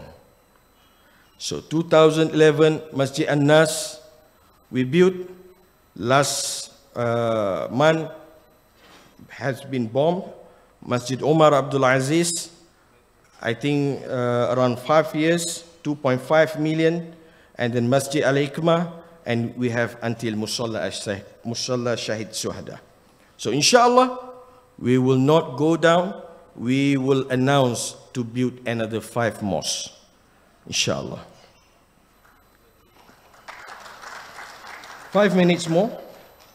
So this mosque, whoever have time to see from your window, you can see this mosque. It belongs to our Sultan of Selangor, and inshallah, the 2nd of Ramadan, His Royal Highness Sultan of Selangor will initiate the mosque, pairing with Gaza Mosque. So inshallah, this project will have the very first royal patron, which is Sultan of Selangor. Okay. So we have palace, we have prime minister, we have government, we have NGO, and we have everybody. So it should be like that, we hope. So Bandar Wakaf Malaysia, what can I say? It's a township school, and It's a module structured city. It's not just building. We wanted to have program again and again every single month during Ramadan. What should we do? Let's focus this city and duplicate one after another, rather than we send everything and then we don't know how to cater everything. So proceed with humanitarian aid project. But I'm proposing about this Bandar Wakaf Malaysia so that we can have something significant on Gaza land. All right, so this is schools, and last, this is hospital. So inshallah, Dato' Hasanuddin from Yadim, I believe he can smile and give some smile to me. You know, this Wakaf hospital can be done. Maybe from New Zealand, from any part of the world, from Turkey, can take Wakaf 1 floor, 2nd floor by Kuwait, 3rd floor by Saudi. And suddenly Qatar come, he said, I want all. Then Alhamdulillah. Because hospital is not easy. It costs around 80 million ringgit, you know. So how many hospitals has been bombed? That's why Sheikh Azmi said, to rebuild Gaza again, we need minimum of 47 billion USD. That is the minimum. Yeah. So let's talk about what to do after this, you know. So our ambulance, we send 22 ambulances all around the world, 10 in Gaza. We send Sprinter Mercedes-Benz so that they get the best. Even in Malaysia, we use Iveco. In Malaysia, for our people, we use Iveco. But for Gaza people, this is the best people. This is what we call it, our best brother. We give Mercedes-Benz Sprinter. But, you know, during pandemic, 365 days working like crazy. But Allah's will, during this war, all gone. So we announce again, Sheikh Azmi, we announce again, we don't have enough money. But we announce, Lillahi Ta'ala, inshallah, we will send before Ramadan another 10 ambulances, inshallah. Whoever wanted to be part, please welcome. Okay, inshallah, Central Kitchen, I already explained. If you have anything to ask, make free to meet Sheikh Azmi, meet me at any time. After 2 days, Sheikh Azmi sent us to Ankara to book 3,000 khemah from Ankara and book winter blanket, 30,000 winter blanket, and in Kahira, we inshallah will sending 100 flour, 100 hygiene pack and so on. Before Ramadan, inshallah, we will be in front of Rafah Gate. So whoever wanted to be part, please, let's do together. Brothers and sisters, thank you very much. I would like to say sorry if I missed something. Whatever it is, MAPIM, we already put on the profile, and this project has not been launched yet. Not been launched yet. This is, you know, Sheikh Azmi said, Dr. Sani, come. I'm supposed to be in Ankara. He said, come. Just share this one so that our brother might probably they be part of us. Because this project is huge. It's not finished, this one. If we have 100 million, that's it. No. We have to tell the regime saying that we in Malaysia, we do every single thing. Advocacy, to cordon the embassy, whatever you wanted us to do, we do beyond our capacity. And inshallah, one day, we will enable the Gaza people, and always we say to Gaza people, you are not alone. You see my voice, you know, like DJ. Gaza people, you are not alone. So, inshallah, we need to take only 12 months to complete this thing. If one day you read the newspaper saying that Bandar Wakaf Malaysia, the Wakaf City Malaysia in Gaza already built, you should say, Alhamdulillah, I'm there when they explaining about this project, inshallah. Jazakallah. I ending with one hadith. I always use this hadith. The hadith have a very beautiful rhyme, and it's like magic word to every single activist like us, which is, what should we do? What we wanted to be. And Rasulullah sallallahu alaihi wasallam answered, Khairun nas anfa'uhum lin nas. It's very easy to remember, and it's a very beautiful rhyme saying, Khairun nas anfa'uhum lin nas. The best among you is the one who benefit others. Khalas. Benefit in terms of media, we have Awani here. Benefit in terms of idea, we have Samir Alawi from Al Jazeera. We have friends who have a very good network with billionaire. Please, we need that. We have government. Please, we need G2G. Sometime, 75, we are using our recipe. How to enter Gaza, how to send underground, how to like this. And this year, wallahi, this is like miracle when Allah give our government asking us what you need now. So we said we need G2G. Please enable us to enter Gaza in and out. Like what Sheikh Azmi said, Prime Minister, please meet every single leader of the world and make things about Gaza, everybody talk. Alhamdulillah, if they don't want to talk, Alhamdulillah, we did. We did today. Jazakallah, million thanks. Thank you for giving your ears. Wa alaikum wa billahi tawfiq wal hidayah. Wassalamu alaikum wa rahmatullahi wa barakatuh. Thank you so much, Dr. Sani Arabi, for the speech and information. So next, I will call upon Cikgu Azmi to deliver the proposal of developing coalition Gaza rebuilding. With that, please welcome.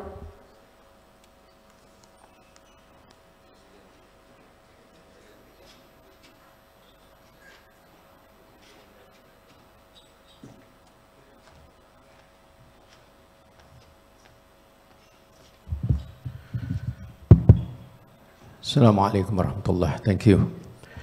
Thank you, Brother Sani.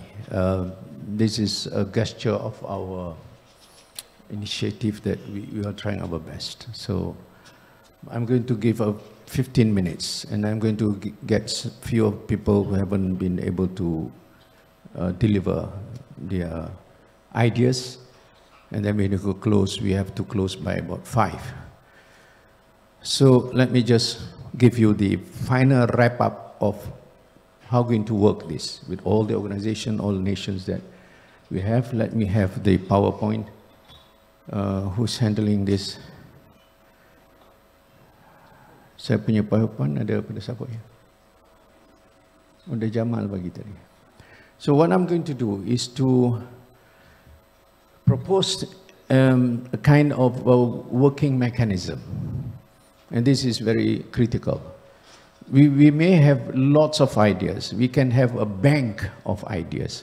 But how do we implement these ideas? How do we make sure that the ideas will be done in a way there is a follow-up and there's a follow-through? So many of the things that we discuss, most of the time, it end up on the paper, it end up with the resolution, but when it comes to real implementation, when it comes to the way how to sustain this, then we fail. So that's how I thought that I want to share these ideas to you, and then we call this as our decision in this planning session. Is it available? Ada, Helmi.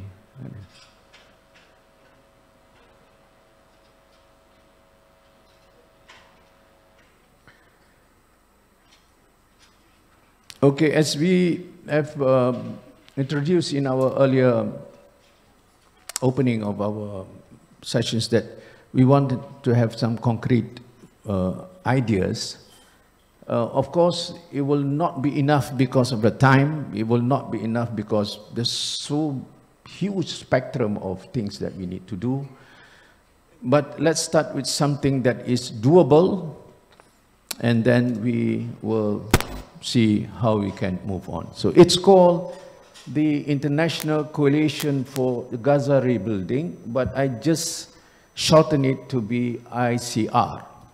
So the G is not there, never mind, because this rebuilding will be done for Gaza, but we can also stretch our resources if there's any other locations that we want to help. So I call it the International Coalition for Rebuilding.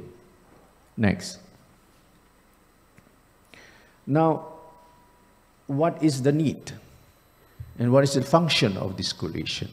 Number one is the coordination and the networking. Now, this is a buzzword of NGOs.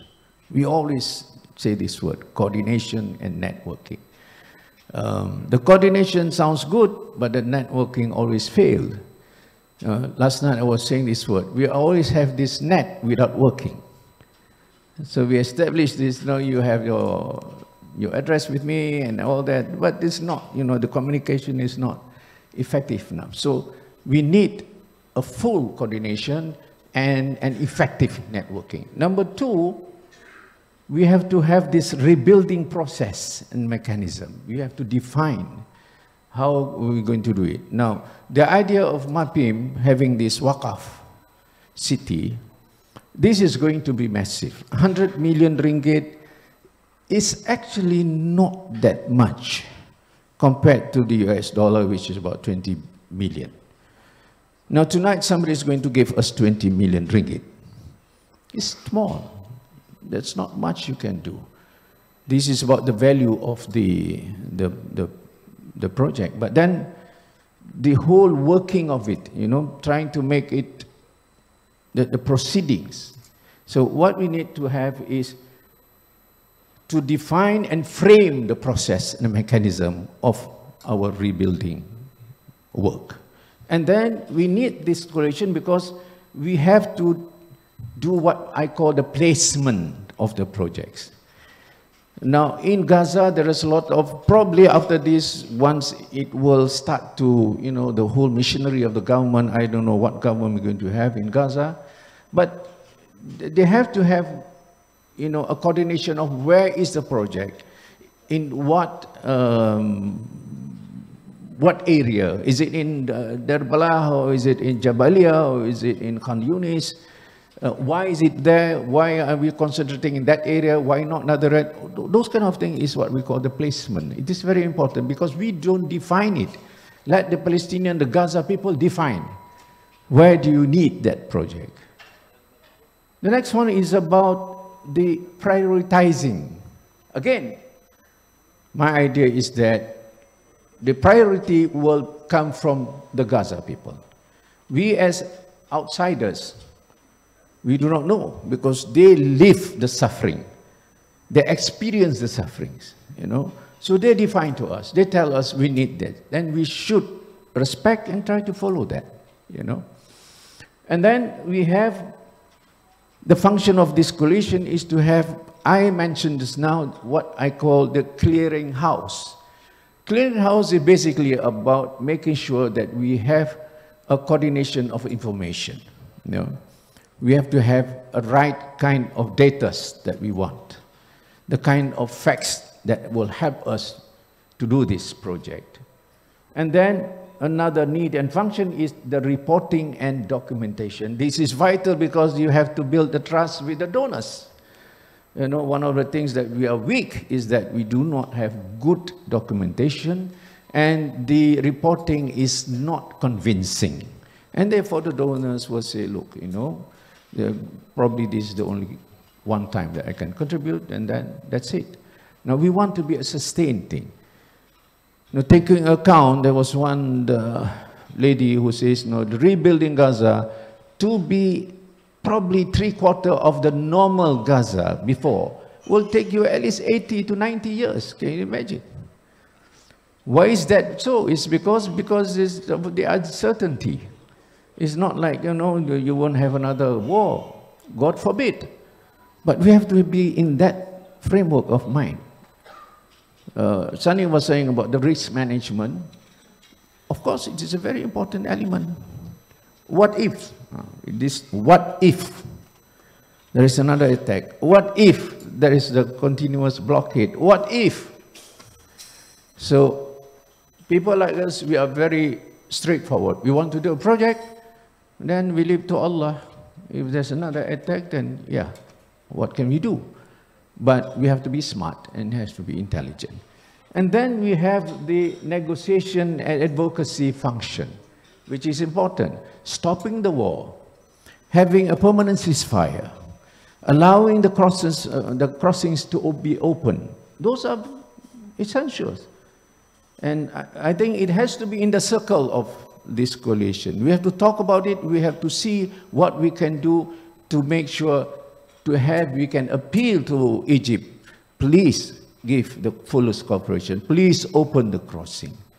You know? And then we want to pressure on the United Nations, make sure that all the troops are pulled out, make sure there is a permanent ceasefire, make sure that the war will be ended. This is advocacy and cannot be away from our humanitarian work. Okay, next one. And then we have to also bear in mind the challenges. Now, I listed this. Number one is the permanent ceasefire and peace. Of course, it's been repeated several times. You cannot start doing it unless you have a peaceful situation. So this is one challenge we have to, see part of the work. Number two, the challenge is rebuilding from zero. It's almost like zero. From Sifir. I could imagine if I cross, I'm supposed to go to Cairo and the Rafah, and then cross over, the Egyptian says, the most that you can be there is 3 hours. If you don't go out, we are not responsible, because you might not be able to go out. That's why I told all the Malaysians were so excited. They called me, can I follow you? Please, I want to go there. I said, okay, you must sign a letter that says that the return is not guaranteed. Then they say, okay, Shahzmi, you go, we pray. So the Malaysians like that. They got excited. One moment, then they become scared. We are starting from zero.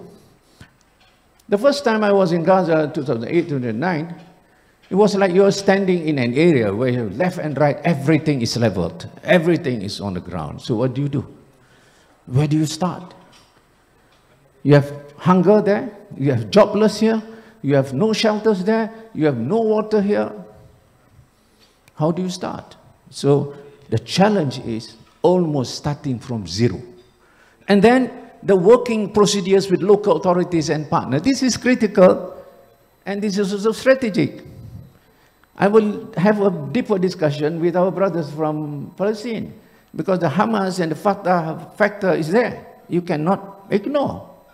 We hope there will be, a resolution for this.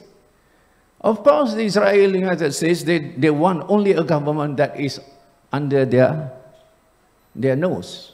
No, they won't allow. If Hamas is in charge, they say no. So we have to understand this process of, the whole negotiation. And when we do this rebuilding, we have to engage with these people. And that is why that is a big challenge also. And then you are applying international humanitarian law. Going into Gaza, going to a war zone, you have all these laws. And how do we apply when we start working? No, this is not a business venture. This is a humanitarian venture. Now people give money. Now if I don't deliver, then people will be asking me, so how do you protect your project? There must be some understanding of the humanitarian law. Another challenge is the emergency response. There's something that you have to do rapidly. You cannot delay. Things are so bad. So how this coalition have got that mechanism, we can have a rapid response. The last one is the medium, the immediate, the midterm, the long-term planning. No, I can say that easily, but I'm ashamed with the people in Gaza. It's easy for me to say immediate, mid-term, long-term, but how do you do it? I mean, we are not like the municipality here where you have all the officers, they have a 5-year plan down the road. But this is a challenge.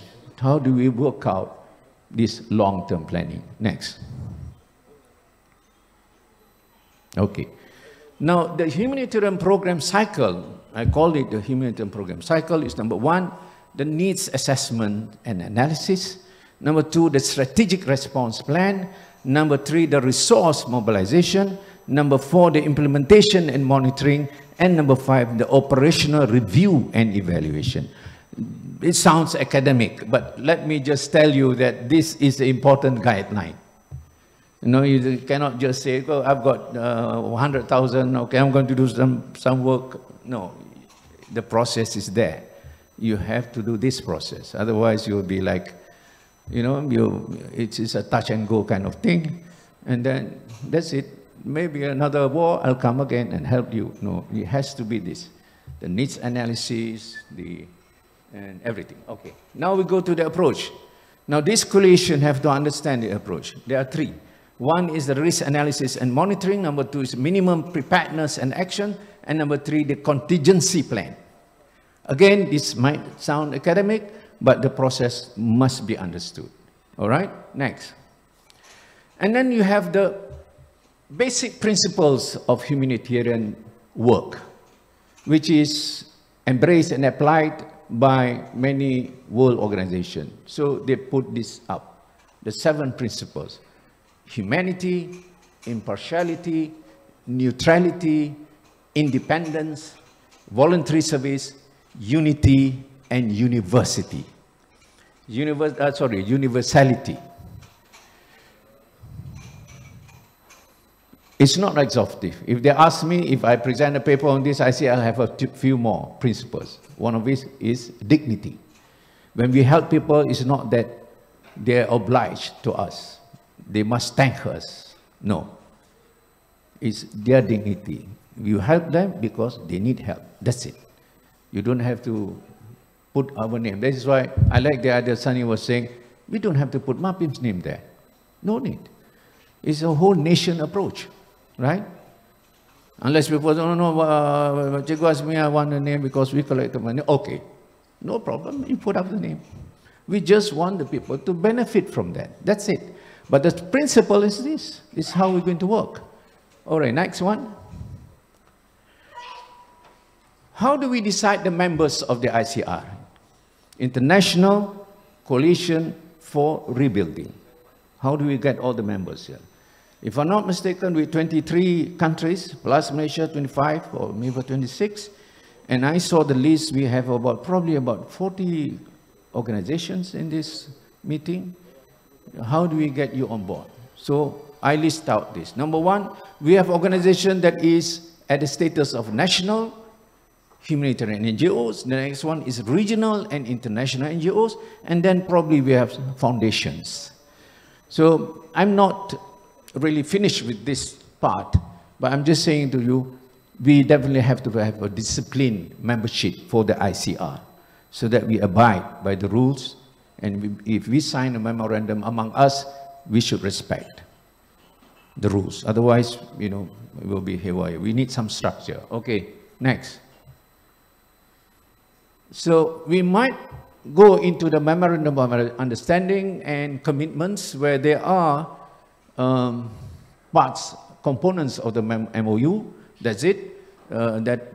Aims and objectives, the undersigned parties or the members who are going to sign, and then the role and responsibilities, the commitments, the accountability, the liabilities, and the legal provisions.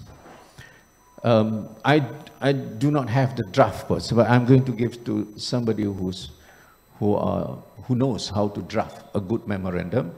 It's not a business memorandum, but it's a commitment that needs some discipline. So we will offer you this memorandum and you come on board. Okay? Next.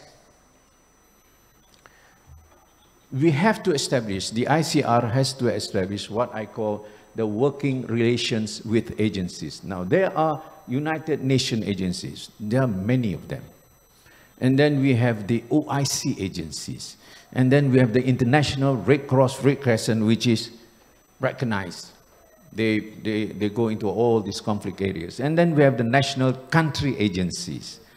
Now, all these levels of agencies are important.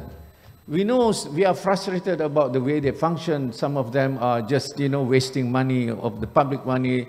They established certain departments and yet, it's not functioning. But never mind, that's their problem. But whatever we can tap, whatever we can benefit, then we're engaged with them. So we are so frustrated with United Nations, very, very frustrated, but yet the agencies, UNICEF, UNESCO, UNHCR, ICJ is a United Nations agency, United Nations Security Council, there's a whole list of them. How do we tap this? How do we work with them? And goes on, the OICs. Of course, OICs has been a joke, as you say, OIC. Then he make it a bit action-oriented, become Munazzamah Ta'awun. It was Munazzamah Mu'tamar. Then they changed the name. Munazzamah Ta'awun. Munazzamah Mu'tamar, they go around having Mu'tamar. Sometime in Tripoli, sometime in Riyadh, sometime in Jeddah, sometime in Baghdad, sometime in Damascus, and that's end with Mu'tamar. Then they turn into Munazzamah Ta'awun, cooperation. Still, it's not working. But when MAPIM was appointed as a consultant for humanitarian affairs in OIC, I thought, okay, let's work with them. So we tried to get access. Okay.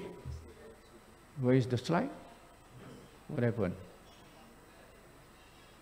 Okay. All right. Now we go to the procedures and the guidelines. Back. Jangan tukar-tukar lah. Balik. Okay. Yang ni habis. Working relations with agencies. All right? Now, the next slide. We have the procedure and the guideline. What would be our procedure is the project coordination and the management meetings. We have to have that. So if we establish the ICR, then there is meetings, there are things that we have to decide together. And number two, the strategic meetings of humanitarian approach, rebuilding, there's another forum that we have to organize so that we can make decisions. And then we have the cluster meetings.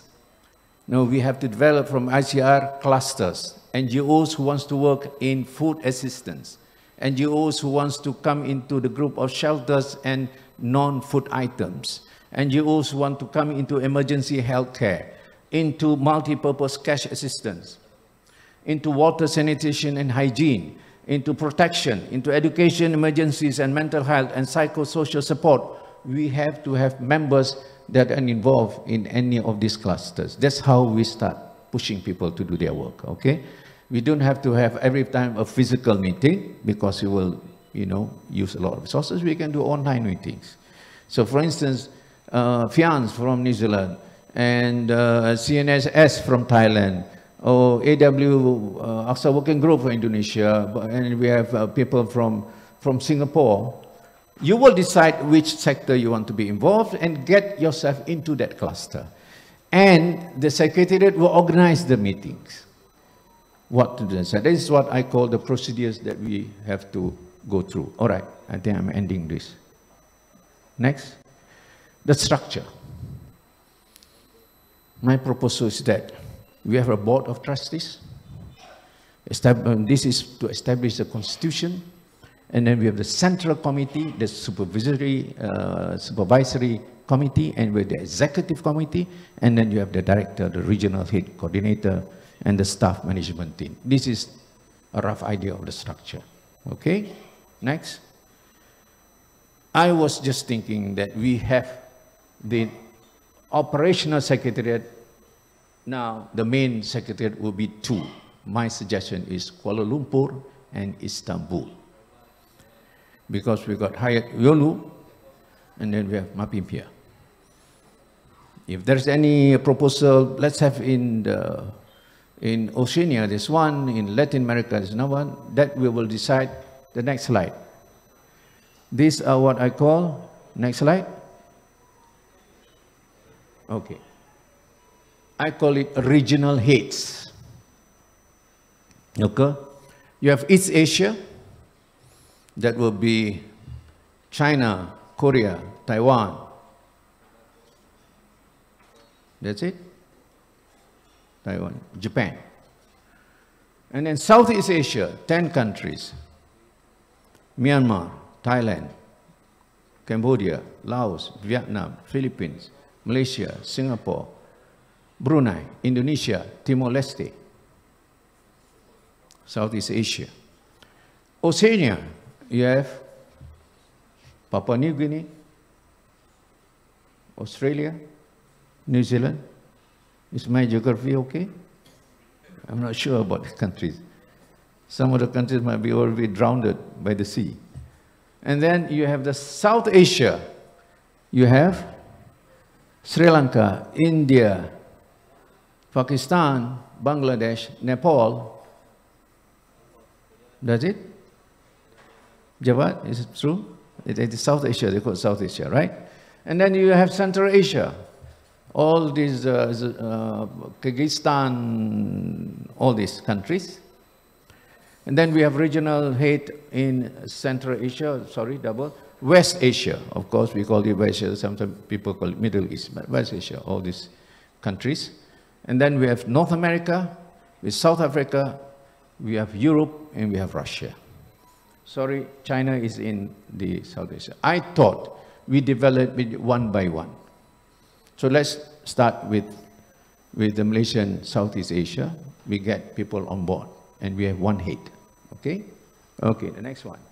This is the plan that I have in mind for 2024 and 25. The calendar is, number one, prioritizing the needs, identifying local partners and authority, matching rebuilding projects, scheduling humanitarian missions, dispatching emergency aid, identifying long-term rebuilding projects, establishing management team, establishing rapid response team, and coordinating volunteers. I thought of finishing this work between 2024 to 2025. This is the calendar that we have. But of course, the projects that have been announced, we're going to kick off by Ramadan. At least we have the masjid and we have the money available. But how do we go in?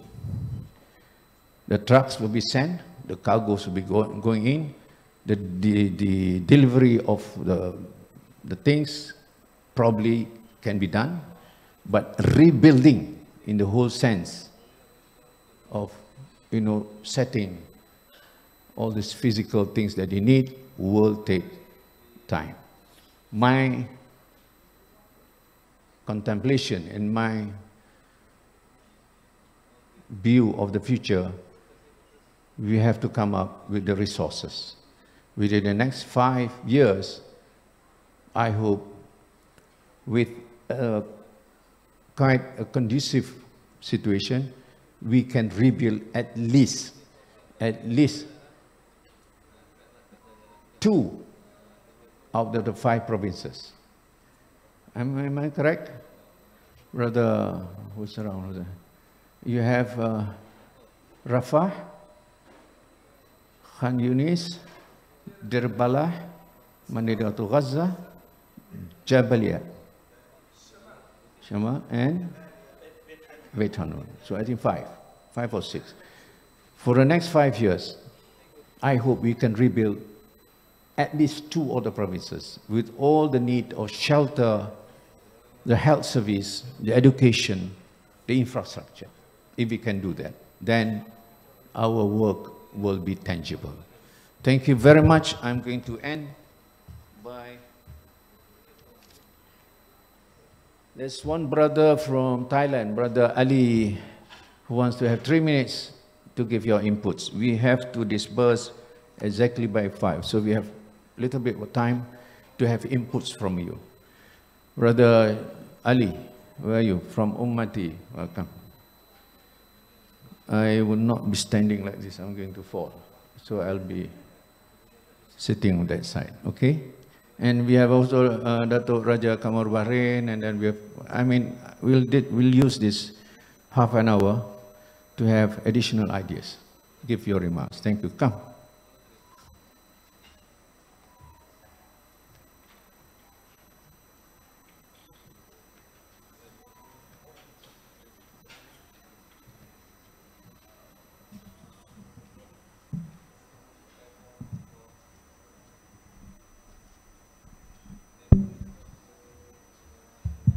Bismillahirrahmanirrahim. Assalamualaikum warahmatullahi wabarakatuh. Peace be upon you. Some suggestion that I would like to prefer to our brother and sister. Maybe it will be function on the short term, and maybe some idea will be working on the long term. So I would like to prefer, and maybe we have discussed, inshallah, the 10 things I would like to prefer to in this meeting. First, about the humanitarian project, I think that we should to escalate our work of all organizations and all countries. Example, if we do the campaign like 1 meal 1 day for Gaza, if we have our brother and sister around the world, 1 million people join in this program, 1 meal $1. So we have $1 million on 1 day. So if we have 10 million people on 1 day to join this, so we have $10 million. So this is some kind of the how to say the campaign. The second, about the human right, I think that we saw that what happened on the ICJ. So I prefer that we should to to support or to make our brother and sister to focus on the human right too. And I think, inshallah, if ICJ not function, but we can do in every country to make awareness or to do about the campaign about the human right. The third, about the boycott, divest, and sanction. As our brothers and sisters know about the BDS, I think that we should to empowerment about this campaign more than we have done. And we saw that the campaign is a function. Example, the Puma, they have to like a divest from the football Israeli football team. But on the same time, we do about the boycott, we should to have more trade from many countries with Palestine. Example, if Malaysia have trade with Palestine around the 100 million, how we have more increased trade to our brother in Palestine to be next year maybe twice or more than that. So if every country do on this way, so we will decrease the economic of the Israel or anyone who support Israel. And on the same time, we will increase more support about the economic for our brother and sister in Palestine. The fourth, I would like to prefer about how we would like to have more effective media. Example, every country you have the YouTuber, every country you have the influencer. How many influencers, how many YouTubers who are talking about the Palestine? We can count. So if we do the campaign that if this year we have around 50 or 20 of the influencer and YouTuber, how we increase them more? 5 times, 10 times. So we will have more effective of the media that talking and fundraising and many things about the Palestine issue in every country. 5, I would like to prefer about the sponsor family. I think everyone know this campaign, but I would like to prefer F2F, family to family. Now we saw that our brother and sister around the 2 million in Gaza, they are suffering from what happened about them. So if we have volunteering or sponsor family, example from our brother and sister here, if we have 100,000 family, sponsor 100,000 family in Gaza. So our brother and sister, they will not alone. They will know that they have brotherhood, they will have this family, keep in touch with their family.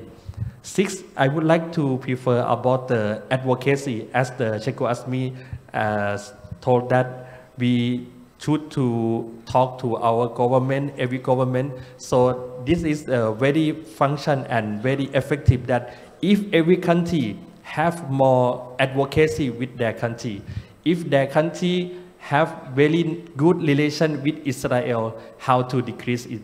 If your country have very low relation with the Palestine, how you increase the relation with the Palestine. This is the way to support. 7, I prefer 10-time bond. What is the 10-time bond? You see that more than 100 media passed away, shaheed on this on this situation. We saw that many nurse, many medical who are shaheed on this time. So if we calculate that all of these people who are shaheed on this situation, allow 500 people or maybe 1,000 people, I would like to have 10 times of them will be next of them. What is this program?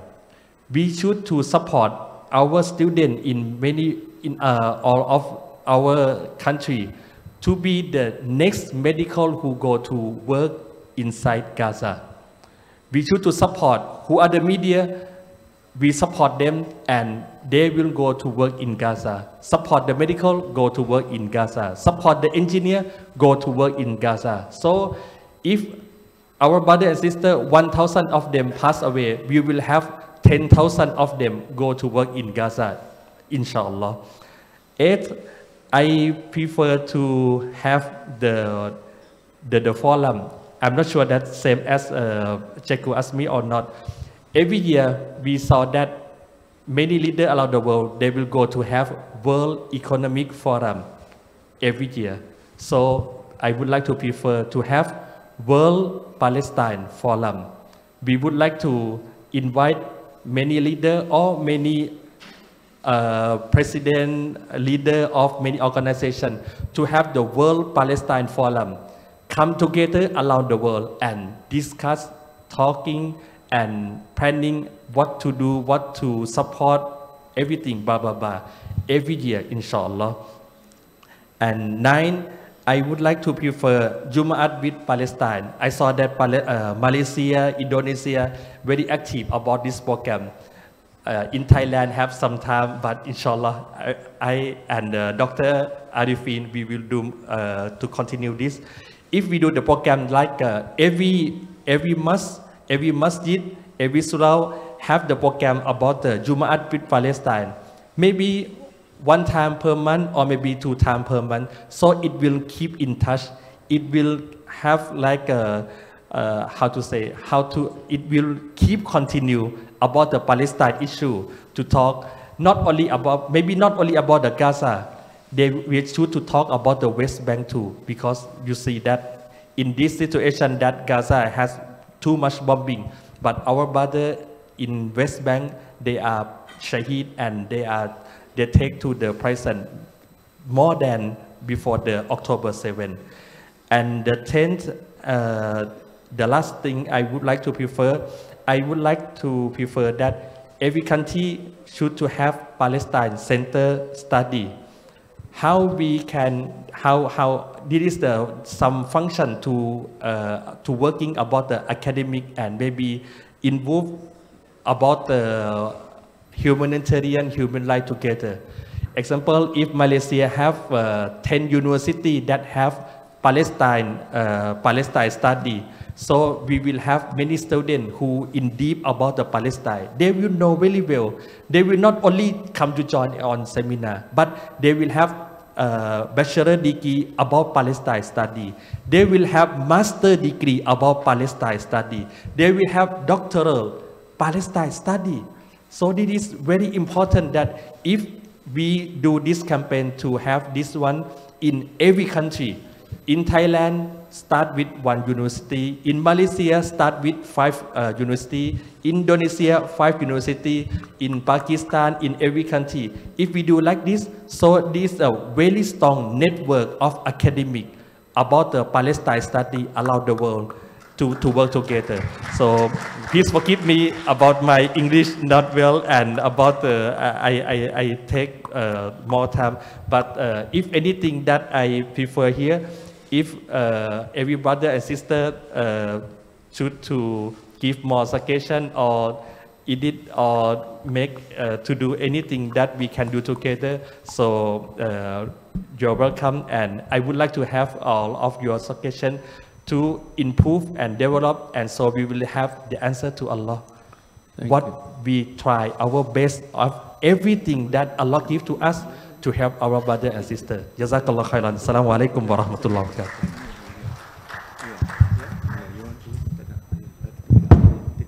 All right. Thank you, Ali. He's from Thailand, and we got the chief also from Thailand. Arifin, do you want to say anything? No? Okay. You will sponsor everything, right? Because you don't say anything, that means you have a lot of money, so we will expect money from you. I'm fascinated with Thailand. Thailand has been very active, despite Thailand is very close to Israel. But the Muslim brothers, the humanitarian groups, the lawyers, they are really, really working hard. So I just came back from Bangkok. They had a very beautiful seminar. Okay, so Thailand, Singapore, you have also, you're really interested in this. I know, just like Singapore, just like Thailand, Singapore has got these policies with Israel, but we are working with people. Of course, you have to be very calculated, you have to be very cautious. And Sister Sheikha from Philippines, where are you now? I can't see you. Okay, Sheikha, you're from Zamboanga. You are working like quite alone, but we have some contacts in Zamboanga.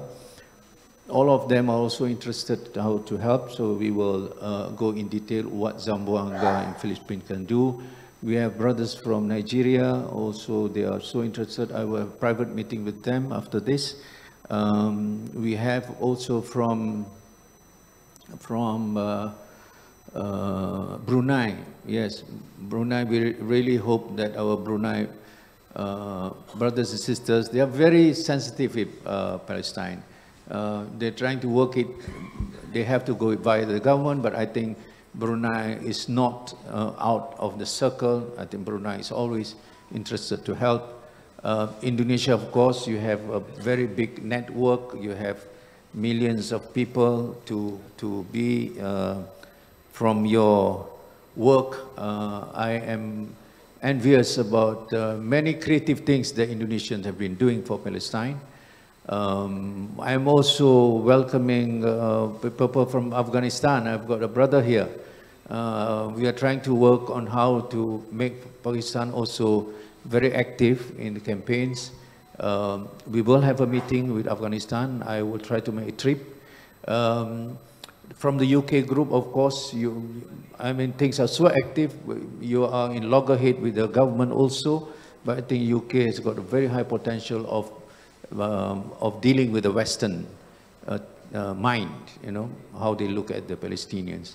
And then, of course, I cannot be putting aside, I didn't mention, I will go to one after another.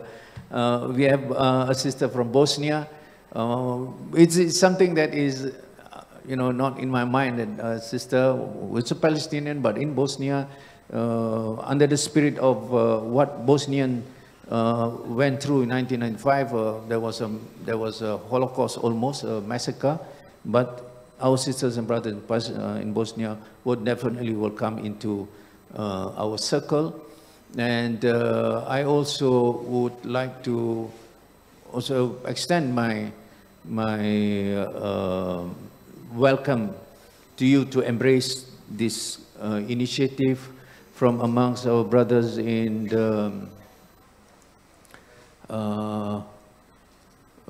Iran. The counselor was here just now, the counselor, he says, please, I need to have a discussion with you, and Iran is basically ready.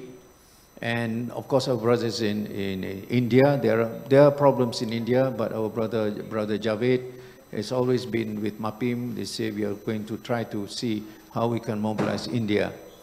There was a brother who came from Nepal. We couldn't make it, but Nepal with a very isolated area, but they feel that the brotherhood with Palestine is always there. So we will engage with them.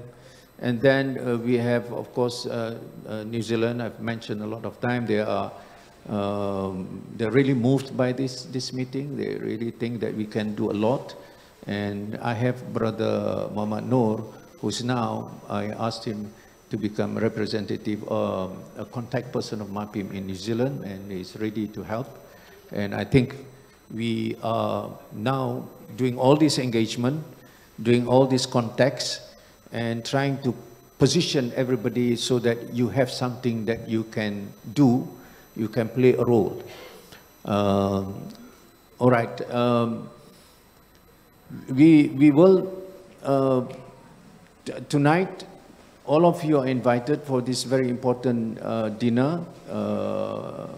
We have our guest of honor, the minister, but that's beside the matter. We have companies from even Sabah. We have brothers who have just landed in Sabah. For those who don't know the geography of Malaysia, we have the East Malaysia, we call it, Sabah, Sarawak. So we have people from Sabah just flew in. They are here. And I heard that there are a few companies from Jakarta is going to join us tonight. They are very interested about this initiative. And I think we can expect some significant assistance from them. So my only appeal to you, a planning session of this kind is definitely not enough. We are just saying things. We don't go into detail, except for Sunny just now, this project, he's got all the plans there. And I think the other was pointed out by some words coming from you that I think our rapporteur is jotting it down. Brother Ali's 10 points definitely is be taken into account. We will have a list. And for those, because of time limit, we do not have time for you to speak. I'm informing you that we will have a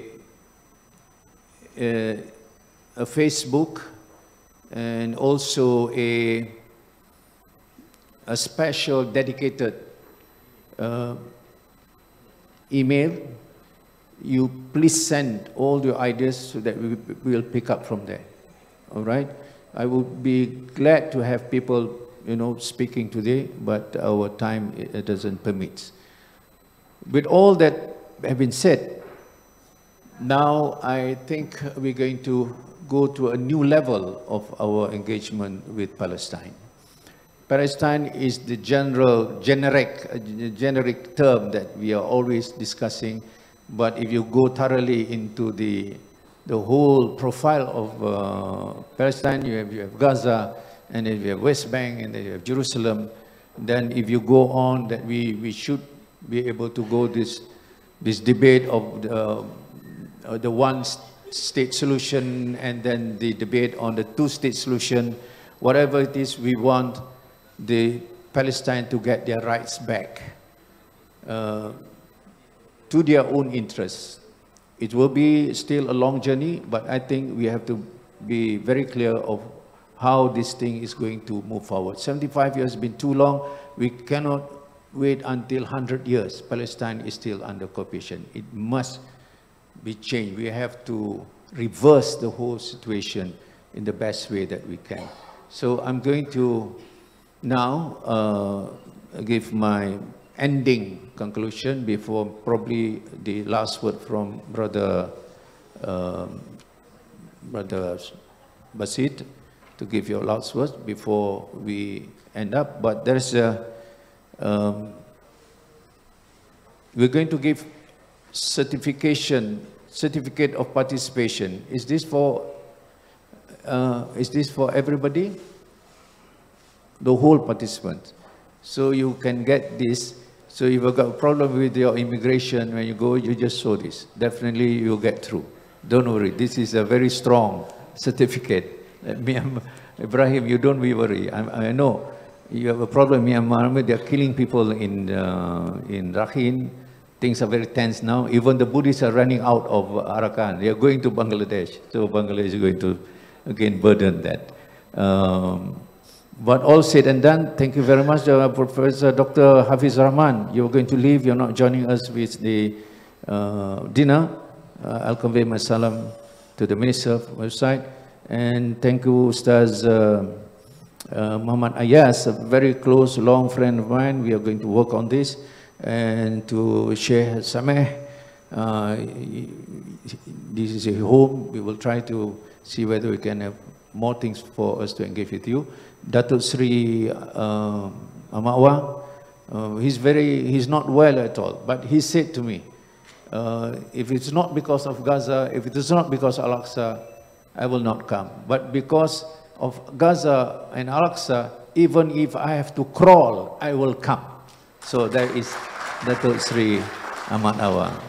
His life, he's the youngest of all among us.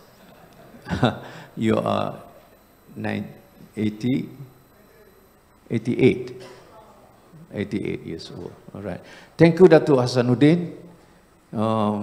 You have the whole day here. I'm just like, you know, people like him are so busy with the wife that comes to be with us and to listen to this. I'm so, you know, motivated and inspired by your leadership. So alhamdulillah, inshallah, Yadim will be very strong in this process, inshallah. And Sheikh Dr. Wira, Dr. Abdul Ghani Samsudin, a very elder brother of me, have been guiding me in my students' days, in his tarbiyah, in Usra. He's all with this work. He's leading this ulama initiative, and I thank you so much for attending this meeting. And then we have our brother Ibrar, brother Muhammad Noor, and brother Abdullah, all from New Zealand. I wish I can go there once. I love to meet people and brothers there. I've been engaging with brother Muhammad Noor, so that Fiance will be a very special partner of this coalition. And I think the New Zealand people are a different set of people. They're not entirely Western oriented, but I think they are also ready to work. And Datuk Raja Kamarul, the former member of parliament, is very active. He was the one who also very actively, the first on the 7th October of the victory of Hamas, and then the response of this assault by Israel. He was the first who organized the demonstration right in the middle of the night. No other country did that. They went to the US Embassy. He was there. It was just like, you know, whatever, people comes and they start speaking and they start shouting and they say, stop this. And until now, he has never stopped. He's been doing this. He has gone to an embassy of United States like 4 times. He went sometimes even with 3 people. He doesn't care. He wants to give the message to the US that you are complicit, you are criminal. That's what he said. And then a lot of initiative from Dr. Raja. I thank you so much. And the rest, we have Dr. Sharif from Yayasan Al-Quds. He's always here. He just came back from Istanbul. I thought he wanted to be permanently there. Then he decided, no, he wants to come back. And I say, okay, don't go out again until I permit you. So you have to refer to me. And he's very, very active. He's with the Yayasan Al-Quds. And I wish we are always with this. You want to say something? Okay. Yes, as I'm leaving now. Okay. So I pledge from our khidmat 1 residential tower in your Okay. Okay. Okay. 1 minute. Doctor, 1 minute. Sharif. Yes. Hold on. Dr. Sharif, Dr. Hafiz Rahman, the president of Khidmat Foundation Pakistan, he has to leave, but he come up and he said to me, I made the decision, Khidmat Foundation Pakistan will pledge one residential tower in the Badr. MashaAllah. So we have so Sunny, you're now one less burden of one apartment. Yes, Sharif. Yes, Assalamu alaikum wa rahmatullah wa barakatuh. I just want to highlight the situation in north of Gaza. Now it is a real starvation in north of Gaza, and while our conference addressing the humanitarian crisis in Gaza, and we know now it is difficult for NGOs to channel the donation to the north of Gaza. I hope our conference, Chigo, I hope our conference to be one of our results and one of our resolutions to ask the Muslim governments and Arab governments to airdrop the aid to the people in Gaza, while they couldn't force Israel to allow the trucks and the aid to go to the north of Gaza, and we as NGOs cannot channel our donation and our trucks of aid to the north of Gaza. We should now start to ask and to force and to push our governments, our embassies here, just to drop the aid to those who are sieged in the north of Gaza, with those suffering from the Israeli siege, and preventing them from the food and water. This is very important and very urgent. So I hope this conference go with this resolution to ask all governments, especially the Muslim governments and Arab governments, to airdrop the aid to those who are sieged and steadfast in the northern part of Gaza. This is the first. The second, inshallah ta'ala, on 12th of May this year, inshallah, after Ramadan, we have a Freedom for Palestine conference, would be here in Kuala Lumpur with cooperation with IAIS, inshallah ta'ala, and we hope this conference to be platform for those activists work for Palestine to raise their voice to advocacy and to support the Palestinian cause. We as NGOs and we, the residents of this area of the globe, we should have our action, we should have our voice be listened, inshallah ta'ala. So we believe, inshallah ta'ala, next May, inshallah ta'ala, we will have this platform, Freedom for Palestine. We aim to achieve two goals, inshallah ta'ala, from this conference. The first goal, to criminalize the Zionism. The second goal, to support the resistance and to seek the freedom for Palestine. So as Chigo Azmi asked me to announce this conference, now I announced. Thank you very much, and thank you. Jazakumullah Thank you very much. We have run out of time. 5 we should leave. They are going to prepare for tonight. But I'll just give this 1 minute to Fiance to come and just from New Zealand, all the way from New Zealand. I thought to be fair with them, just Brother Ibrar and Abdullah. He's from the Federal Islamic Association of New Zealand. Yes. Brother Nur. Yes, please. Assalamu alaikum wa rahmatullahi wa barakatuh. Firstly, thank you, Sheikhul Azmi, for the time given to us, and thank you for arranging such a wonderful conference. We are from New Zealand, 3 brothers here from New Zealand. We have traveled the furthest to join you here. And the reason is because we believe in this. We believe in supporting our brothers and sisters. We have a brother from Palestine who lives in New Zealand, brother from Malaysia who also lives in New Zealand. Yes, we are a United Nation society, 60,000 Muslims in New Zealand. Out of that, about 55 countries are represented. The Muslim community represents 55 countries. Without taking much of time, I'll let the brothers speak and share their experiences. Assalamu alaikum wa rahmatullahi wa barakatuh. Jazakumullah khair, Sheikhna. To be honest, once we see these bright faces, all of us, we want to have a speech and to say some few words. First, we congratulations to our Sheikh Azmi, the very successful conference.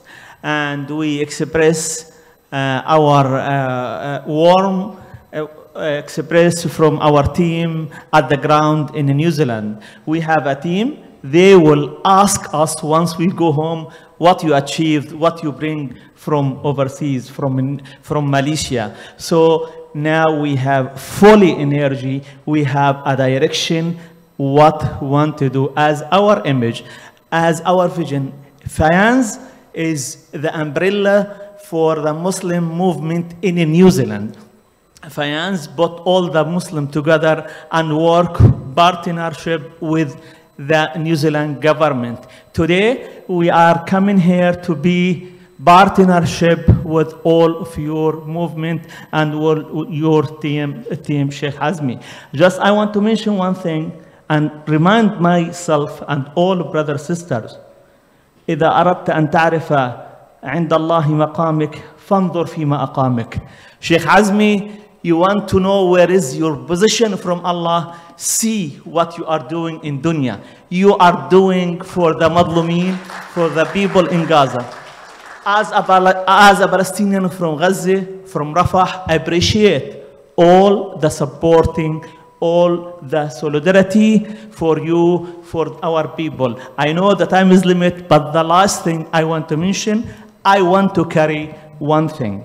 Rafah is the city now is under attack, and many years Rafah people calling to build a hospital for many years, but until this moment no one answered. Sheikh Azmi, Gaza called, but Sheikh Azmi the one who answered, and he recalled us and we answer. And I encourage my team, my president and my college to carry this hospital, Rafah Hospital, to carry into our team Fayaz and the New Zealand, and try to make a New Zealand hospital in Rafah, and we will work, we will push our government in New Zealand to accept that. Thank you, Jazakumullah khair. Thank you, Barakallah. Okay, thank you. You want few words? Jazakallah khairan, Cikgu. Really appreciate Cikgu has facilitated stakeholder engagement. This is something amazing. It's wonderful. This platform have given us a great opportunity. Our scope is very clear. We talked about the risk management. It's wonderful. I seen the country like Pakistan, Turkey, MAPIM, Dr. Sani has gone through everything. It's wonderful. New Zealand will be on board. New Zealand will be on board. Thank you. We're coming. We love you. We love you, Gaza. We love you, Gaza. Thank you. And we used one slogan in New Zealand when we had an issue. You all remember 2019. There's one slogan. We say, we are one for the whole lot. Our Prime Minister, she carried that word. We are one. Today, we are one. We love Gaza. We love Gaza. Assalamu alaikum. Thank you very much. Let me also give my gratitude to Dato' Wan Muhammad, the Deputy of IKIM, and our friends from Pakistan, Mr. Muhammad Javad, and also Rana, who's come from the embassy to just, appreciate this work. Ustaz Muhammad Ayaz. So thank you, everybody. We should close now. We should leave, but there's a photograph session. I'll give it back to Hannah. Thank you so much. Assalamu alaikum. Sorry, one more thing I didn't mention. Dr. Fakhruddin Bakhshen from Iraq, Foundation from Iraq. Did I mention who? Yeah, just thank you for your presence. Thank you so much. And there's a book that we are supposed to sign and give message to Gaza. It ended up in front of this table, so only about 14 people signed up. I want this book to be filled with your names and your messages to our brothers in Gaza. Please don't leave without this you put on it. So if you don't wait, you come to the book and you sign on, that will be sent to Gaza, inshallah. So thank you again so much. I'll give back to Sister Hannah. All right, thank you for all the speakers. Time really does fly, as the saying, to every beginning there is an ending. So our discussion for today is coming to an end. Throughout the session, we have been reminded of the importance of collaboration and cooperation in driving positive change. We have seen the power of collective actions and the impact that we can have when we work together. So, let's give one final round of applause to all the performers, the organizer, the audience, and everyone involved in making today's event a success. So, I just want to make a simple announcement. Who wish to join the MAPIM Central Warehouse visiting for tomorrow, you may register your name at the registration table outside the hall, and the limitation of the participants that we open are limit to 40% only. And we will go there by bus at 9 o'clock in the morning. من يرغب في الانضمام لزيارة مابيم المركزي في غدا ممكن لتسجيل اسمك في طاولة التسجيل خارج قاعة. منفتحون على 40 شخصا فقط. سنذهب هنا بالحافلة في الساعة 9 إن شاء الله. As the master of ceremony, I would like to thank you all for being with us on these blessed occasions, and we apologize on the behalf of the organizer for the mistakes we made during getting you to run this program. So with that, before we disperse, we would like to invite everyone to have a photography session. With that, I ask upon Brother Atullah to take over the photography session.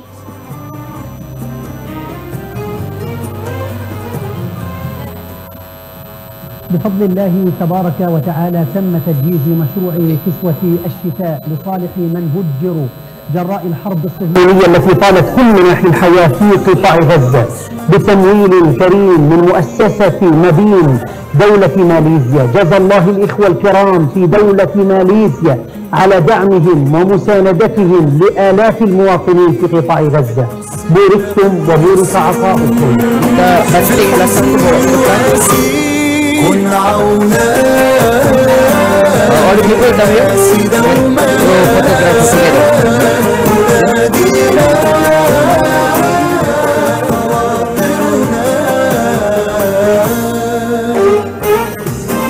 Maybe this side for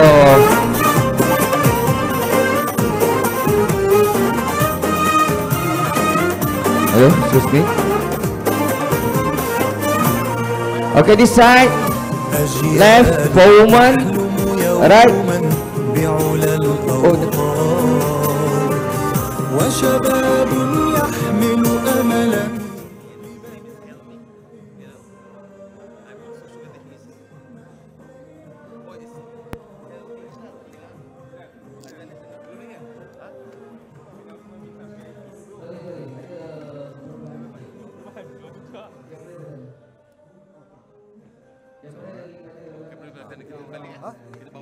Bawah, belakang.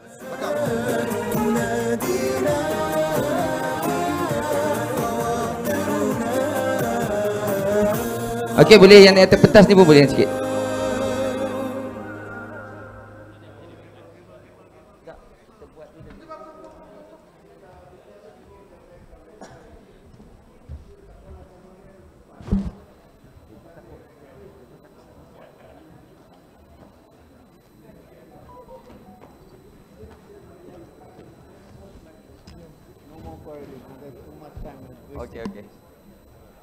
Okay, all together. Come here.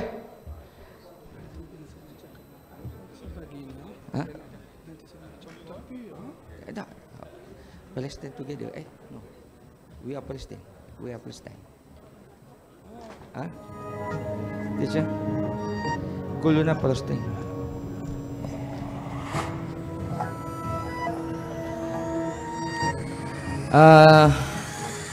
Juru kamera semua okey tak? Minta semua, all the participants come here to take picture together.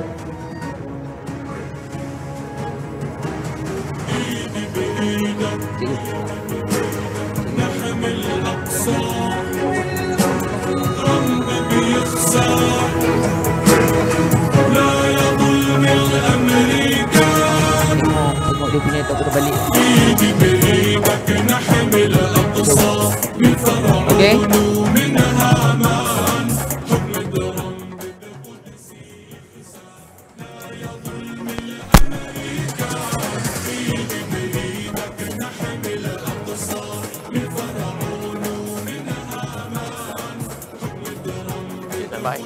InsyaAllah kita sekarang sama-sama.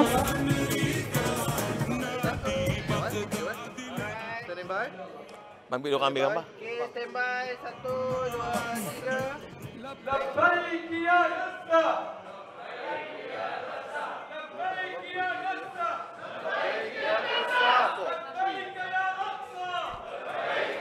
Assalamualaikum semua. Assalamualaikum to everybody. Sekarang ini saya berada masih lagi dalam program international conference atau international post-war Gaza rebuilding session, dan sudah habis mereka mengambil sedikit gambar untuk kenang-kenangan.